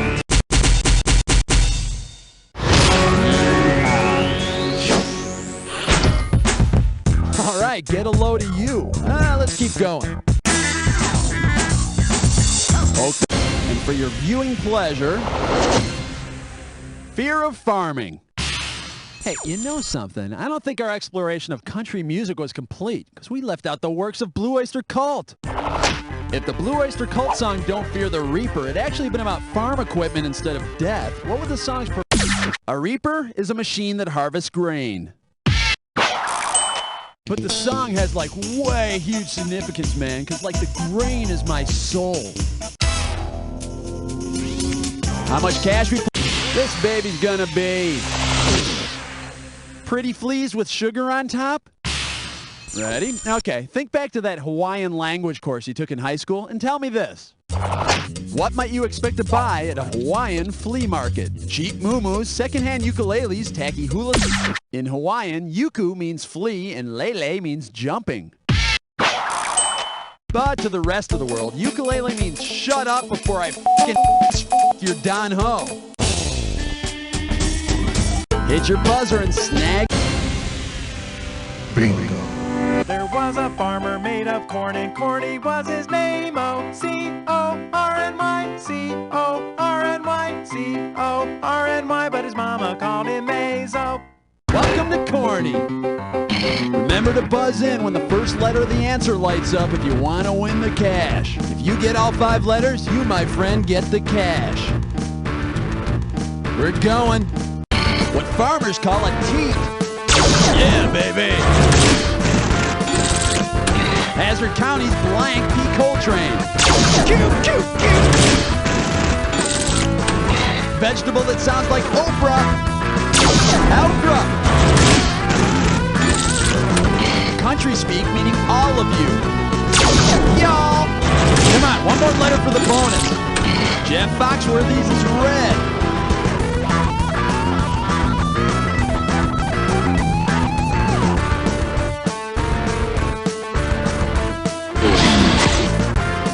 The desserts cattle leave behind. That's no BS. Yes. Corny. Bonus.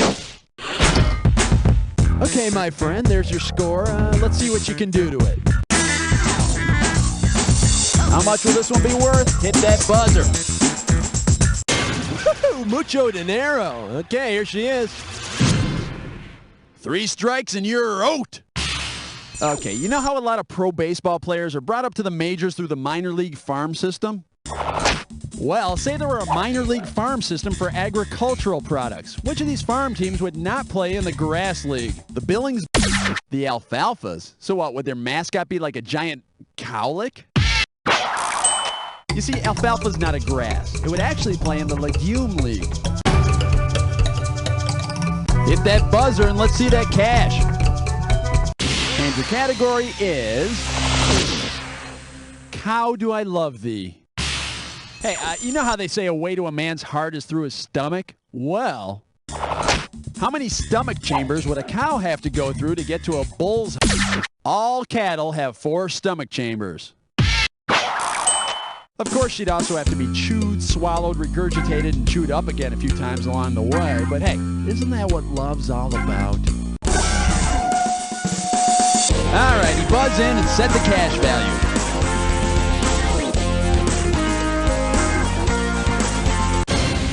Nice pick. It's time to play Dis or Dat. This Dis or Dat's category name is... This here's God's country. Okay, I'm going to read off 7 names. For each one, I want you to tell me if it's a god or a country. You cash in for each one you get right, but you lose out for each one you get wrong or that you don't get to. You got 30 seconds to nail all 7. And we're up. Burundi, is it a god? Yemen. Mali. Mali. Yahweh. Freya. Djibouti. Perfect. All right, get a load of you. Let's keep going. All right, buzz in and let's see what this one will be. Where the cheese stands alone. The farmer in the dell, the farmer in the dell. Hi-ho, the dairy-o. What the hell's a dell? A garden, a meadow. A dell is a small valley. So like when the farmer takes a wife, she's like a total valley girl. Oh my God. All right, smack your buzzer and let's see what dollar value you can snag on this one.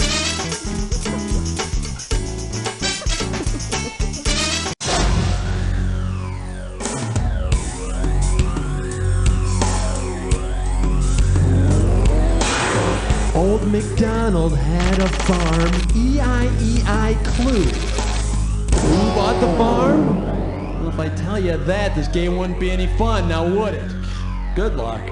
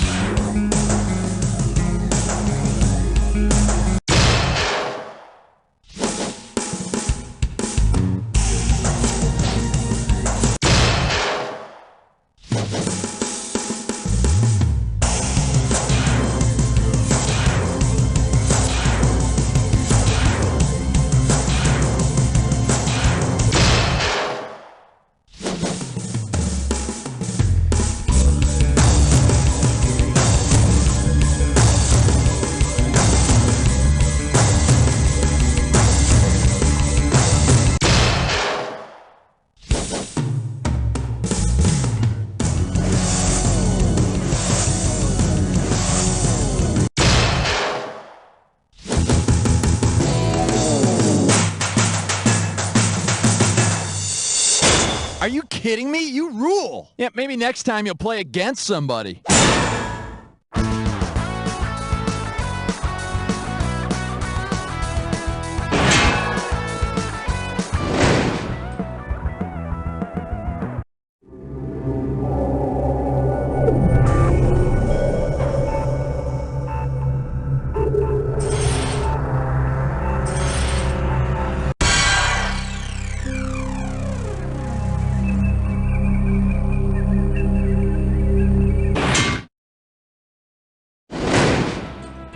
Hello, welcome. I need to get a little information from you. Get ready, because you're going to feel blind for a second here. Oh, and try not to lose your shirt or pants. It's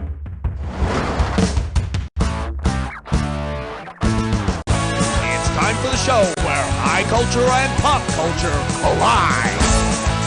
This episode of You Don't Know Jack is brought to you by Sherman's Deprivation Tanks. Deprive yourself for a change. And now, here's your host, Guy Towers. Hey, welcome to the game. You know, it's always a pleasure to meet someone with no ambition. I always look great in comparison. Alrighty, guys, the name, Deprivation's the game. Let's do it, okay? Tickle your... This baby's gonna be... I'm not buck naked. I'm clothing deprived. Ready, set, here you go. If you wanted to deprive a person of their clothing, what should you do to them? De-strip them, denude them, denake them, or debuff them? Darling, please denude so I can see you in the nude. The word denude means to strip bare. But please don't do it now, though. I just ate. Hit your buzzer and snag the cash. And the category is... What are you depriving yourself of for Lent? Okay, here's the deal with Lent. Basically, Lent lasts for 40 days, and it starts on Ash Wednesday, which is the day after Shrove Tuesday or Mardi Gras. The fifth Sunday of Lent is known as Passion Sunday, and after that, you got your Palm Sunday, which is the Sunday before Easter, which starts the Holy Week, which is the last week leading up to Easter. And finally, Lent ends at midnight on Holy Saturday, which is the day before Easter. And I think you're not supposed to eat fish or something. I don't know. Anyway, on what day does Lent begin? Shrove Kick-Ash! When you start seeing people with the charcoal on their foreheads, you know it's Lent. Either that or you're in the midst of a forest fire. Hit that buzzer. And for your viewing pleasure, Hell Week deprived my brain of oxygen. Hey, you know the term hazing? You know the bizarre rituals that fraternity and sorority pledges go through before they're members of the house? Yeah. Well, if you were to do some hazing back in the Old West, who or what would be your pledges? Cattle, sagebrush, barmaids, or clerks from the general store?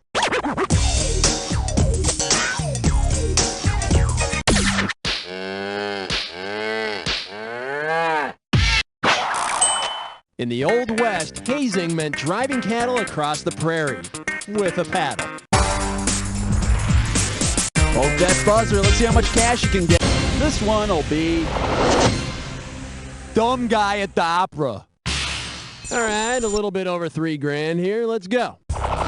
If you score front row tickets to Phantom Limb of the Opera, what might be your comment after the show? Phantom limb syndrome happens when a person loses a limb but feels like they still have it. So you might think you saw it when you really didn't. Or more likely, you'll see it and wish you'd gone to the ball game instead. All right, buzz in and set the The category is drinks are on the guy bleeding from his eyes. Poor Oedipus. He can't see anymore. Well, I guess that's what he gets for gouging his own eyes out.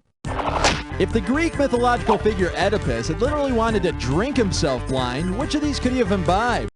Methyl is a very toxic form of alcohol that's known to cause blindness when drunk.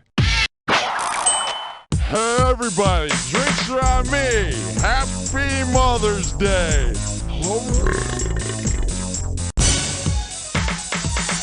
All right, smack your buzzer and let's see what dollar value you can snag on this. There was a dog who ate too much and vomits what he did. Oh.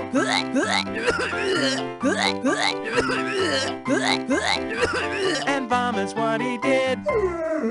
Welcome to Vomit. Oh, don't forget, buzz in on the first letter of the correct answer to win the cash. And the bonus is yours if you can grab all 5 letters. There we go. Terrible headache. Migraine. Edible mollusk. Erster. Sweetheart's holiday. Sweet. Paint thinner.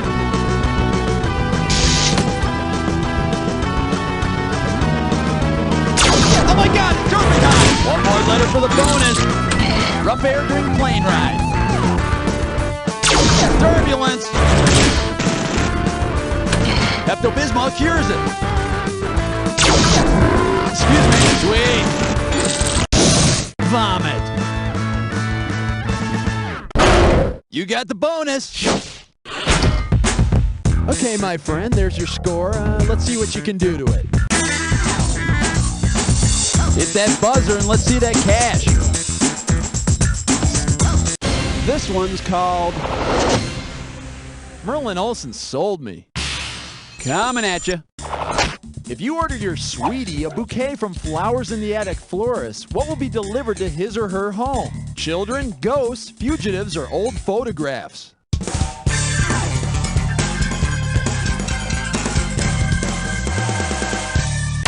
Ah!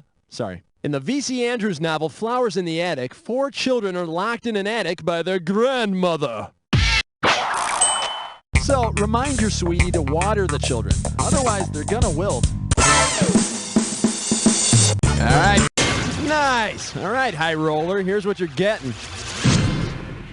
Crazy little thing called Bohemia. Okay, you remember that Queen song Bohemian Rhapsody? Or if you're too young, remember Wayne's World? Well, which of these lines from the Queen song Bohemian Rhapsody best describes the subject matter of the opera La Bohème? Beelzebub has a devil put aside for me. I'm just a poor boy, I need no sympathy. Galileo, Galileo, Galileo, Galileo. La Bohème is about a bunch of starving artists who sing lots of words that nobody understands. And Queen is a bunch of rich artists who sing lots of words that nobody understands. Hit that buzzer and let's check out the cash. And your category is Johnny Crack Joke, and I don't care. Okay, see if you can figure out this analogy. Johnny Carson is to Joan Rivers as, Fox is to NBC, Jay Leno is to... Oh, so they pour me into the iced tea and I say, honey, not even I can make this crap taste sweet. I mean, can we talk? Just as Joan Rivers used to sub for Johnny Carson, NutraSweet is a sugar substitute, which, as of yet, is not retired. Tickle your buzzer and let's see how much cash you're going to be playing for. Yeah, baby. It's time for a Dis or Dat. The category for this Dis or Dat question is Bono Rule.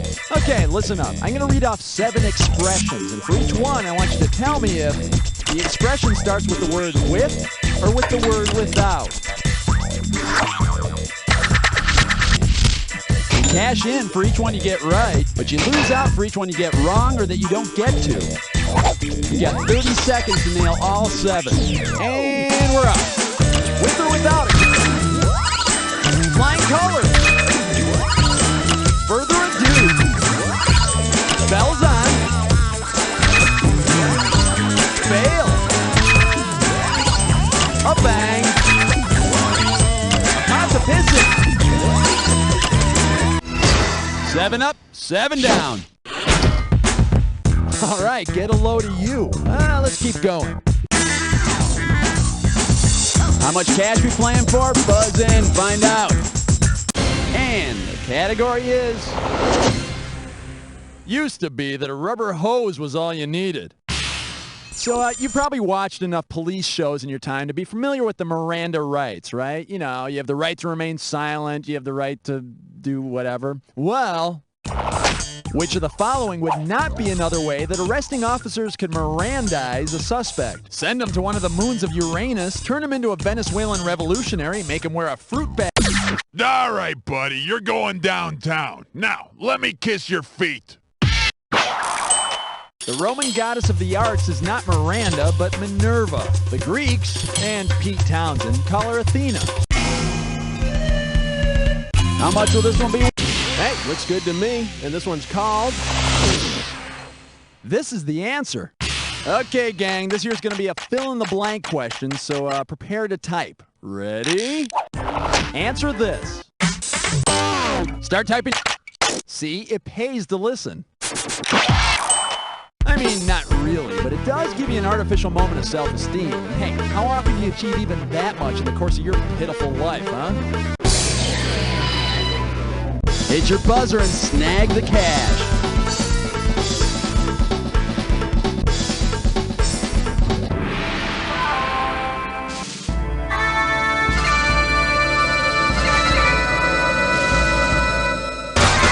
Do you really think I'd deprive you of a clue? Well, here's one anyway. What do I have if I don't have you? A life. So can you hurry up and finish this game? Come on. Oh, and good luck.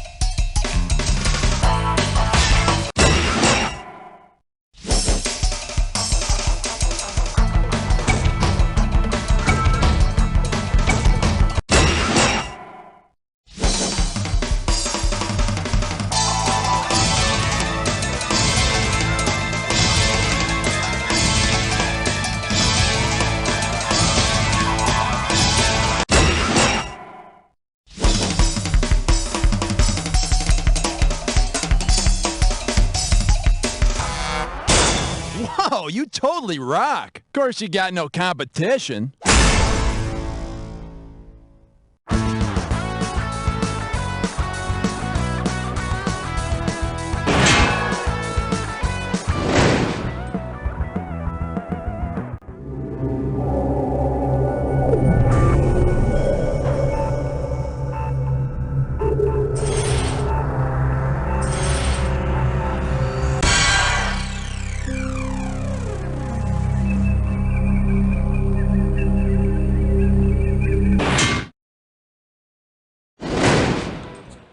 Hello, welcome to You Don't Know Jack, the ride. That's the opening bell. Loosen up your hands and get out on the floor. It's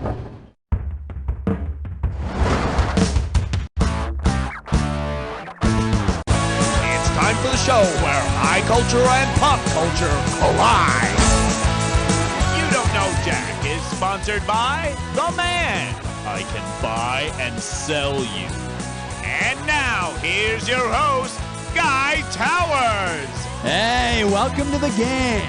So, you got big dreams? Well, I'll try to let you down easy, okay? Let's go.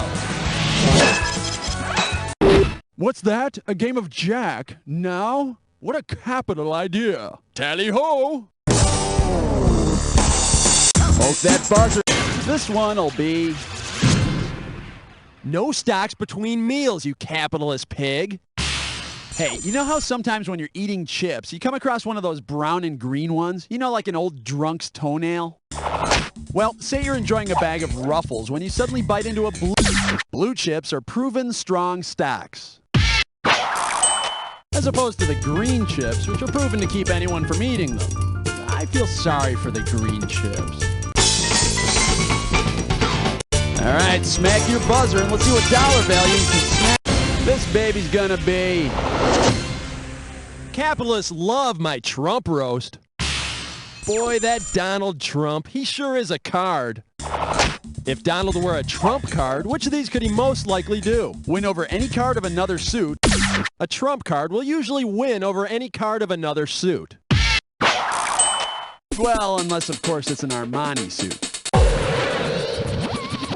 Hit that buzzer and let's check out the cash. Get ready for... Saving pennies in a capitalist piggy bank. Okay, do me a favor. There's this one character whose name I can't remember. You know the guy. Well, when you know who I'm talking about, buzz in and type it out, okay? You know, he's a billionaire and he's a bald white guy. It's all yours. Type in your answer. How did a man without pupils get so rich, huh? You know, $5 says he puts on Annie's wig and prances around the room when no one else is around. All right, he buzz in and set... Time for a little roadkill. When you see the answer that links the pair of items on the screen, buzz in. And don't forget to look at all the correct answers so you can guess the bonus question. All right, let's drive. Mail here and Rogers from the 25th century. What do these two have in common?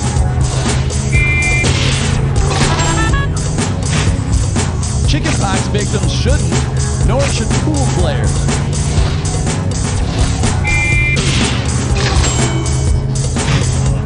Dr. Leonard McCoy's nickname and skeleton parts.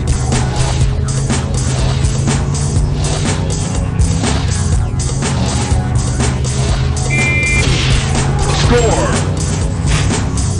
Loud kisses and loud slaps.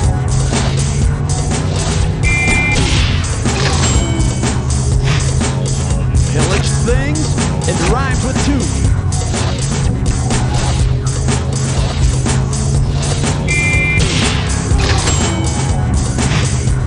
On a 59 caddy, and they're like fish arms.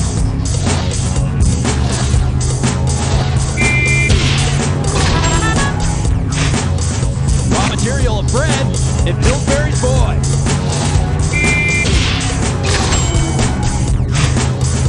Okay, bonus time. What do all the correct answers have in common? Are they all famous rich movie uncles? Yo-yo tricks? Brands of jelly? Slang for... Ka-ching! Alright, let's add some green to your score. Okay, my friend, there's your score. Let's see what you can do to it. All right, buzz in and let's see what kind of dough you're playing for. And for your viewing pleasure, wanted, female version of myself. You know, it's so hard for people who are completely obsessed with making money to find time for emotional intimacy. So, hey, let's look at who's advertising in the classifieds this week. Let's see. Oh, here's one. Single white male in search of single female, preferably short and Republican, who loves money as much as I do. Must be into heavy Nixon worship and business casual. Help me forget my liberal upbringing. Who's personal? Alex P. Keaton, the freakily conservative son of hippies on Family Ties. And you know, if his marriage's ratings ever start to fall, they can always have a really cute kid to bring him right back up. How much cash we playing for? Buzz in, find out. And your category is the Dow Jones Cheerleaders. Well, that 5173 goes in your pocket if you can tell me this.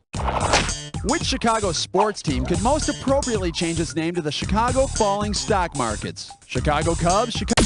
A falling market is called a bear market. And a receding hairline and expanding gut is called a Bears fan. How much will this one be worth? Hit that buzzer. And the category is... Was his head really made of meat? Hey, remember the British economist Thomas Malthus and his rather unusual solution for overpopulation? If Thomas Malthus were to replace Sally Struthers in her commercials for Save the Children, which of these would be the most appropriate new name? Oh my God, you're a genius! Thomas Malthus was a 19th century Brit who believed the world's eventual overpopulation would be curtailed when famine killed off the poor. Hit that buzzer and let's see that cash. This one's called... At least she's not selling hemp chokers. Hey, you remember that old tongue twister, seashells by the seashore? Well, if she sells Seychelles by the seashore, what might you hear her say? Supermodels, get them while they're... Seychelles is a country made up of islands. And it's where they sell rubber baby buggy bumpers. Tickle your... And for your viewing pleasure... Bonds. James Bonds. And away we go. If you buy a U.S. Savings James Bond, which of these actors' faces will not be on the certificate? Sean Connery. To date, Michael Caine has never played James Bond. Because, let's face it, he's not cool enough because his hair's funny. Hit your buzzer and snag the cash. There was a yuppie, had a wad, and Doughy was his name. O-D-O-U-G-H, D-O-U-G-H, D-O-U-G-H, and then his stock shares fell. All right, welcome to Dough. Remember to buzz in when the first letter of the answer lights up if you want to win the cash. If you get all 5 letters, you, my friend, get the cash. Let's go. Dipping a donut in coffee is called what? Hey, pick the letter that the correct answer starts with. Milk comes from a cow's blade. Squeeze gently. The sugary film on a pastry.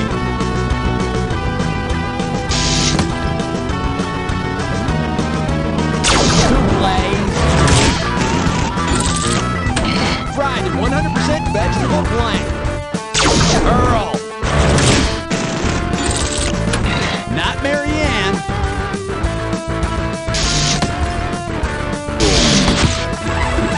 Biscuit made only of flour and water. Ivy Hardy. One more letter and the bonus is yours. Wow, fake fat.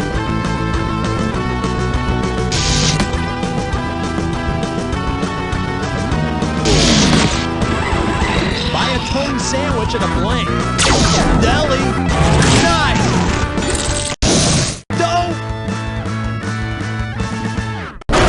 Bonus! All right, get a load of you. Let's keep going. All right, buzz in and let's see what kind of dough you're playing for. This baby's gonna be... Klondike Cat never gets his mouse. Hey, remember how that pesky mouse used to taunt Klondike Cat by saying savoir-faire is everywhere? Suppose he said, laissez-faire is everywhere. What would he be trying to tell Klondike Cat? Come and get me. Let things alone. Loosely translated, laissez-faire means let things alone. Of course, if Klondike heeded that advice, there'd be no show. And then what? How can we go on with our lives, huh? All right, smack your buzzer and let's see what dollar value you can snag on this one.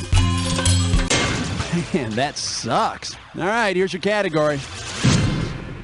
Roller skating at a tidy profit margin. Hey, remember those Soft Rockers Air Supply? Oh, yeah. Suppose the aging members of Air Supply decide to do an album called Air Supply and Demand. Which of these tracks would you not hear? Even the exchange rates are better. Every free market in the world, lost in laissez-faire or the socialism that you love.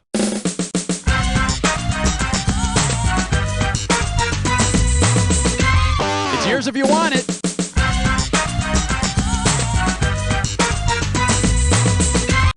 Here I am, the socialism that you love. Air Supply and Demand is a principle of capitalism, with a high voice and a big afro. Poke that buzzer, let's see how much cash you can get.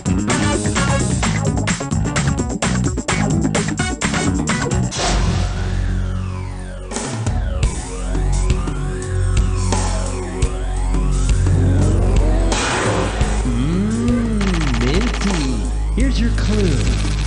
On the money. If you hit your buzzer right, you're gonna be in the money. Good luck.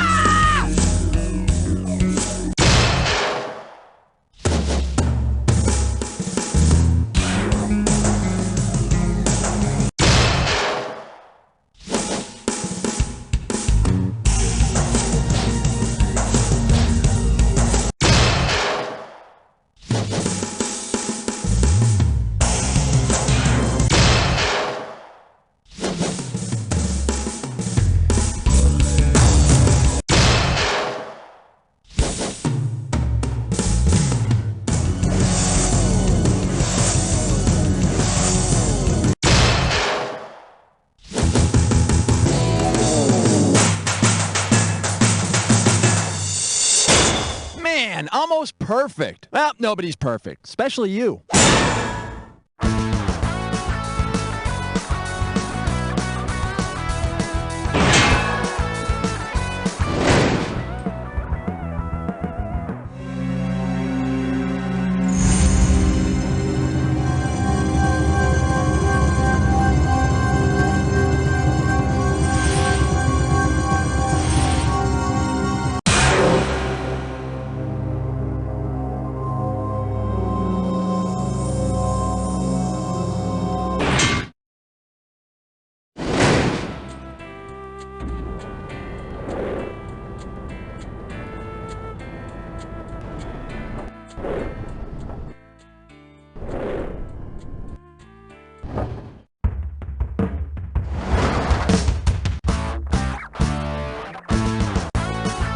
Time for the show where high culture and pop culture collide. This episode of You Don't Know Jack the Ride is sponsored by Crust Busters. We bust the crust or we go bust. And now, say hello to your host, Guy Towers. All right, welcome to the game. You know, I heard you'd rather just roll over and sleep, but hey, maybe you can stay awake long enough to play, huh? What do you say? Okay, here we go. And hey, I promise we'll be done before that wet spot crusts over, okay? All righty, buzz in and set the cash value. And your category is... I need a backhoe to break through this crust. All right, give me a correct answer. You got $44.88. Let's do it. Say you want to bake a special Earth Day pie. If the crust of the pie is as thick as the Earth's crust, what will people have to cut through to get to the tasty filling? About 1 mile of cookie crumbs, about 20 miles of Almost there. Almost there. Oh my God! This pie's full of molten apple filling. Run for your life! Run for your life! The Earth's crust is about 20 miles thick. And hey, what better way to celebrate the Earth than to do a little mining? Hit that buzzer and let's check out the cash. Huh. Well, it's better than nothing. And it's going to be called... Ew, you eat the crust? Okay, see if you can figure out this pizza-y analogy. Thick crust is to radio waves as thin crust is to what? Is it gamma? Radio waves are the widest, and gamma waves are the thinnest. Of course, my favorite has always been the deep dish waves with the crazy crust. How much cash we playing for? Buzz in, find out. Wow, big bucks on this one. All right, this one's called... So, why do they call you Crusty? Oh no, the Springfield nuclear reactor has exploded and the escaping radiation has mutated our favorite Simpsons characters. If Krusty the Clown mutates into a crustacean, which of the following body parts will he not grow? A shrimp. If Krusty grew a scallop shell, he'd be a mollusk, not a crustacean. And then he'd have to abandon his fans and go live in the water, which would be completely shellfish of him. How much will this one be worth? Hit that buzzer. Stanky Tang chocolate reason. No, please, please no, please no, please no, please no. No, I hate these. Okay, the real category for this gibberish question is unnatural love in the summertime. Hey, remember, the sooner you buzz in, the more moolah you get. Okie doke, tell me if you will, with what common phrase does this gibberish phrase rhyme? Tan cuz hot. Give my head a bone. Oh, and ignore that dash in there, okay? Make your move. Type in your answer and hit return.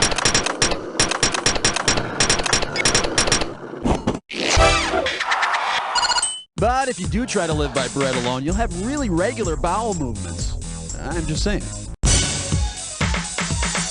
Tickle your buzzer. Let's see how much cash you're going to be playing for. This one will be something old, something new, and some crappy music.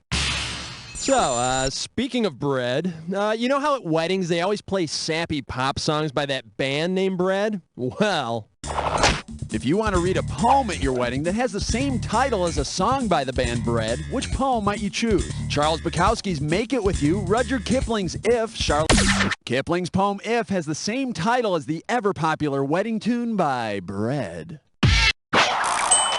Just a little word of warning, though. Showing the film version of Kipling's Rikki Tikki Tavi is a lame idea for the bachelor party. Hit that buzzer and let's see that cash. And for your viewing pleasure, tight, buttery buns. Question, please. If the Pillsbury Doughboy were to stand too close to an open oven and accidentally bake himself, what could you possibly snap off his toasted body as a tasty snack? His feet, his fingers, his belly button, or his nose? Well, the Pillsbury Doughboy is not quite anatomically correct, but he does have a nose. And how does he smell? Delicious. Hit your buzzer and snag the cash. Get ready for... That's what I call going down. Okay, you know about the Mile High Club, right? Yeah, sure you do. But geez, who can afford air travel these days? If you wanted to join the Mile Low Club, where would you have to go? Grand Canyon, Mammoth Cave, that big old hole is over a mile deep in some places. Whew. Unfortunately, you have to ride a burro to get that far down. By that time, you're too sore to be joining any club. Alrighty, buzz in and set the cash value.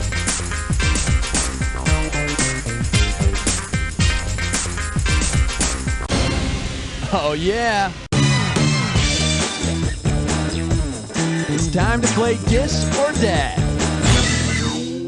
The category for this Dis or Dad is polishing Ving Rhames Golden Globe. Okay, I'm going to read off the names of 7 movies, and for each one, I want you to tell me if it's a Jack Lemmon film, a Walter Matthau film, or both. You cash in for each one you get right, but you lose out for each one you get wrong or that you don't get to. You got 30 seconds to nail all 7. And we're up. Grumpy old men, lemon man. Rub your... The out... The out... Out the... Buddy. Hello, nice job. Okay, my friend, there's your score. Let's see what you can do to it. All right, smack your buzzer, and let's see what dollar value you can snag on. This one's called... Sure wish I hadn't wiped my mouth on that. Okay, here we go. Oh, wait. Oh, man. You know, I always write down the answers to these questions in my notebook, you know, to keep an official record. But I couldn't find my notebook before we started this game, so I've been writing my answers on this napkin. I just wiped my mouth with it and threw it away. God, I am such a bonehead. Ah! All right, well, see if you can help me remember. Which of these has not been a correct answer in this game so far? Grand Canyon, Gamma Wave, Shaggy. Yeah, he's the answer to a question you haven't seen yet. Oh, hold that buzzer. Let's see how much cash you can get. Nice, not too shabby. All right, the category on this one is... It's not a tuba. Questions coming. If you buy your kids a Mr. Potatoes au gratin head, what will they be able to do with him? Place a corncob pipe in his corny mouth, slap a cheesy mustache on his cheesy face, pop... Potatoes au gratin is a cheesy potatoy dish with a crusty baked top. But remember to blow on Mr. Potatoes au gratin head before you play with him. He's hot. All right, and the category is... I'd rather chew on a Wilma.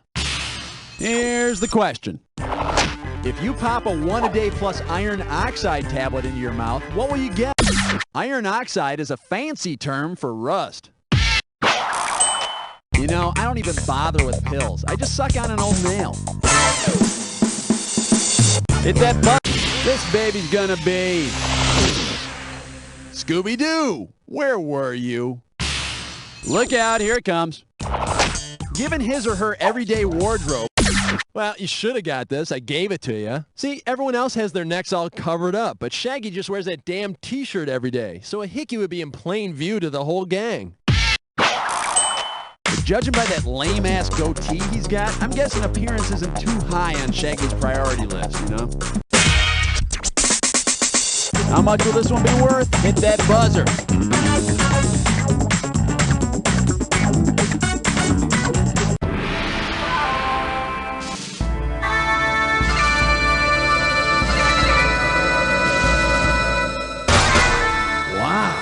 This clue is crusty and gross. Here, take a look. The origins of gross anatomy. Now remember, your anatomy won't be gross if you just wash it a couple times a day, okay? And pat it dry. Good luck.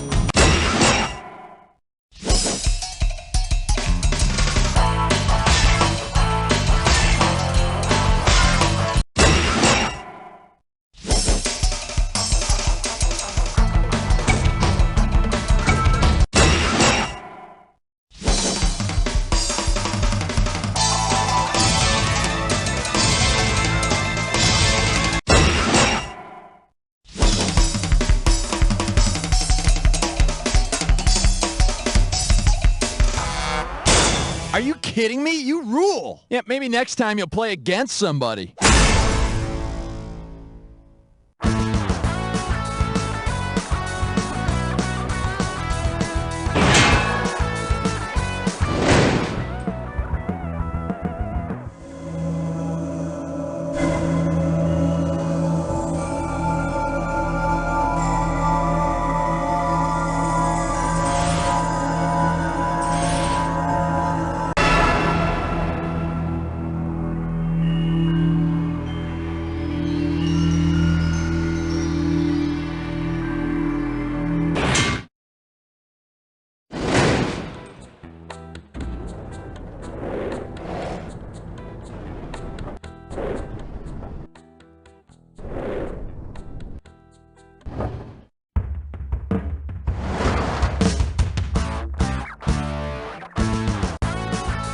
Time for the show where high culture and pop culture collide.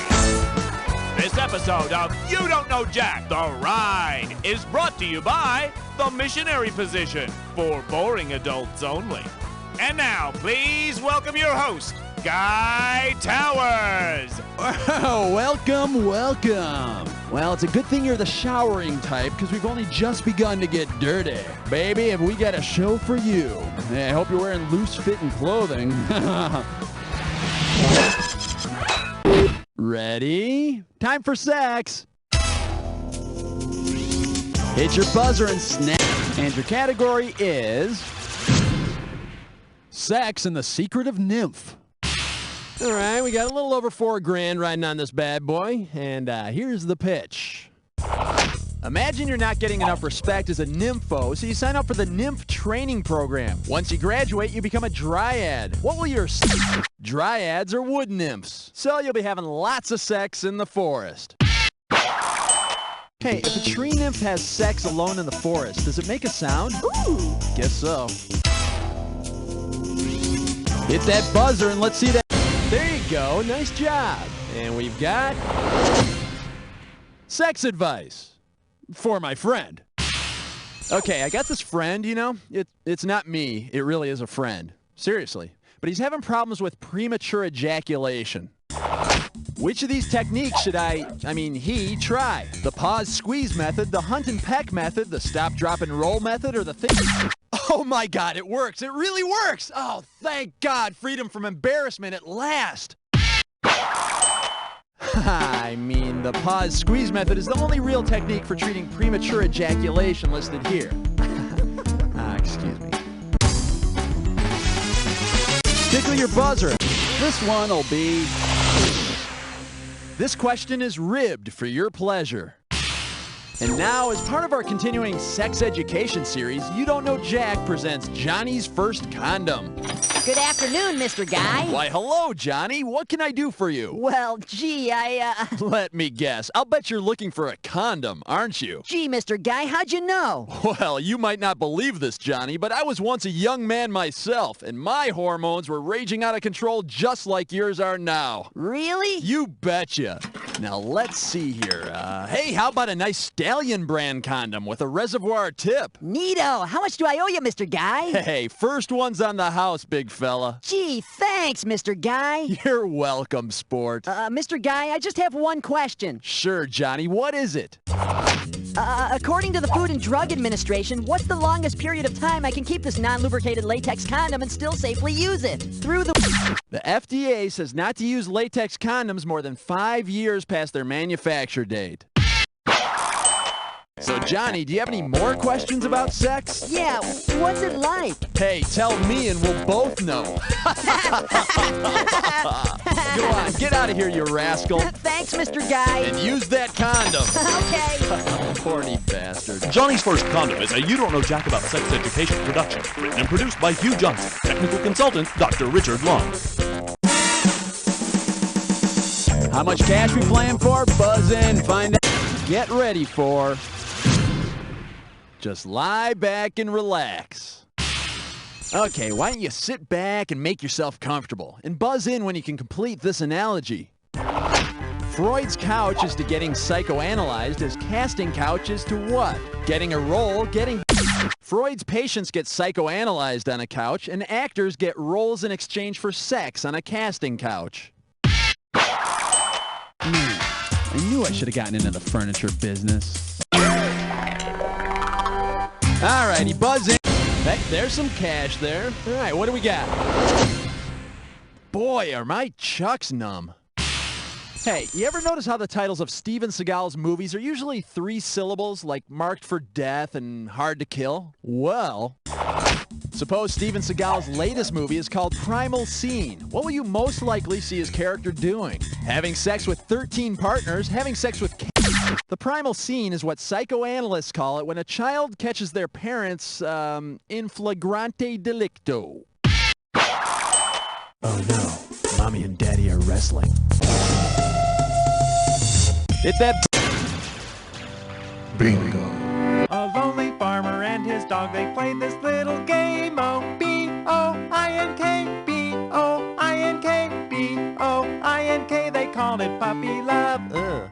Slip right into boink. Don't forget, buzz in on the first letter of the correct answer to win the cash. And the bonus is yours if you can grab all 5 letters. Let's do it. House of Ill Repute.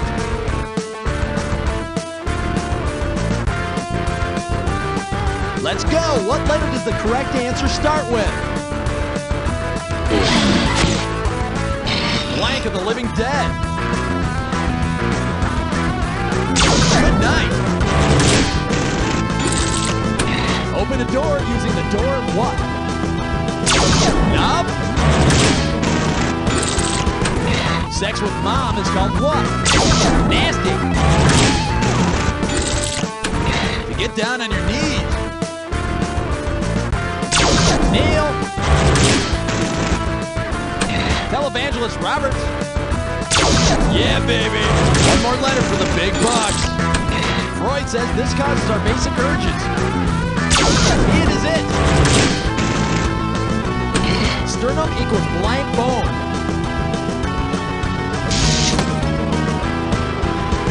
Breastbone. Yeah. Boink. You got the bonus. All right, get a load of you. Let's keep going. All right, buzz in. This one's called Do That To Me 107 more times. Here comes the questione. When you and your partner do that special thing you do, at what point does the sex flush happen? When you dispose of the condom, when you play cards in bed, when your partner mentions feeling frisky, or when your skin turns red from excitement? Oh, yes! I want you to know it was very good for me. Poke that buzzer. Let's see how much cash you can get. And for your viewing pleasure, for those about to f***, we salute you. Hey, you know how Butthead always wears that same AC/DC t-shirt? Well, say Butthead actually gets tickets to an AC/DC concert, and everyone there is also AC/DC. How might he later describe the show to Beavis? I scored with, like, chicks and dudes. Hermaphrodites suck and stuff. I got spanked. AC/DC is slang for bisexual. And with twice the possible sex partners, it's a good bet Butthead's gonna be shaking it all night long. How much will this one be worth? Hit that buzzer.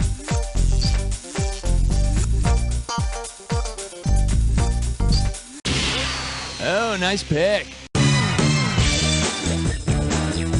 It's time for a Dis or Dat.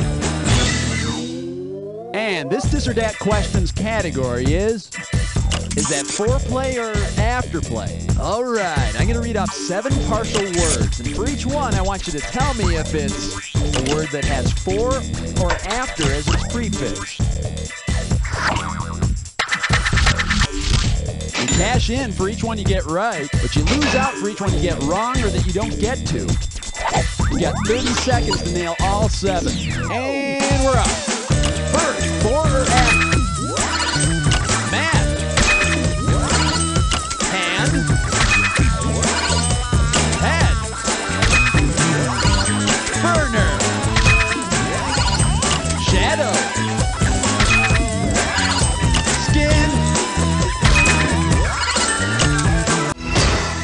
better than that. Okay, my friend, there's your score. Let's see what you can do to it. All right. Hey, that'll work. All right, here's your category.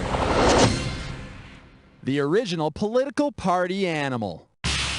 You know, one can't really have a meaningful talk about sex without talking about the Roman Emperor Caligula. Now can one? Considering how Caligula ran his government, what might you have said to convince him to give you a position of power? Is it sound one? Sound two? Caligula was so insane that he actually made his horse a political consultant. Oh God, the poor intern. Tickle your good picking. All right, what do we got here? Going down under. Now, Lord knows it gets lonely in the Australian outback.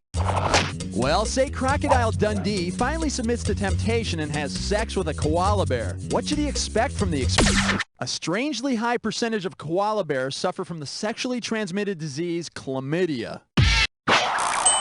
You know, he should just go back to f***ing kangaroos. Hit your buzzer and snap. Hey, looks good to me. And this one's called Corporal Punishment. Ready, set, here you go. If your lover is really into coprolagnia, which exclamation would least likely upset him or her? Screw you and the horse you rode in on. Hey, like, a person into coprolagnia is sexually excited by so-called brown showers. You got it. Now wipe that shit-eating grin off your face. Hit that buzzer and let's see that cash.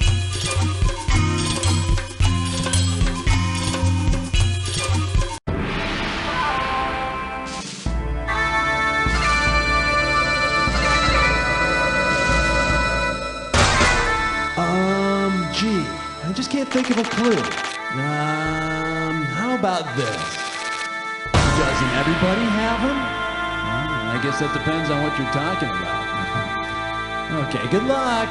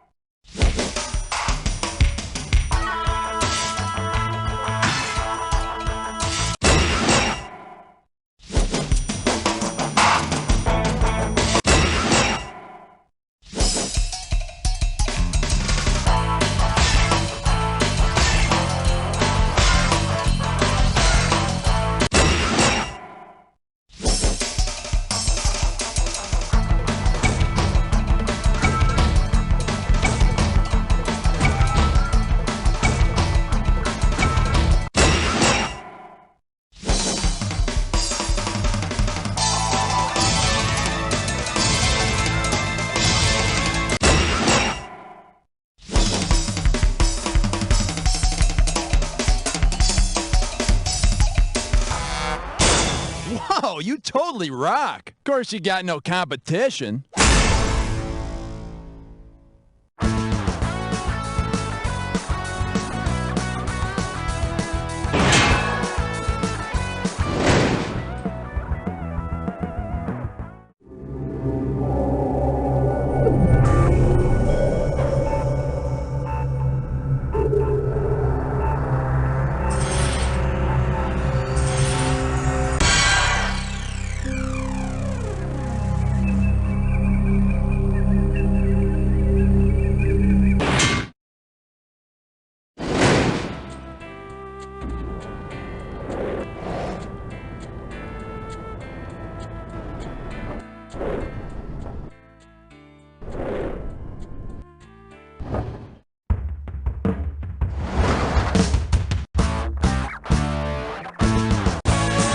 For the show where high culture and pop culture collide. You Don't Know Jack is brought to you by the American Association of Taxidermatologists Limited. Whether you need tan skin or skin's tan, your hide is safe in our hands. And now, here he is, the hardest working guy in trivia, your host, Guy Towers. Hey, how you doing? So, you're the fur trapper, huh? Well, not gonna touch that one. Well, aren't you lucky? I'm about to show you some skin. How much? Well, that sucks. Oh well. Category. There's more than one way to skin a cat. And away we go. If someone offers to teach you how to skin the cat, what should you bring to the lesson? Your cat, a butcher's knife, and some twine. Skin the cat, also known as the tidal wave, is a yo-yo trick. And you know, if you have one of those razor-edged yo-yos, you can skin the cat and skin the cat. Alrighty, buzzing. Alright, some good cash riding on this one. And the category is... dermatology is the best medicine. Question, please. Okay, one dermatologist jokes to the other, "Hey, Alan, your epidermis is showing." The other responds, "Well, Sid, your subcutaneous layer is showing." What? The subcutaneous layer of tissue lies beneath the epidermis and the dermis, so if that's showing, then Sid's got some serious problems. Well, aside from thinking that the epidermis is showing joke is actually funny. Hit that buzzer and let's check out the cat. This baby's gonna be... Your skin glows as if you've had a nutritional meal. Coming at you. According to some experts, humans can get all the nutrients they need from consuming just two things. What would be the best name for a product? Some food experts say we can get all the nutrients we need from a diet of milk and potatoes. Yeah, I think one of the experts is from Idaho and the other one's from Wisconsin. Go figure. All right, smack your buzzer and let's see what... And the category is... Do you peek after you strip? Hey, you know that song Dean Martin's known for singing called That's Amore? Well, there's a reason I bring it up, okay? Check out these alternate lyrics. When the strip hits your pore, opens it like a door. What is that? That's Biore. Biore makes those pore perfect strips that pull out dirt and blackheads from your disgusting face. And what you rely on when Biore is all gone, that's called duct tape. Hungry? It's roadkill time. Buzz in when you see the answer that unites the two clues. Don't forget to pay attention to those correct answers so you can figure out the bonus question. Okay, floor it. Blank M for murder. It keeps time. Son, blank. What links these two together?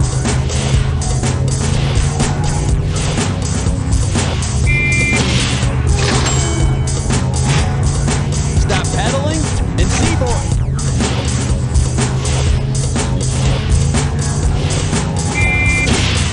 Score. Symbol of peace and related to pigeon.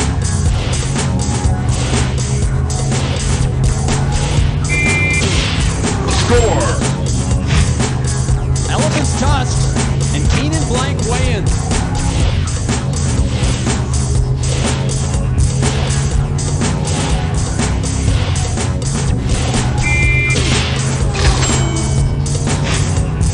Type of lamp and spews from a volcano.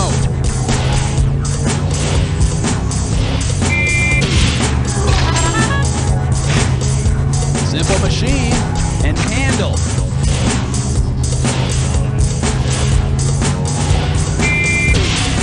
Score. Muscular fitness and sound or pitch.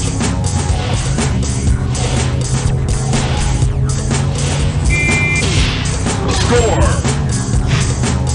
Okay, let's see some bonus action. What do all the correct answers have in common? Are they all medieval toys? What to do in a payphone? Random stuff. You nailed it. Rack it up. Man, you really cleaned up on that one. You better break open the bubbly. All right, get a load of you. Let's keep going. How much will this one? Oh, yeah. Hey, nice hit, Goldfinger. All right, the category is... Fill her up the hard way. Questions coming.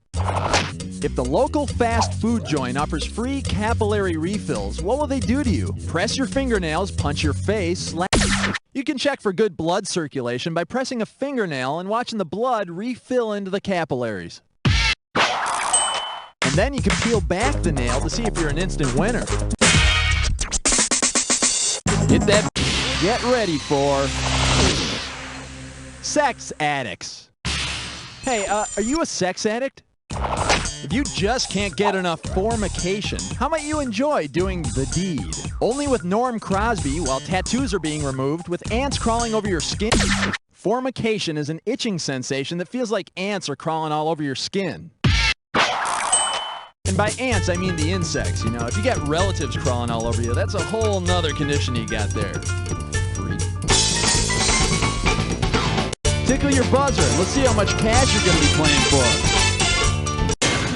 Nice pick. It's time for a Dis or Dat. This Dis or Dat's category name is You Can Be Too Rich and Too Skinny. All right, I'm going to list off 7 items. And for each one, I want you to tell me if it's a name that includes light or a name that includes slim. You cash in for each one you get right, but you lose out for each one you get wrong or that you don't get to. You got 30 seconds to nail all 7. And we're up. Miller, is it light or slim? Right? Jim. Fast. T. Pickens. Rock. 7 out of 7. Damn. Okay, my friend, there's your score. Let's see what you can do to it. How much? This one's called... Do I use the small fork on myself or the big one? Okay, suppose you're attending a formal dinner party at a swanky home in the Hamptons. Funny thing is, the host is a flesh-eating virus, and you're the featured course. Because you're the meat course at a formal dinner, when will the viral dinner guest begin dining on you? Right before the dessert, right before the soup, right before the... The bad news is you'll be eaten right before the salad. The good news is, if there's anything left of you, you'll have plenty of room for dessert. Alright, and for your viewing pleasure, I can stop using lip balm anytime I want to. Okay, finger on your buzzer. This one's worth $34.95. Oh no, the FDA has outlawed Carmex. Based on its ingredients, what might you rub on your lips instead? Carmex is made with beeswax. The thing about that is, though, you know, the bees, they're so sneaky, they sting you on the lips, and then your lips swell and pus and eventually dry out, and then you need more beeswax. See what they're doing? See? Hit your buzzer and snag. This one will be sports that need more nudity. Here comes the questione. If you're skinny dipping at the Skins game, who's seeing your naked rump on national TV? Unbelieving soccer viewers, violated NASCAR fans, sickened golf. The Skins game is an annual golfing event. The Senior Tour has one, as well as the PGA and the LPGA. And you know, you should really be ashamed of yourself. Golf enthusiasts don't like anything distracting them from the excitement of watching other people play golf. Poke that buzzer. Let's see how much cash you can get. And your category is... Love your liver spots. Look out, here it comes. What weapon would work best against Detective George Francisco from the TV show Alien Nation? A dog whistle, a can of insecticide, a switch... In Alien Nation, Detective Francisco is an alien, and the aliens can't take the salt water. It burns their skin.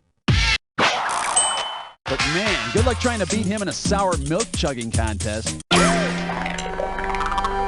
How much will this one be worth? Hit that buzzer.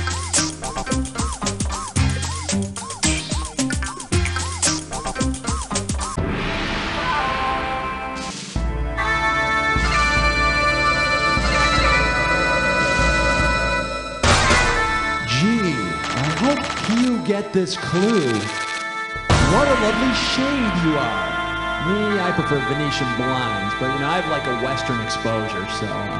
Oh, well, good luck.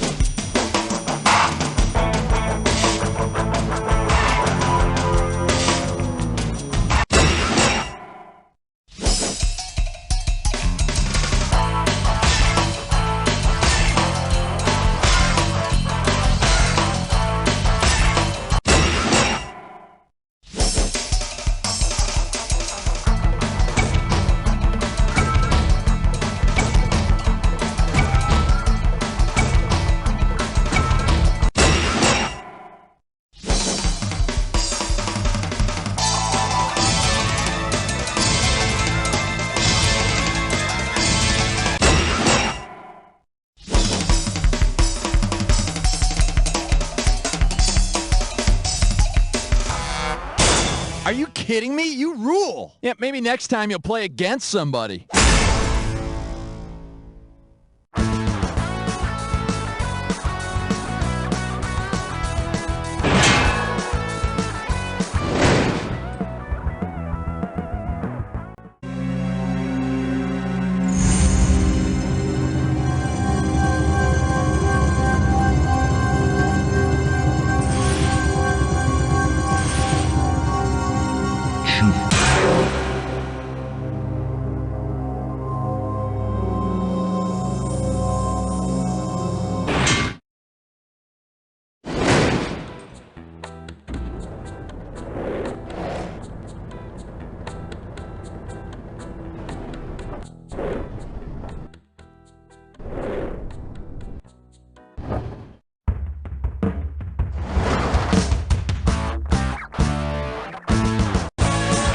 For the show where high culture and pop culture collide. This episode of You Don't Know Jack the Ride is sponsored by the Association of Lawyers, Loan Sharks, and Animals with Really Big Fangs, preying on the weak and defenseless since the beginning of time. And now, here's your host, Guy Towers. All right, welcome. Here's that big game you've been hunting for. All righty, put on your hunting cap, because it's time to go on the prowl. Hit that. Get ready for hunting prey deep in the jungles of Nashville. All right, $33.91 in your pocket if you can tell me this. Hey, where do the Nashville Predators hunt their prey? Around the dime. Shoot! Score! The Predators are a new NHL team. And you know, if you think about it, the name's perfect. I mean, a lot of predators pull the skin of their prey over their shoulders before they try to punch them to death. All right. And the category is when nursery rhyme predators attack. Here's the question. If the big bad wolf wants to make a ham sandwich out of the three little pigs, around what should he wrap two pieces of bread? Their backs, their shoulders, their sides, or their thighs? Could use some mustard. Unlike bacon, spare ribs, sausage, or any other thing called pork, ham comes from the pig's thigh, or the wolf's overacting. All right. There you go. Nice. Okay, here's your category. The Hall & Oates of Fame. Hey, remember that Hall & Oates song, Man-Eater? Well, if Hall & Oates want to pay tribute to the Native American people whose name means man-eaters, what should they do on stage? Wear mohawks, drive Jeep Cherokees, wrap themselves... They'll only come out at night. Ooh, mohawk means man-eaters. But you know, punk hair is on its way out, so it'd be better to get some other minority to misrepresent. Tickle your buzzer. There was a man put out his eye, a rifle was to blame-o.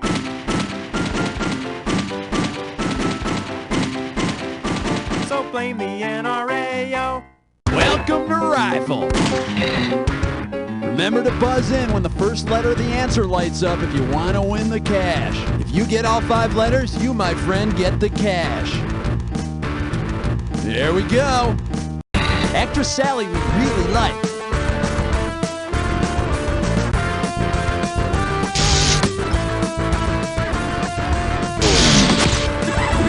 African mammal with a horny nose.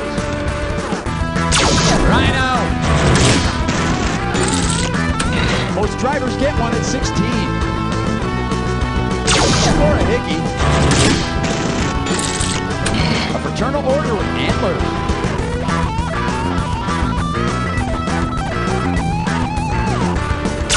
Nice hat.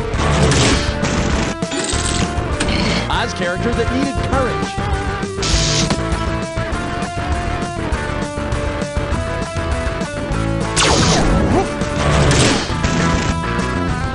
The Sixth Sense.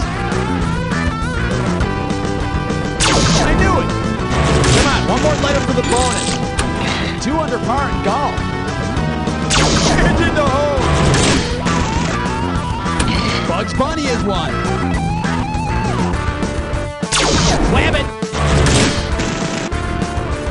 Off keeps him off.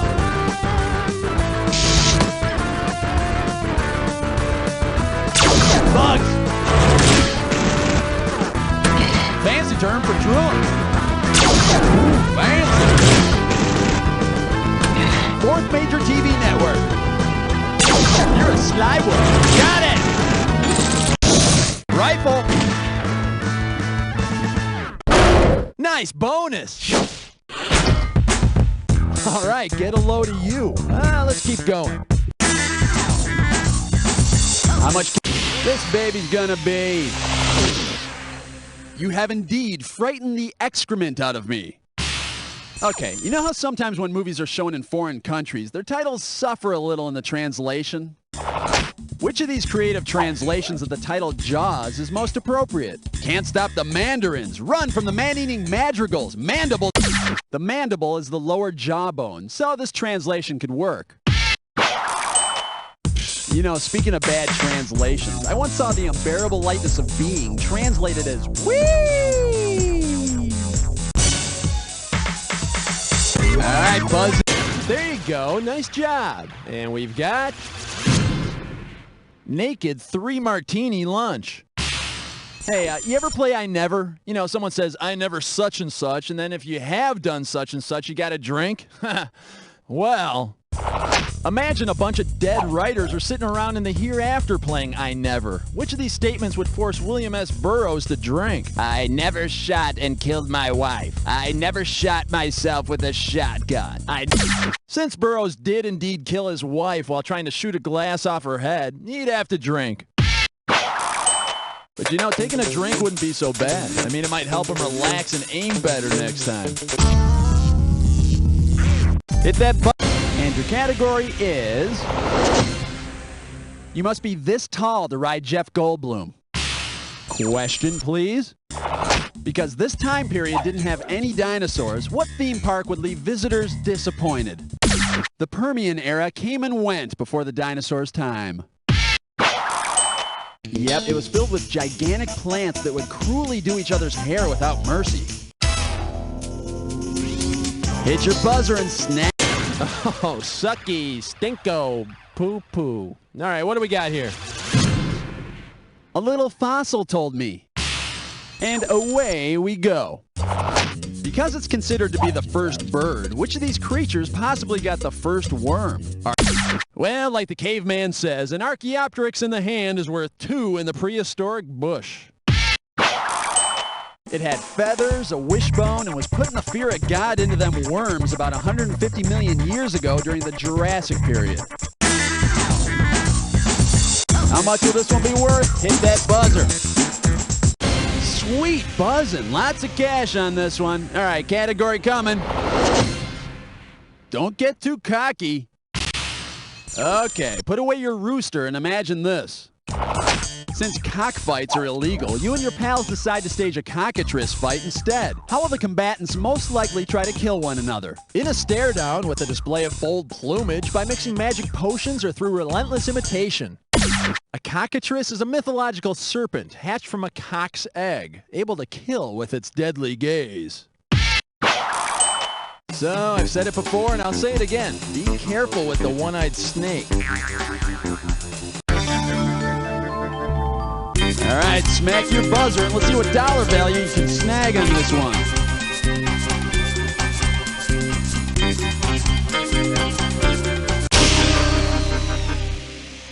Oh, this could be great. And it could be miserable.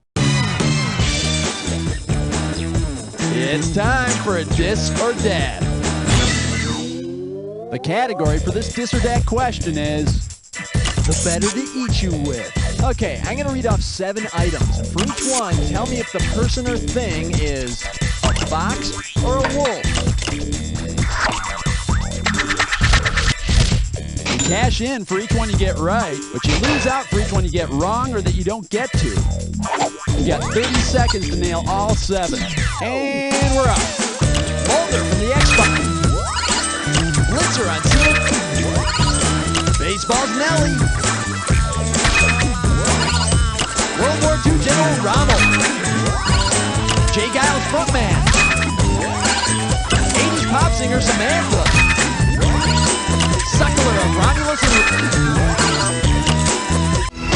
and 7 up, 7 down. Okay, my friend, there's your score. Let's see what you can do to it. Tickle your buzzer. This one's called My Jugular Bleeds for You.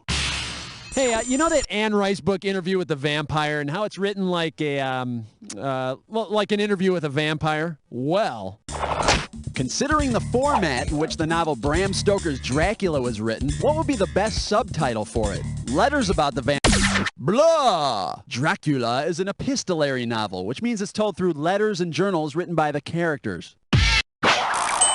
And I'll tell you, that story was so scary, I pretty much epistolaried all over myself.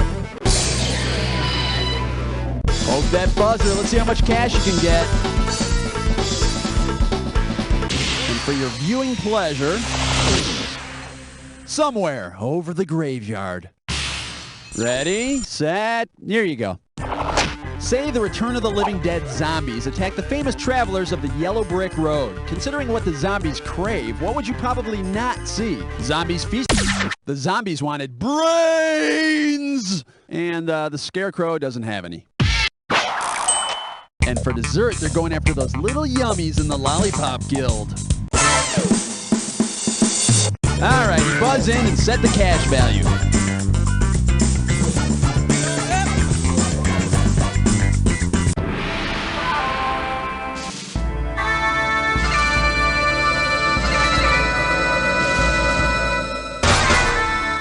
You know what happens when I run out of plastic wrap? Well, check out this clue. Curses foiled again. Me, I prefer like a plastic wrap. You know, it's a personal thing. Well, good luck.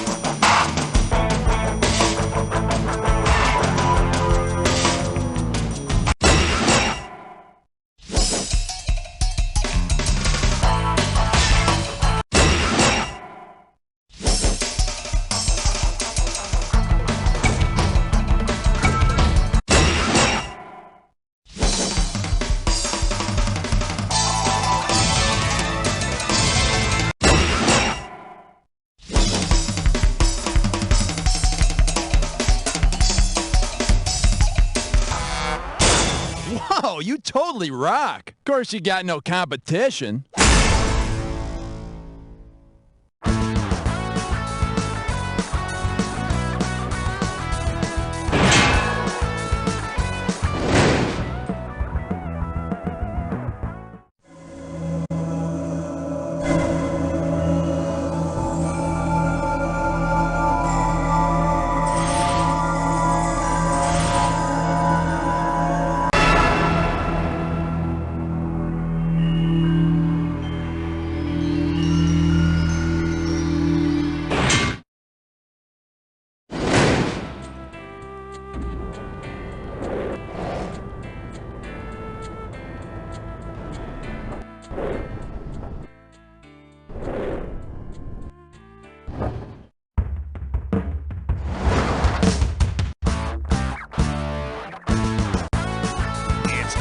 show where high culture and pop culture collide.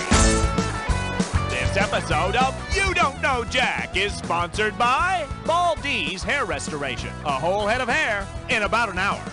And now, say hello to your host, Guy Towers. All right, welcome to the game. Ooh, God, you really do need to think about an Ava Gabor wig, my friend. Woo. Ready to play? Because here we go. Hit that buzzer and let's see that cat. This one will be special today, wild hair. Hey, take a look at this excerpt from a restaurant review. The salad was disgusting, the lettuce was limp, and I found about 100 hairs in it. Assuming he sheds the average amount, how long would the chef have needed to prepare this dish? A day, a week, a month, or a year? On average, people shed 100 to 150 hairs per day. Holy shit. You know, this is exactly why I think everyone in society should wear a hairnet and tissue boxes on their feet, like I do. All right, and your category is I'm too sexy for your hairy butt. Okay, 3,700 and some change, if you can tell me this. Suppose this season's hottest fashion show featured hair shirts. What would you see on the runway? Kate Moss doing penance for her sins, Cindy Crawford shearing a sheep, Elizabeth Hurley shooting photographers, or Nikki Hair shirts are garments that religious hermits wore to make themselves extremely uncomfortable. But let me tell you, that's nothing compared to some platform heels and a push-up bra, because I mean, that's what I hear from the ladies that told me that. Hit that button. This baby's gonna be ripping off Rachel's hair. Okie doke. Hey, you know how Rachel from Friends single-headedly revitalized the shag hairdo? Well, if Rachel from Friends were to demonstrate other meanings of the word shag, which of these would you not see her doing? Chasing fly balls with Joey, having shagging could be dancing, chasing fly balls, or British slang for doing the nasty. But the deer is a stag. And come on, none of the Friends ever go stag. How much cash we get ready for? Most likely to be ashamed of this award. Hey, you remember those silly elections in high school? You know, like most likely to succeed, or most likely to get married, or, I don't know, most likely to stalk Jennifer Aniston? Well, considering their hair colors, who would be voted most likely to have the fewest hairs at Riverdale High? Archie, Betty. On average, redheads have the fewest number of hairs on their heads. Freaks. But, you know, their hairs are reportedly thicker than any other color, so you can drive that jalopy of his without a helmet. Hit your buzzer and snag the cash. Heck, there's some cash there. All right, what do we got? Real men use bold hold. Coming at you. Which of these 80s musical acts had the smallest hair? Bon Jovi, New Kids on the Block, Richard Marx, or Motley Crue? Compared to these other guys, the New Kids were all pretty clean cut. Huh, I guess long hair was the only thing that wasn't manufactured for them. All right, smack your buzzer and let's see what dollar value you can snag on this one.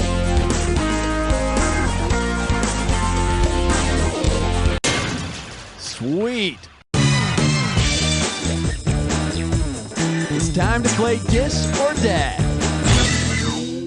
The category for this Dis or Dad is, gee, Grandma, what big hair you have. Okay, I'm going to read off the names of 7 things. For each one, you're going to tell me if it's someone big, someone covered in hair, or someone big and hairy.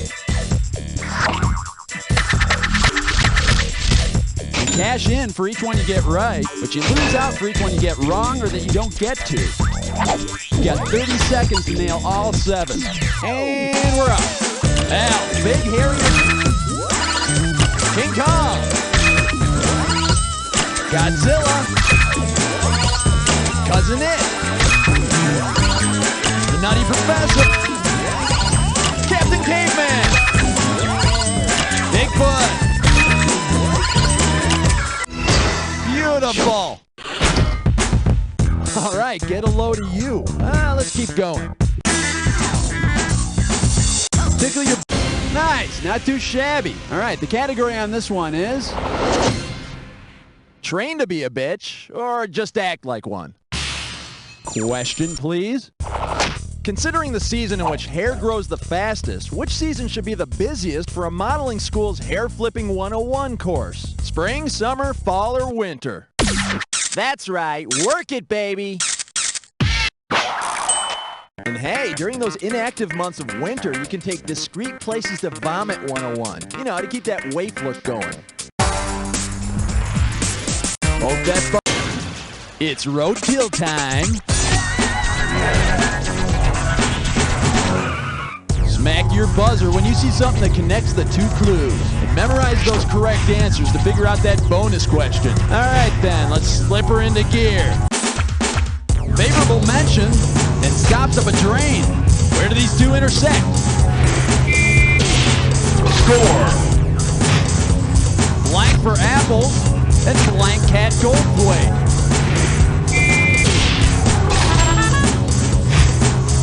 Move from side to side and work on a loom.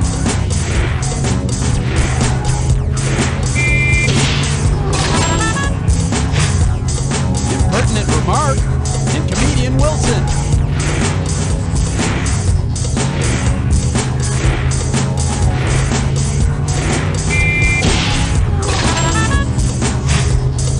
Nirvana album and laundry agent.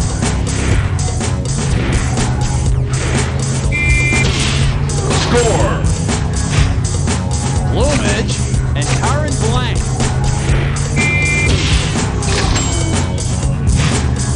Coquettish woman and make fun of. Score! Now let's go for the bonus. What do all the correct answers have in common? Are they all unfortunate toupees? Hairstyling technique! Oh yeah! Looks like all your primping paid off. Okay, my friend, there's your score. Let's see what you can do to it. All right. Mucho dinero. Okay, here she is. Activists wear short shorts. Here comes the questione. Suppose Nair promoted a joint product with the organization NAIRAL. What would ads for NAIRAL most likely promise you? Reproductive freedom and hairless legs, animal rights and a tidy bikini line, no nuclear power and no mustache, or Social Security and silky smooth armpits. NAIRAL is the National Abortion Rights Action League. Who says that feminism and hairy legs have to go hand in hand, huh? There you go, nice. Okay, here's your category. You dirty rat's nest. Look out, here it comes. Say the guys who rat out the mafia get ratted as punishment. What salon treatment might they receive? A chemical bath, a severe combing, a painful break. Hair is ratted or back combed with rapid strokes to give it volume and shape. Yeah, looky here, see? You rat again and you get the blow dryer, see? Yeah. Hit that. Hey, that'll work. All right, here's your category. Old actors never die. They just get tinted. Here's the question. Suppose cast members of the musical Hair were replaced as often as hair is on a human head. What would the producer most likely tell the new cast members? You won't last 6 weeks in this town. You'll be waiting tables. Yep, after 5 years, they'd be looking for a new part. Get it? Hair, part? Okay, let's move on. Hit your buzzer and snag the cash. And the category is... Looks like Meathead's been washing his back again. Ready, set, here you go. Because the actor who played one of his buddies moonlighted as a commercial spokesman for Liquid Plumber, who might Archie Bunker have called for help with his clogged drain? Frank Lorenzo stretched... Alan Melvin, who played Barney Hefner, was also the Liquid Plumber guy in the 70s. You know, he was also Sam the Butcher, so we can assume that he kept Alice's pipes clean too. Whatever that means. All right, buzz in and let's see what kind of dough you're playing for.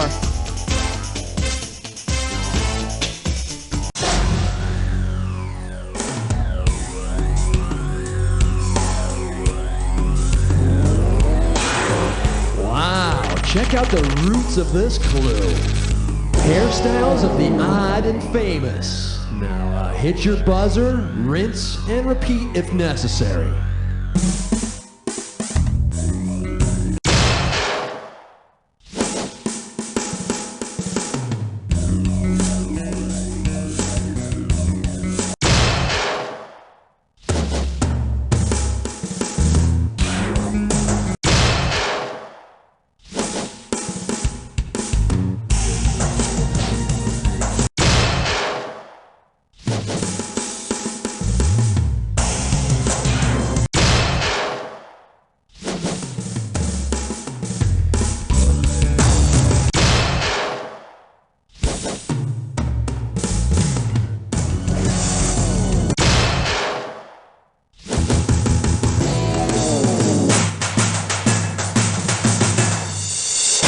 Are you kidding me? You rule. Yeah, maybe next time you'll play against somebody.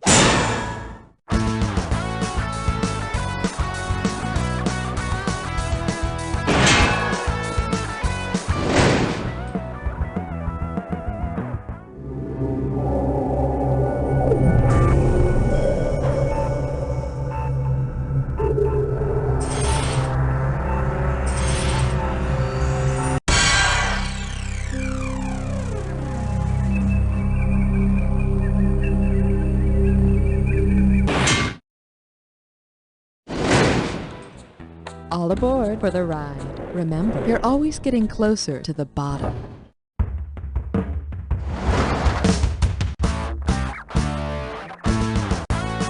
It's time for the show where high culture and pop culture collide. This episode of You Don't Know Jack, The Ride, is brought to you by Stuart Miller, O'Brien, O'Connor, Quinn, Newman, Husenitz, Janes, Owens, Kaufman, Hotelling, Lindsay, Meyer, Poland, Chard, Chern, Gottlieb, and Gottlieb, attorneys at law. There's more of us than there are of you. And now, here's your host, Guy Towers. All right, welcome to the, God, that is a bad haircut. You know, I'm not sure a lawyer's going to be able to help you. Well, we'll see. All right, kiddies, court is in session. Hit that buzzer and this one will be lawyers that are not too tort, not too sweet.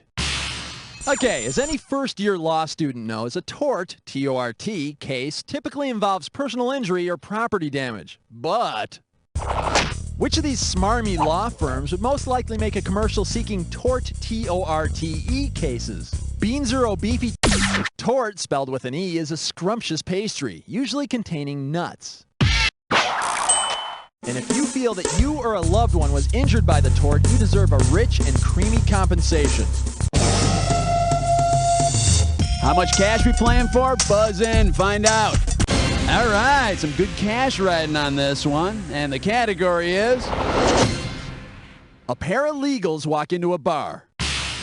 Okay, for this next one, imagine that two lines of paralegals form outside a law office. All right? Great. If the paralegal lines adhere to the same properties as parallel lines, which of the following is true about the paralegals in the two? Sadly enough, the parallel paralegals will never meet. This, of course, has nothing to do with geometry. Yeah, the fact is they've been issued a court order to stay an equal distance apart. You know, stalking laws. Tickle your buzzer and let's see how much cash you're going to be playing. Hey, looks good to me. And this one's called Lawyers Tailgate at Judge Judy's. Questions coming. If a judge threw an ex-party party, which of the following would be able to partake of the refreshing beverages? The Vice Squad and their ex-party is when the judge hears an argument from one side only, so either the defendants or the plaintiffs could party down. Because, you know, the last time defendants and plaintiffs mingled, it turned into a big old bar brawl. All right. Time for a little roadkill. When you see the answer that links the pair of items on the screen, buzz in. And remember to look at all the correct answers to figure out that bonus round. Okay, let's shift into overdrive. Baseball great Johnny and a long backless seat. What do these two have in common?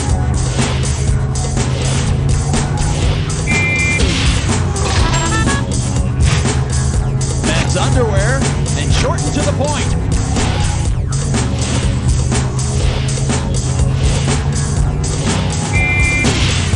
Score. Celebration and the Donner blank.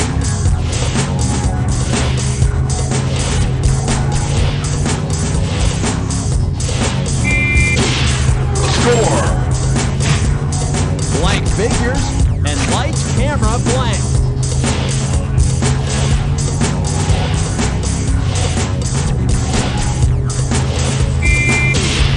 Score. Person who holds on to something and orthodontic aid.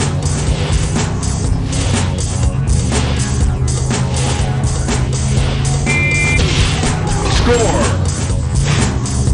Hiring a hitman and getting a disease. Score. Power that helps dieters and the Fresh Prince.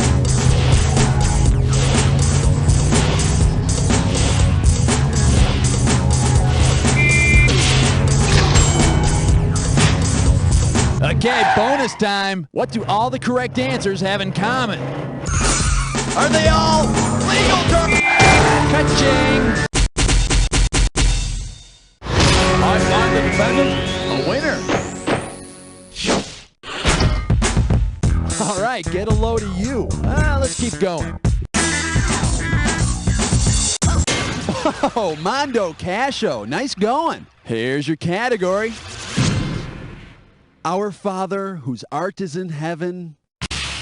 Hey, you know the 10 Commandments are called the Mosaic Laws because they were like, given to Moses and everything? Which of these commandments might you expect to be part of the art world's Mosaic Laws? Thou shalt inlay glass and stone. Thou shalt not cast metals.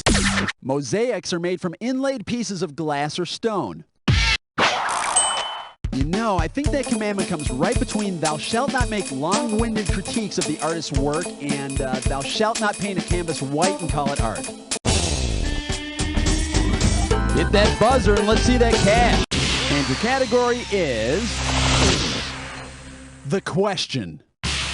All right, we got a little over $4,000 riding on this bad boy, and here's the pitch. Which of these captivating titles does not belong to a John Grisham novel? Oh yeah, baby! The Trial. It was actually written by the Kafka.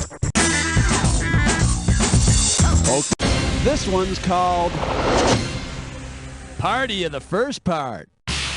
And away we go.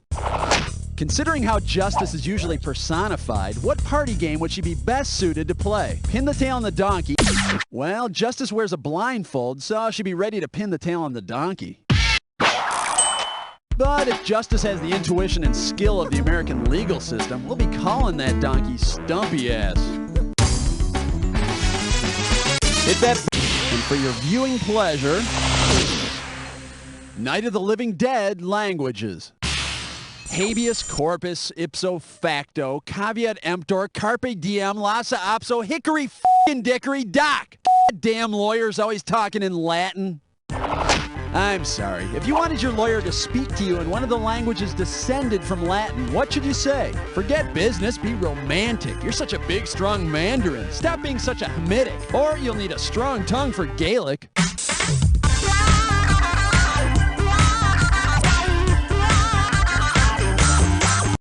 Languages like French, Italian, Romanian, Spanish, and Portuguese, which are directly descended from Latin, are called the Romance languages.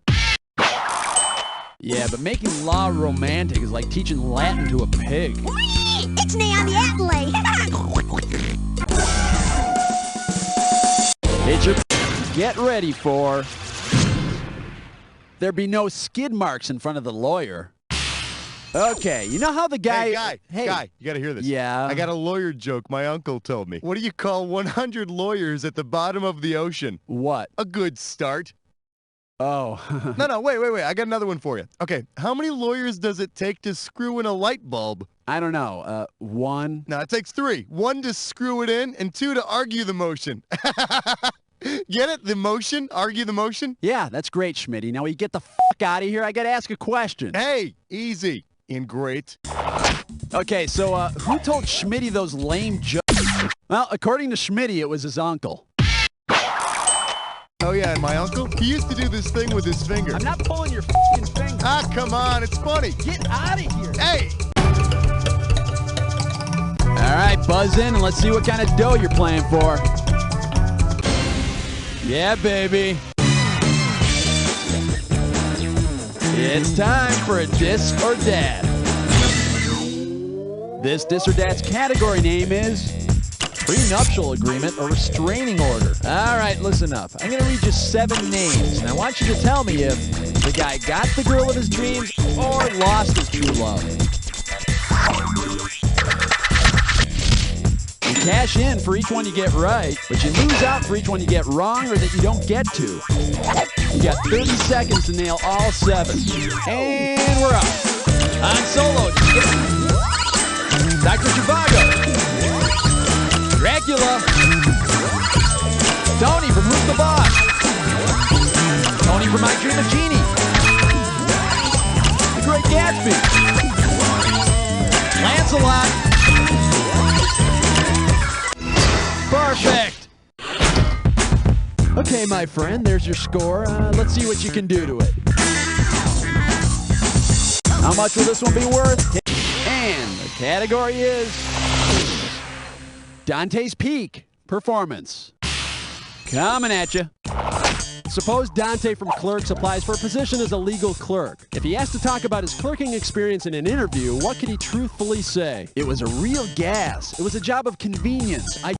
For 3 years after high school, Dante worked at a convenience store. But I mean, really, what's the difference? Law, convenience stores, you're just trying to sell some overpriced crap. How much cash we playing for? Buzz in. This baby's gonna be...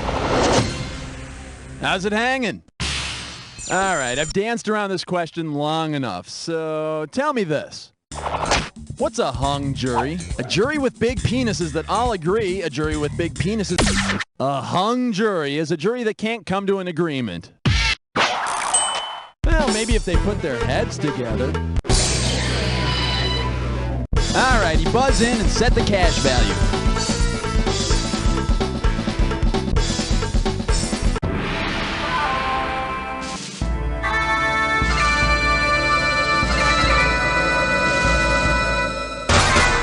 I need to inform you that you have the right to remain silent. Any and all wrong answers can and will be held against you. You also have the right to 1 phone call and a clue. Here's your clue. Do you know all the verses? Let's see, I'm not sure, but I think the last one has to do with Jack jumping over a candlestick or something. Good luck.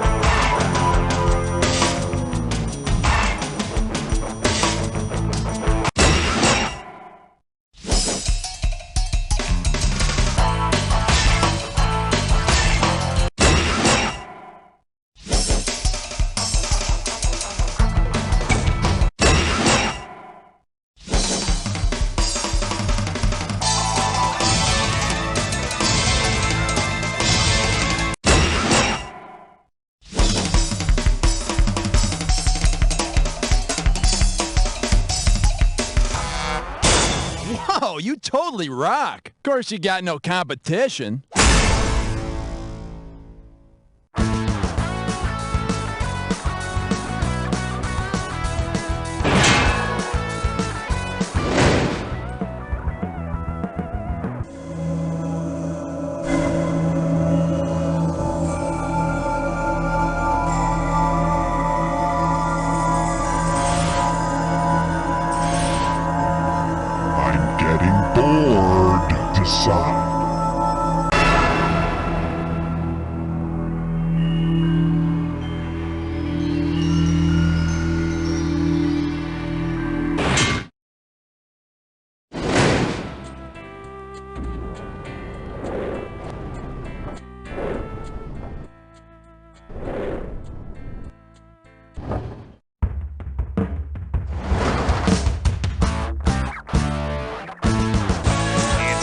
show where high culture and pop culture collide. This episode of You Don't Know Jack, The Ride, is brought to you by the 2x4 store. We'll give you wood. And now, here he is, the hardest working guy in trivia, your host, Guy Towers. Hey, how's it going? So, you saved the bookstore, huh? Alright, but if I can't find anywhere to rent booty call this weekend, it's your fault. Ready? Well, time to get a little woody. Alright, nice, not too shabby. Alright, the category on this one is... Where'd he get them fancy wooden teeth? You know, everyone points out what a great guy George Washington was for admitting he cut down that cherry tree. Right, great. Yeah, let's celebrate this country's foremost tree hater and forget all about the tree's poor family. After Washington butchered the innocent cherry tree, which plant, being a member of its family, most likely demanded retribution? Cherries are actually part of the rose family, so Aunt Rose probably demanded revenge. Not that George cared. You know, she started making noise, and all of a sudden there were fresh roses on the dinner table that night. What a sicko. Hit that buzzer, and let's see if this one will be... Sporting a Woody. Okay, finger on your buzzer. This one's worth $34.95. Hey, which of these is not a Woody? The bartender on Cheers, TV's Mod Squad station wagon, the woodpecker, or the give a hoot, don't pollute owl? Whoo! Yep, the environmental owl is woodsy, not woody. So you can expect long nature walks and lots of cuddling. Hit that buzzer and let's check. And your category is... Woodrow got game. Here comes the questione. Say Woodrow Wilson challenges you to a game of one-on-one hoops. Based on the name of his World War I peace proposal, Old Woody's famous proposal was called the 14 points. But don't be surprised if he wins. I mean, the guy did start his own league. Poke that buzzer. This one's called... Noah's got the connections, but Steuben gets the babes. Okay, suppose as a show of professional courtesy, Noah gives everyone from the crew of the Love Boat a job on his ark. Given the type of wood Noah used when building the ark, who would probably get the job of master carpenter? Isaac, Dr. Bricker, Cherry, or Gopher? God told Noah to use gopher wood to build the ark. Which is the only kind of gopher wood you're going to hear about in Sunday school.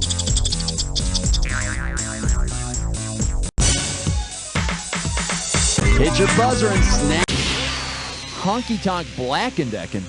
Oh, gee. I wonder what that is. No! Gibberish! How you spite me. Okay, bring on the gibberish category. Gabe Cotter, teacher and seamstress. Don't forget, the quicker you buzz, the more cashish you'll snag. Okay, tell me, what does this rhyme with? Gabe, pin the hoods. Let's see what you got. Start typing. Yeah, Babe in the Woods, which I hear was the original title for Gorillas in the Mist.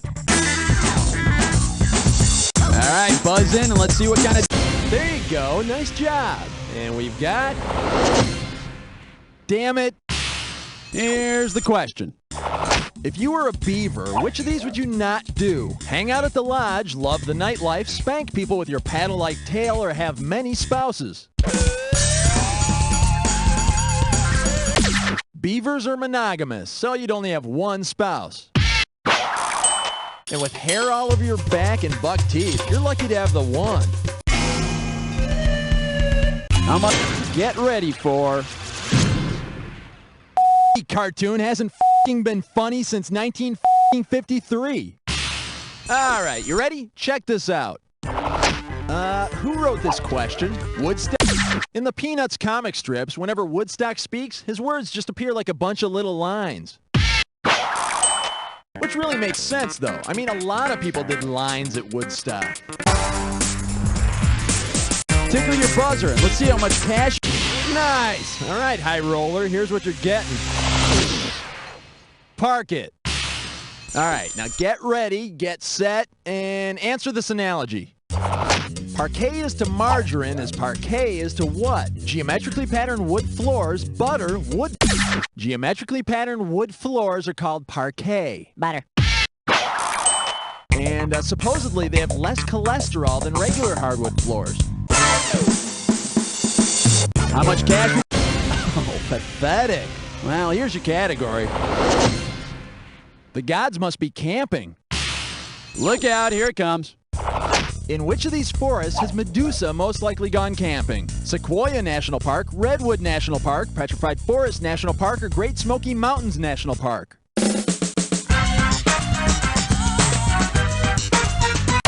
According to Greek mythology, anyone who looks into Medusa's eyes turns to stone. But you know, the real telltale sign that she's been there is that jar of snake oil pomade that she always forgets to pack up. Alrighty, buzz in and set the cash value.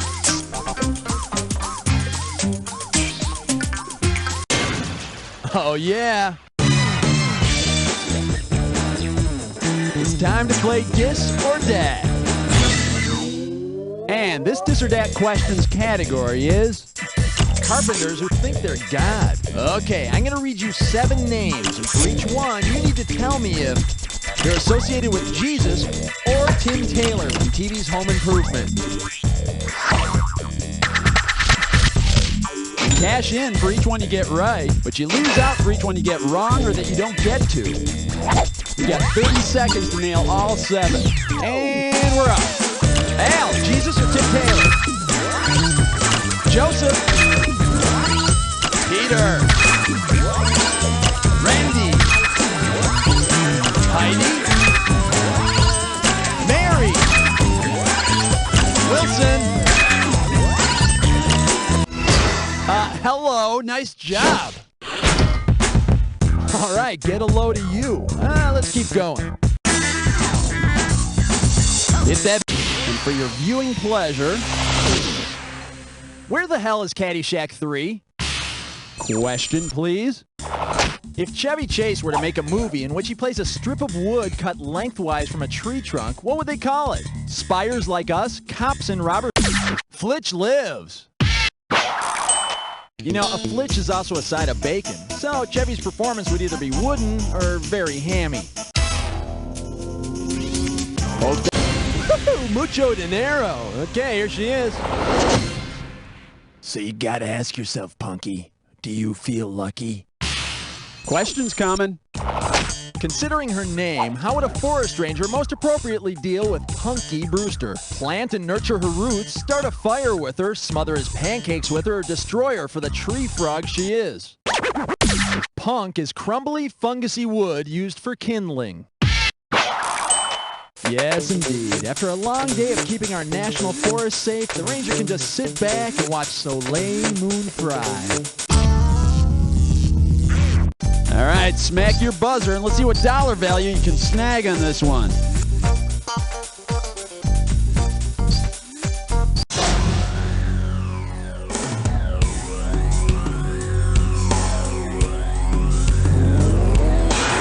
Boy, this clue gives me a woody. What are you animals doing to my tree? Why don't you just leave it alone? Okay, good luck then.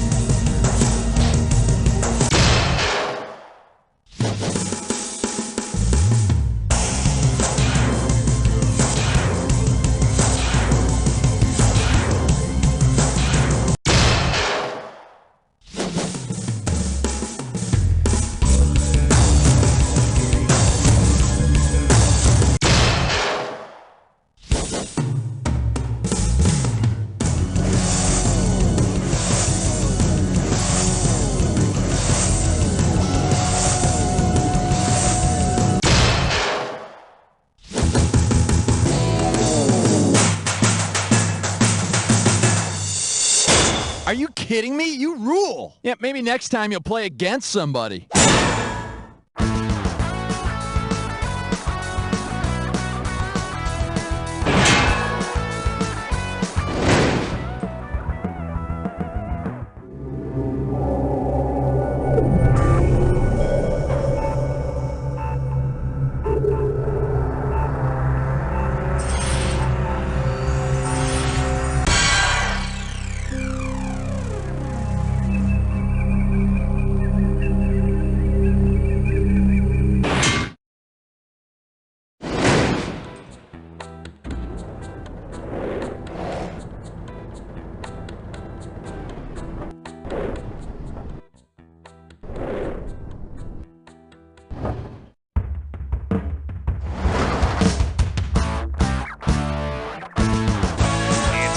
Show where high culture and pop culture collide. This episode of You Don't Know Jack is brought to you by Celebrity Tax Write-Off Tinseltown Grill. It's like fried green tomatoes meets the Spice Girls. And now, please welcome your host, Guy Towers. Hey, welcome to the show. Glad you could fit me in between trips to your precious video store. Well, we're here. Hooray for Hollywood. Let's do it. Hit that. And the category is... Take me to your Hollywood theme restaurant. Well, that 5173 goes in your pocket if you can tell me this. If Planet Hollywood took over the Earth, who would not be one of our new rulers? Steven Seagal, Arnold Schwarzenegger, Sylvester Stallone, or Whoopi Goldberg? Steven Seagal is not one of the celebrity owners of Planet Hollywood. But if we're ever taken over by Planet Ponytail, you know who we'll be answering to. This baby's gonna be... How to get thin in Hollywood. Ready, set, here you go. Considering the movie's premise, how would you abuse your body with a crash diet? Subsist solely on junk food, only eat the flesh of plane crash victims, eat no food, just have sex after car accidents, or Crash is that creepy movie about folks that are turned on by car accidents. And I'm guessing that eating something in the car is what probably causes those accidents in the first place. Alright, good picking. Alright, what do we got here? Thou shalt like me. Thou shalt really like me. And away we go. Which of the following Academy Awards moments could least likely be interpreted as breaking one of the 10 Commandments? Yelling, I'm the damn king of the world! You know, there's nothing in the 10 Commandments that forbids being naked. But you know, after Billy Crystal exposed his bosom during the Titanic skid, I believe there should be. How much will this one be? And your category is... Zip codes are out. Velcro codes are in. Coming at you. If Beverly Hills 90210 had been set in Hollywood, which of these could it not have been called? Hollywood 90028, Hollywood 90068, Hollywood 900... Oh my god, what a depressing neighborhood. I don't know which is worse, the junkies, the tourists, or the lack of fashion sense in both. Yeah, the other three answers are actual Hollywood zip codes, but we don't ask you to know the zip codes of every town in America to play this game. We just ask you to pay attention. How much cash we playing? Bingo. You're 6 degrees from knowing him, and Bacon is his name. Oh, B-A-C-O-N, B-A-C-O-N, B-A-C-O-N, and Kevin's his first name. Oh. Welcome to Bacon. Don't forget, buzz in on the first letter of the correct answer to win the cash. And the bonus is yours if you can grab all 5 letters. And we're off. Planes, trains, and automobiles. Reynolds and Bergen starting.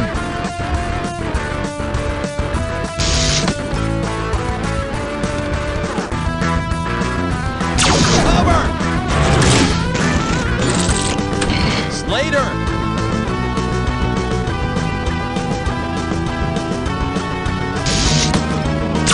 Christian Slater! William is in Flatliners. Millie. One more letter for the bonus. This Kevin's a lawyer in JFK. JFK has hosted Saturday Blank Live. Hasn't. Yes. Bacon. You got the bonus. Okay, my friend, there's your score. Let's see what you can do to it. Tickle your buzzer. Wow, big bucks on this one. All right, this one's called Cecil sells seashells to Cece. Here comes the questione. What would you expect to see if you bought tickets to a collaboration between Cecil B. DeMille and C.C. DeVille? A silent film about Sesame Street, a black and white film about... Cecil B. DeMille is an old-time movie director, and C.C. DeVille, well, duh, everybody knows he was in the band Poison. You know, the only thing is, with black and white film, you tend to lose some of the effects of the eyeshadow on the boys. All right, smack your buzzer, and let's see what dollar value you can... This one will be Lady Godiva, the original Rawhide. Look out, here it comes. Given what prompted Lady Godiva's legendary ride, which of the following phrases might be used to pitch a movie about her? Lady G went buff in the saddle to get her hubby to lower taxes. Fortunately, Steve Forbes' advisors talked him out of recreating this stunt when he ran for president in '96. Ugh, thank the Lord. All right, he buzzed, and the category is... Get that thing out of my face. Hey, I'm sure we're all familiar with those sneaky photographers known as the paparazzi, right? Right. Well, if instead of attacking photographers, irritable actors took their aggressions out on the origin of the term paparazzi, what outrageous behavior might you see in the tabloids? George Clooney flipping... The term paparazzi comes from a character in the Fellini film La Dolce Vita named Paparazzo. He's a professional photographer. I curse the film because I hate reading subtitles. Poke that... Ooh, it's a little roadkill. When you see an answer that connects the two clues, buzz in. Don't forget to look at all the correct answers so you can guess the bonus question. All right, let's drive. Super Blank Sunday and a deep dish. What's the connection here?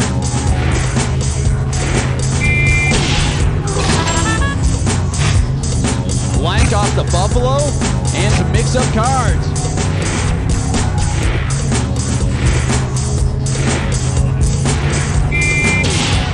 Score.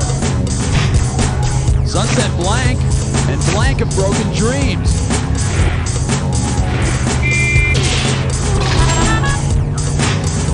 Equilateral geometrical shapes and fruits.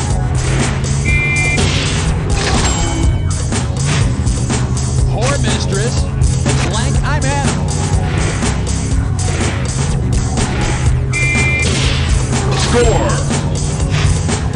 Bo Derek is a blank. And 1 + 2 + 3 + 4 equals...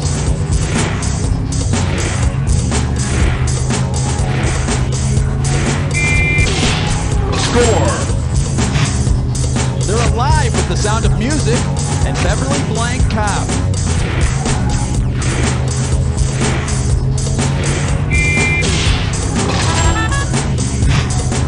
All right, let's go for the bonus. What do all the correct answers have in common? Are they all rich women? Southern California landmarks, famous LA streets, dances seen in movies, phrases beginning. Oh yeah! Hey, congratulations, you're a star. Sort of. All right, get a load of you. Let's keep going. Hit your... Hey, there's some cash there. All right, what do we got? Relax, don't do it, and fasten your seatbelt. Here's the question. If 80s dance band Frankie Goes to Hollywood actually leaves their hometown of Liverpool and goes to Hollywood, how far back will they have to set their watches? 3 hours? Hollywood, California is 8 hours behind Liverpool, England. Of course, they're going to have to set their watches back about, 15 years if they want anyone in LA to actually care that they've arrived. Hit that buzzer and let's see that cash. Get ready for life before Spago. Question, please. If there were a star-studded costume party at which celebs wore outfits commemorating Hollywood's original industry, what would TV audiences see? Susan Sarandon in Christmas. Before the movie industry took over, Hollywood was known for growing figs. You know, there's something a little weird going on here. You know, you've answered every question where someone gets naked correctly. Like there's the bosom exposing one, then Lady Godiva, and now this. What, do you just pay more attention when someone's naked or what? Weirdo. Man, I'm glad the screen's between us so you just can't sit there and ogle me, perv. Hit that buzzer and let's check out the cash. And for your viewing pleasure, ancient Chinese death trap. Hey, you know that famous movie theater in Hollywood? You know, Mann's Chinese Theater? Well, suppose visitors to Mann's Chinese Theater encounter the same fate as the narrator in Thomas Mann's Death in Venice. What will happen to these tourists? The narrator of Death in Venice, along with a whole bunch of Venetians, dies of cholera. Well, there you go. Mann's Chinese Theater. Come on, honey, let's go see the Hollywood sign. I don't feel so good. How much cash we playing for? Buzz in, find out.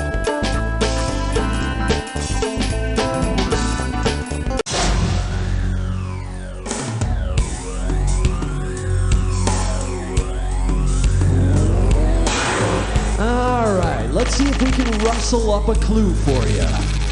Out west, they call me. I don't know about you, but they call me Roberta. Don't ask. Good luck.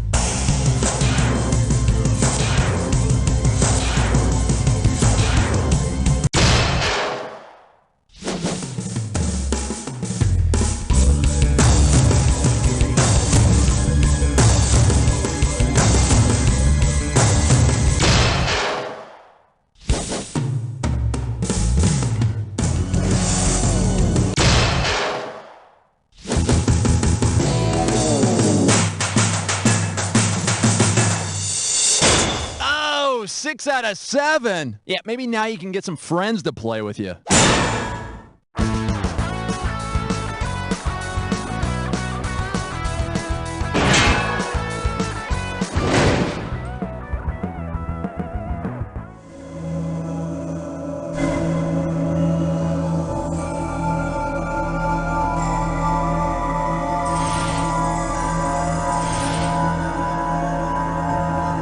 Make your selection.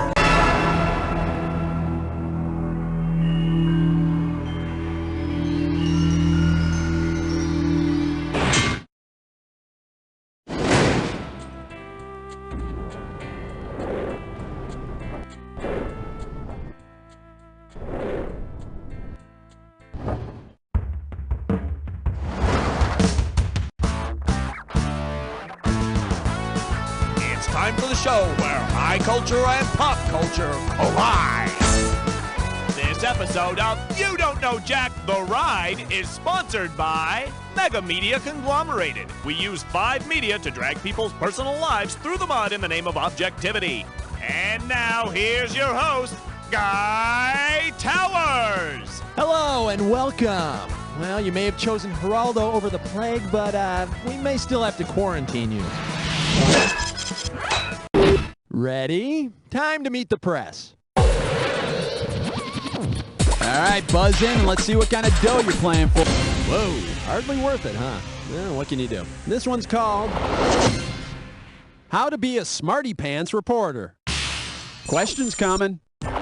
Okay, imagine you're a reporter and your boss tells you to write an article. What might you hand in to her? A sheet of paper with that? Grammatically speaking, words like a, an, and the are considered articles. And generally speaking, smart aleck moves like that are gonna get your ass fired. How much this baby's gonna be? That Wall Street Journal is rough around the edges. Okay, $4,419 if you can put this one away. Are we ready? Say the Wall Street Journal decides to toughen up its image by calling itself the Mean Streets Journal. What will you not see in its pages? An advice column by Robert De Niro, stock tips by Martin Scorsese, and the movie Mean Streets did not involve Marlon Brando. It was actually the first movie Scorsese, De Niro, and Keitel made together. Or am I thinking of Goodfellas? Or wait, was that Casino? Or no, Taxi Driver. Oh, I don't know. Tickle your buzzer and let's see how much. There was a journalist who sucked and hacking was his trade. Oh, H-A-C-K-S, H-A-C-K-S, H-A-C-K-S, and hacking was his trade. Oh. Welcome to Hacks. Remember to buzz in when the first letter of the answer lights up if you want to win the cash. If you get all 5 letters, you, my friend, get the cash. Let's go. First name of Kramer on Seinfeld.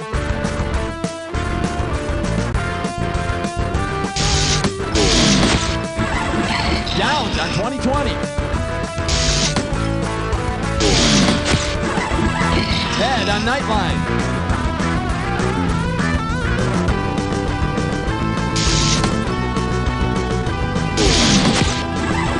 Not video.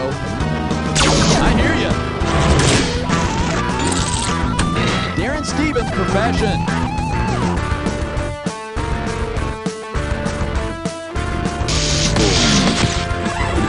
Blank Illustrated. SI. River's Beginning. Let It Flow. Kidnapped Patty. First. Orson Welles, Citizen Blank. Raising Cane. One more letter and the bonus is yours. Huck Finn's Pal Tom. Sawyer. Photography is tough without a what? Smile pretty. Sweet. Hacks. Nice bonus. Okay, my friend, there's your score. Let's see what you can do to it. Hit that. And your category is going to bet with your publisher. Okay, you know that health magazine called Self? Well, check this out. Suppose Self magazine gets sold to a Buddhist publisher. What will its new name most likely be? Greater Self magazine, No Self magazine. As my endless studies have taught me, the concept of no self is one of the key ideas in Buddhist teachings. And it comes as no surprise that the Buddhists want in on the women's magazine market. I mean, now that they know that Brad Pitt sells, come on. All right, buzz in and set the cash value. And the category is We All Live in a Yellow Magazine. And away we go. Which of these headlines is the best example of yellow journalism? Does Bert ever not wear a turtleneck? The Simpsons, a portrait of cowardice. Pac-Man turns kids into zombies, or Tweety Bird swears he saw a putty tat.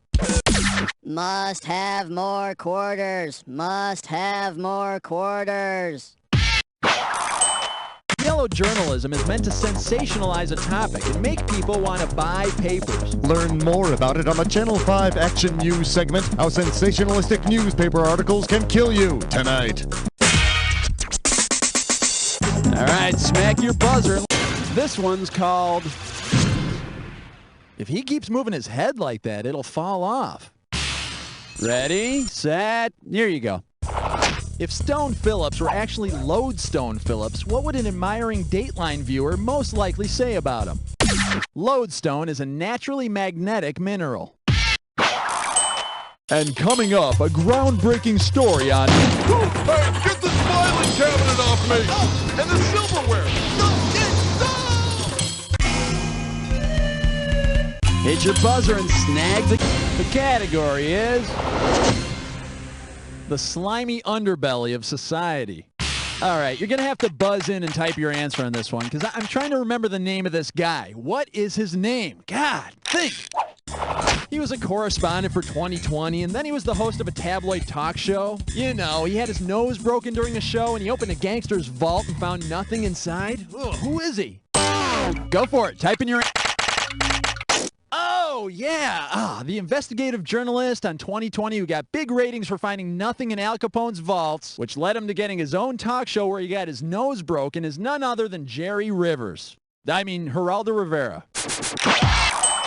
Wait a minute. Tons of hype about Capone's vault, big letdown. Tons of hype about Seinfeld's last episode, big letdown. And Geraldo was on both of them. Coincidence? I don't think so.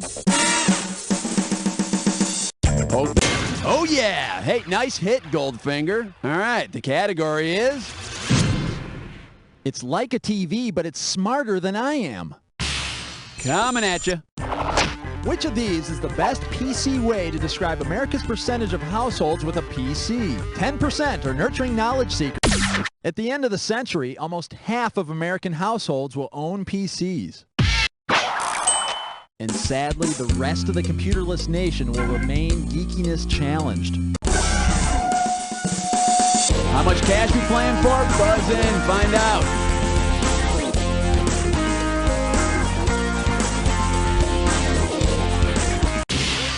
Oh, nice pick.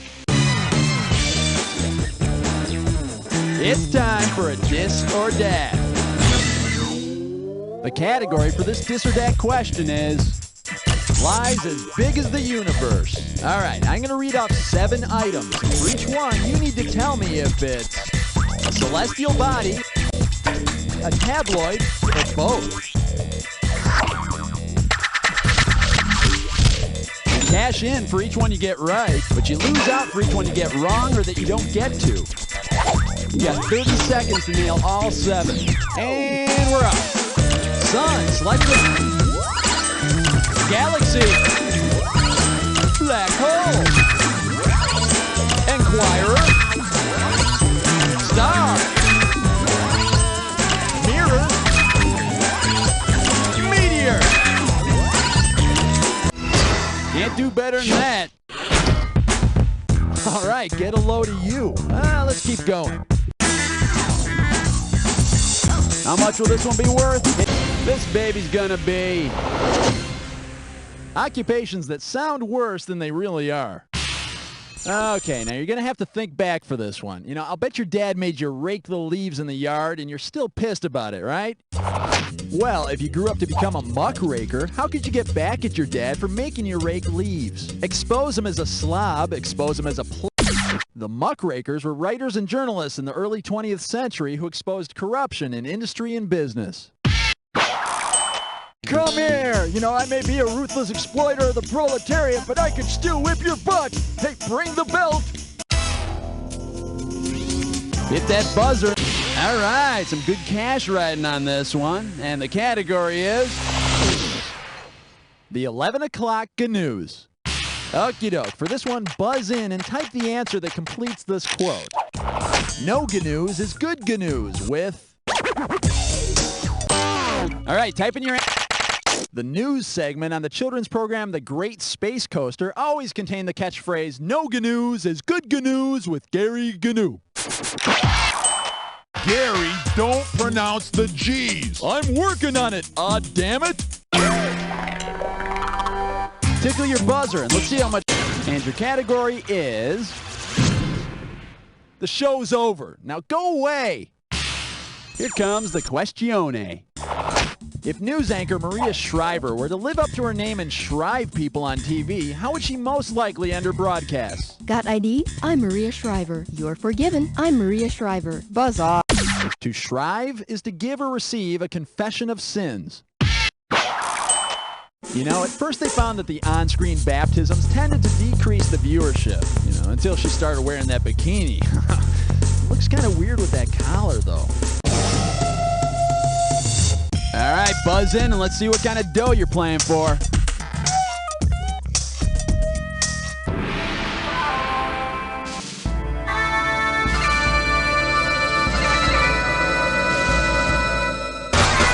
Extra, extra, read all about this clue. Someone special's on the air. Huh. This one's news to me. Oh, well, good luck.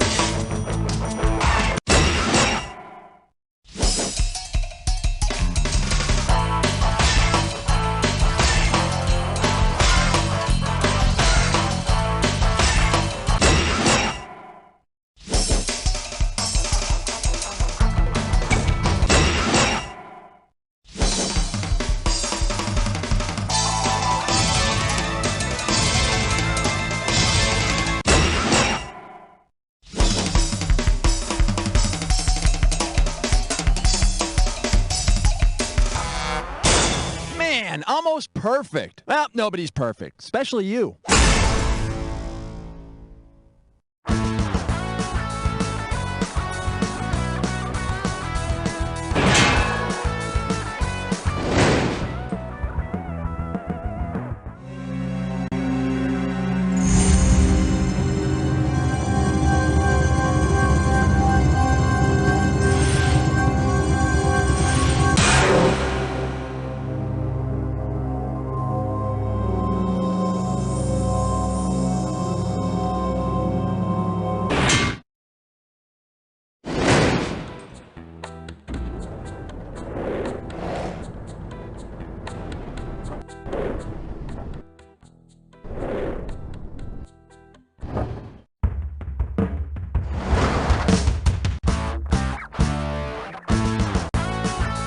Time for the show where high culture and pop culture collide. You Don't Know Jack is brought to you by STD, spreading open sores, warts, and body lice for over 3 millennia. And now, here's your host, Guy Towers. All right, welcome. So, you're the boob they said was coming to play, huh? I'm only kidding. Joke. You know, it's a long journey to the bottom. You gotta expect to get a little sick along the way. Ready? Hold that for your viewing pleasure. A plague upon you. Okie doke. Hey, remember that movie The Omega Man where everyone dies of a plague and Charlton Heston is supposedly the last man on Earth? Well, if the Omega Man wants to leave his mark, which symbol should he...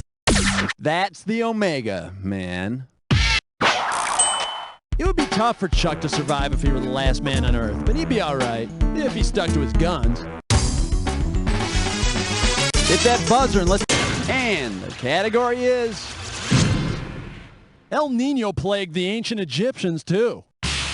Alright, pull on your slickers and complete the following sequence. Rivers turn to blood, frogs, lice, flies, death of livestock, blank, blank, blank, darkness, death of all firstborn. The 10 plagues of Egypt included boils, hail, and locusts. And when the 11th plague that was disco came upon the land, the people of Egypt sang, "It's raining men." Hallelujah! All right, smack your butt. This baby's gonna be... You poor, sick bastard. Oh, no, your doctor just called. You might be contagious, so you're going to have to be quarantined. Considering the period of time quarantine actually means, who or what might you expect to share your sickbed? A Mardi Gras crew? Will you shut up? I'm sick. Come on. Quarantine means 40 days. And after 40 days in bed with all those animals, you may no longer be infectious, but I'll bet you'll be feeling pretty dirty. Hit your buzzer and snag the cat. Get ready for... sending a big shout out to Pasteur. Okay, finger on your buzzer. This one's worth $34.95. Suppose there were an ad campaign commemorating the 3 vaccines developed by milk processing legend Louis Pasteur. Which of these would not be the slogan? Got anthrax? Got chicken pox? Yeah, thanks to Louis Pasteur. I mean, I don't know anybody who's had anthrax, cholera, or rabies, but everyone gets chicken pox. Why the hell didn't he work on that, huh? Useless microbiologist. All right, the category is sparkling water with a twist of Lyme disease. Here's the question. Which superhero would angry mobs most likely blame for a Lyme disease? The Tick could be blamed for an outbreak of Lyme disease. And his sidekick Arthur would become despondent and fly into the porch light. Hit that There was a god who sent 10 plagues, and frogs were one of them. Oh, F-R-O-G-S, F-R-O-G-S, F-R-O-G-S, and frogs were one of them. Oh. Hop on into frogs. Don't forget, buzz in on the first letter of the correct answer to win the cash. And the bonus is yours if you can grab all 5 letters. We're going. What you drown by drinking? Sorrows? Something blank, something new. Oh! I've got the boogie blank. Boogie fever. The Nile is one. River. One more letter for the big bucks. Howdy doody face. Red herring. What? Rectal. When a toe rots away. Gross. Woo. Frogs. Bonus!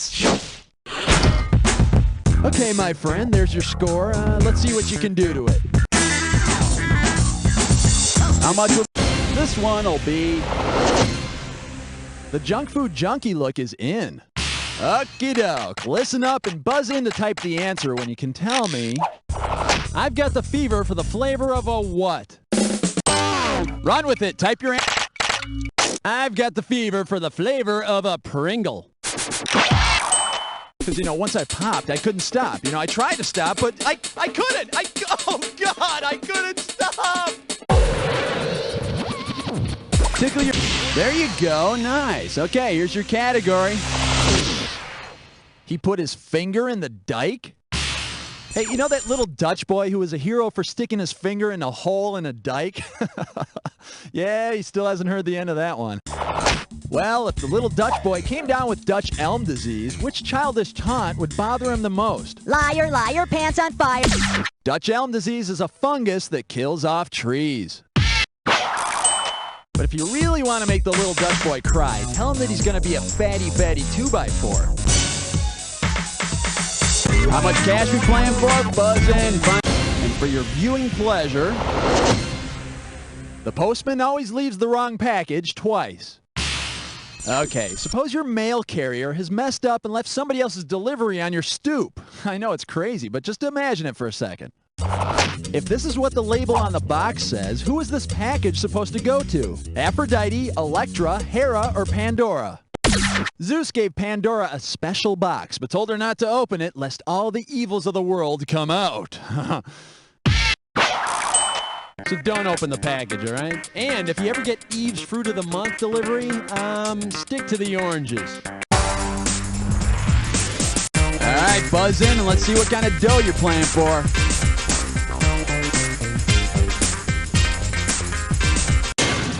Nice pick.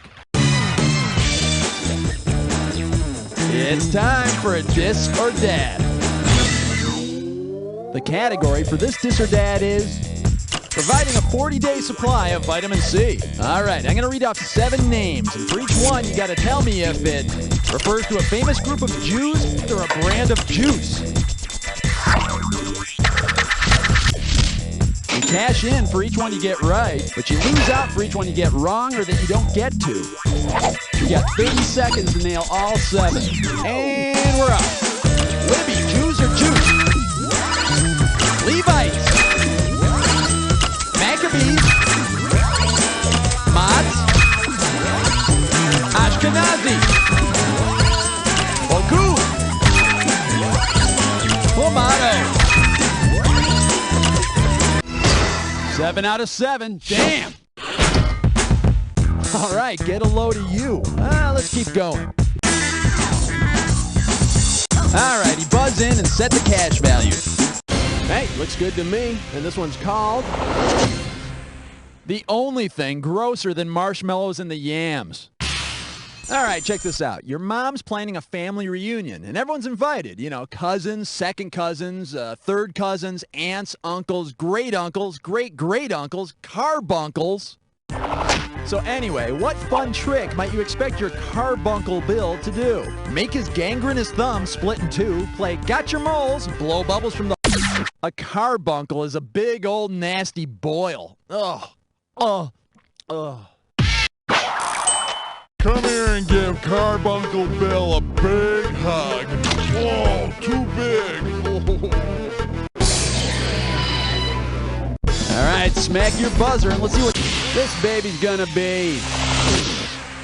Is that like getting the vapors? Question, please. Consumption, what's your function? Wasting away tissue and causing a cough, infecting the skin and causing boils, stimulating the brain and causing seizures, or clogging the arteries. Consumption, also known as tuberculosis, is a wasting disease, usually affecting the respiratory system. So instead of Ring Around the Rosie, the kids can just sing Coughing Up a Lung. Hit that buzzer and let's see that cash.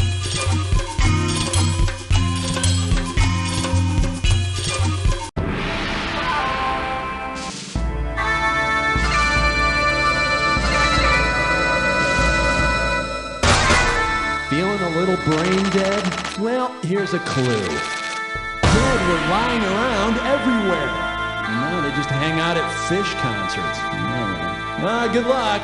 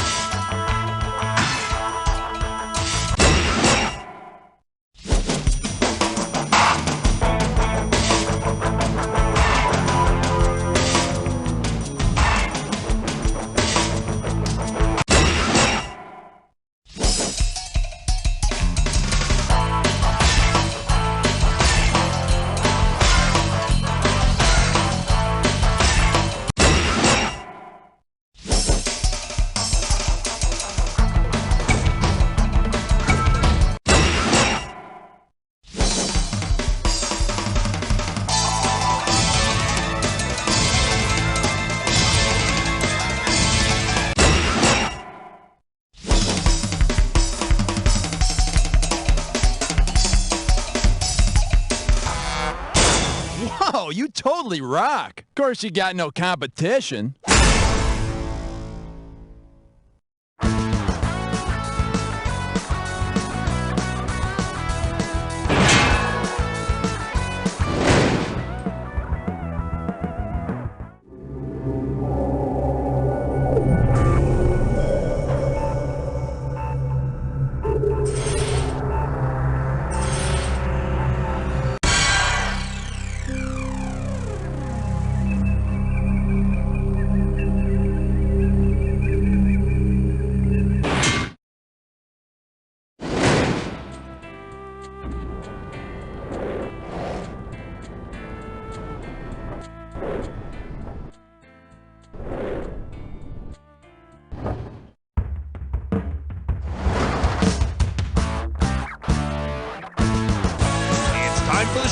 where high culture and pop culture collide.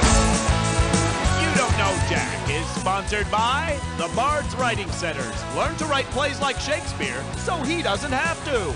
And now, say hello to your host, Guy Towers. All right, welcome to the show. So, you think your life's a comedy, huh? That's not comedy. I'll show you comedy. All right, shake a spear there, because it's showtime. Hit that buzzer and let's check. And your category is hot new trend, Shakespearean English. Okay, $3,189 if you can nail this one. Shall we? If Shakespeare's play, The Taming of the Shrew, were rewritten as an article for Cosmopolitan, how would its headline most likely read? In The Taming of the Shrew, the out-of-control Kate is finally won over by her dominating suitor and turned into a nice girl.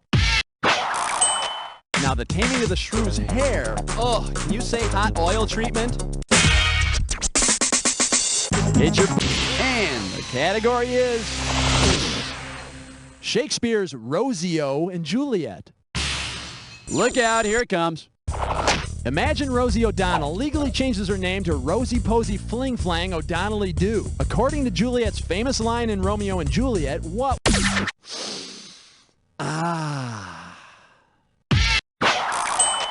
rose or a Rosie by any other name would smell as sweet. Oh, that... Nice, not too shabby. All right, the category on this one is... Harold, Harold, wherefore art thou, Harold? Hey, ever see that Brady Bunch episode where Marcia gets cast as Juliet in the school play? Well, if Juliet were to suffer from the same condition Marcia does while rehearsing the play, how might she die in the final scene? Her broken nose punctures her brain, her black wig chokes her, her swollen ego makes her head burst, or her huge pimples devour her. Harold, you're standing in my light. And take off those glasses. Romeo didn't wear glasses. Now do your line over and do it better this time. Thank God. After being cast in the school play as Juliet, Marcia suffers from a swollen ego and makes everyone around her miserable. You know, like she does in all the other episodes. Tickle your buzzer and let's see how much cash... Bingo. There was a bard who had a stage, the Globe. What's its name? Oh, Globe, Globe, and it burned to the ground. Oh. Welcome to Globe. Remember to buzz in when the first letter of the answer lights up if you want to win the cash. If you get all 5 letters, you, my friend, get the cash. Let's do it. Zeus's pad. Olympus. The cross used by Red Cross. Water reactivity with the rubber ducky. Lather up. Used to be St. Petersburg. Dog, comrade. City of beans and tea. Boston. Adam and Eve's first home. Superb. Come on, one more letter for the bonus. Sweet blank brown. Georgia. Nice. Globe. Nice bonus. Okay, my friend, there's your score. Let's see what you can do to it. How much will this one be? Get ready for the Lear World. Well, I know how you love Brady questions, so here's another one. See if you can complete this analogy. King Lear is to Cordelia as Mike Brady is to whom? Is it Marcia, Jan, Cindy, or Alice? King Lear's youngest daughter is Cordelia, just like Cindy is Mike Brady's youngest one in curls. And strangely enough, Cordelia is constantly teased about her lisp by Buddy, the Duke of Hinton. All right, the category is... Out damn salt. And away we go. If Will Shakespeare had been an existentialist, which of these would have been the best nickname? Existentialist philosophers believe that the individual has complete free will. But I'm still confused about that Shakespeare movie I saw called Free Willy. I mean, I didn't know the bard had a blowhole. How much cake? It's roadkill time. Buzz in when you see the answer that unites the two clues. And remember to look at all the correct answers to figure out that bonus round. Buckle up, let's motor. Putting on clothes and bandage on a wound. What links these two together? Score! You choose blank and hum and blank snake.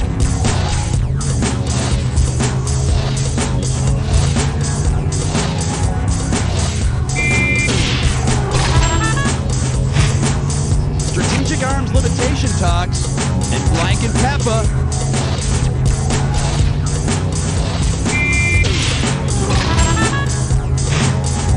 Electricity and Queen of Hearts blank Newton.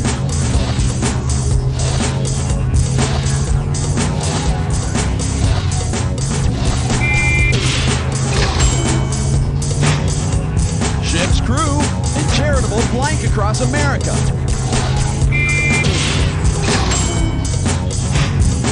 DeVito and One Flew Over the Cuckoo's Nest and blank and Rossi. Score! Loop and blank call.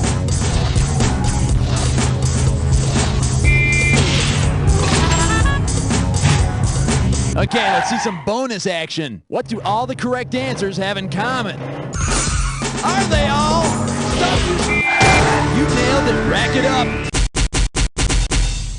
You give a shake of spirit that performance.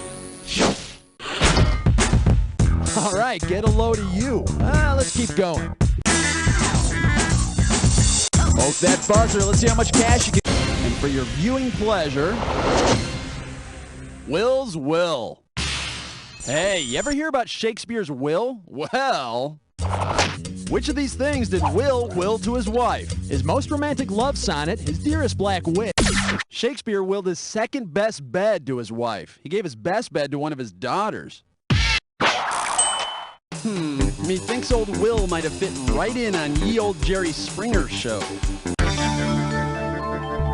Hit that Whiff and poof snirkin' flavin'. Oh, no.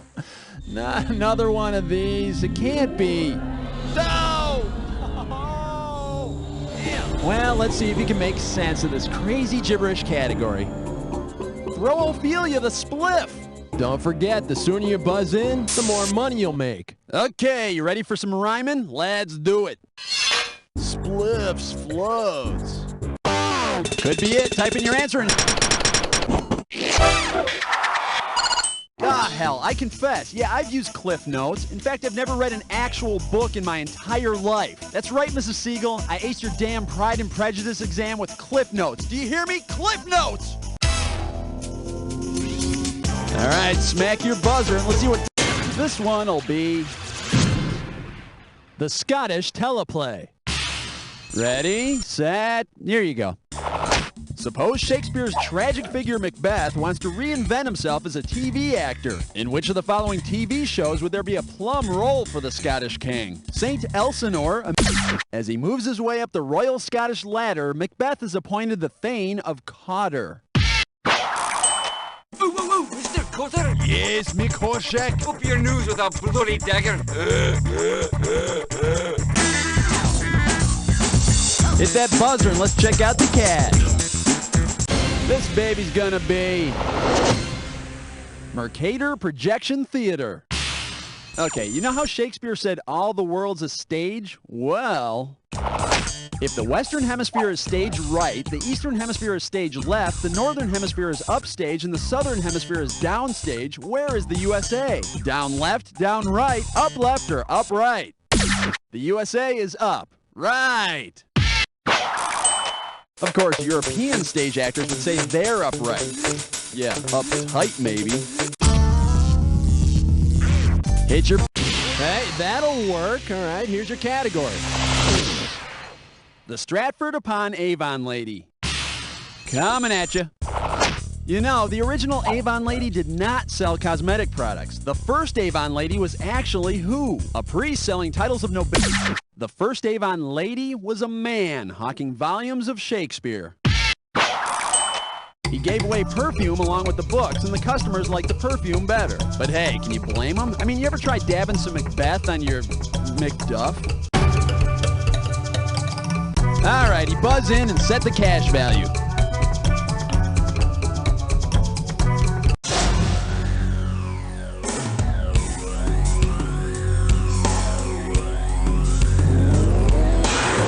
Well, all's well that ends. Well, here's your clue. Oh, what? Hey, I thought you said it was of who? No, he's the first baseman. I'm confused. Good luck.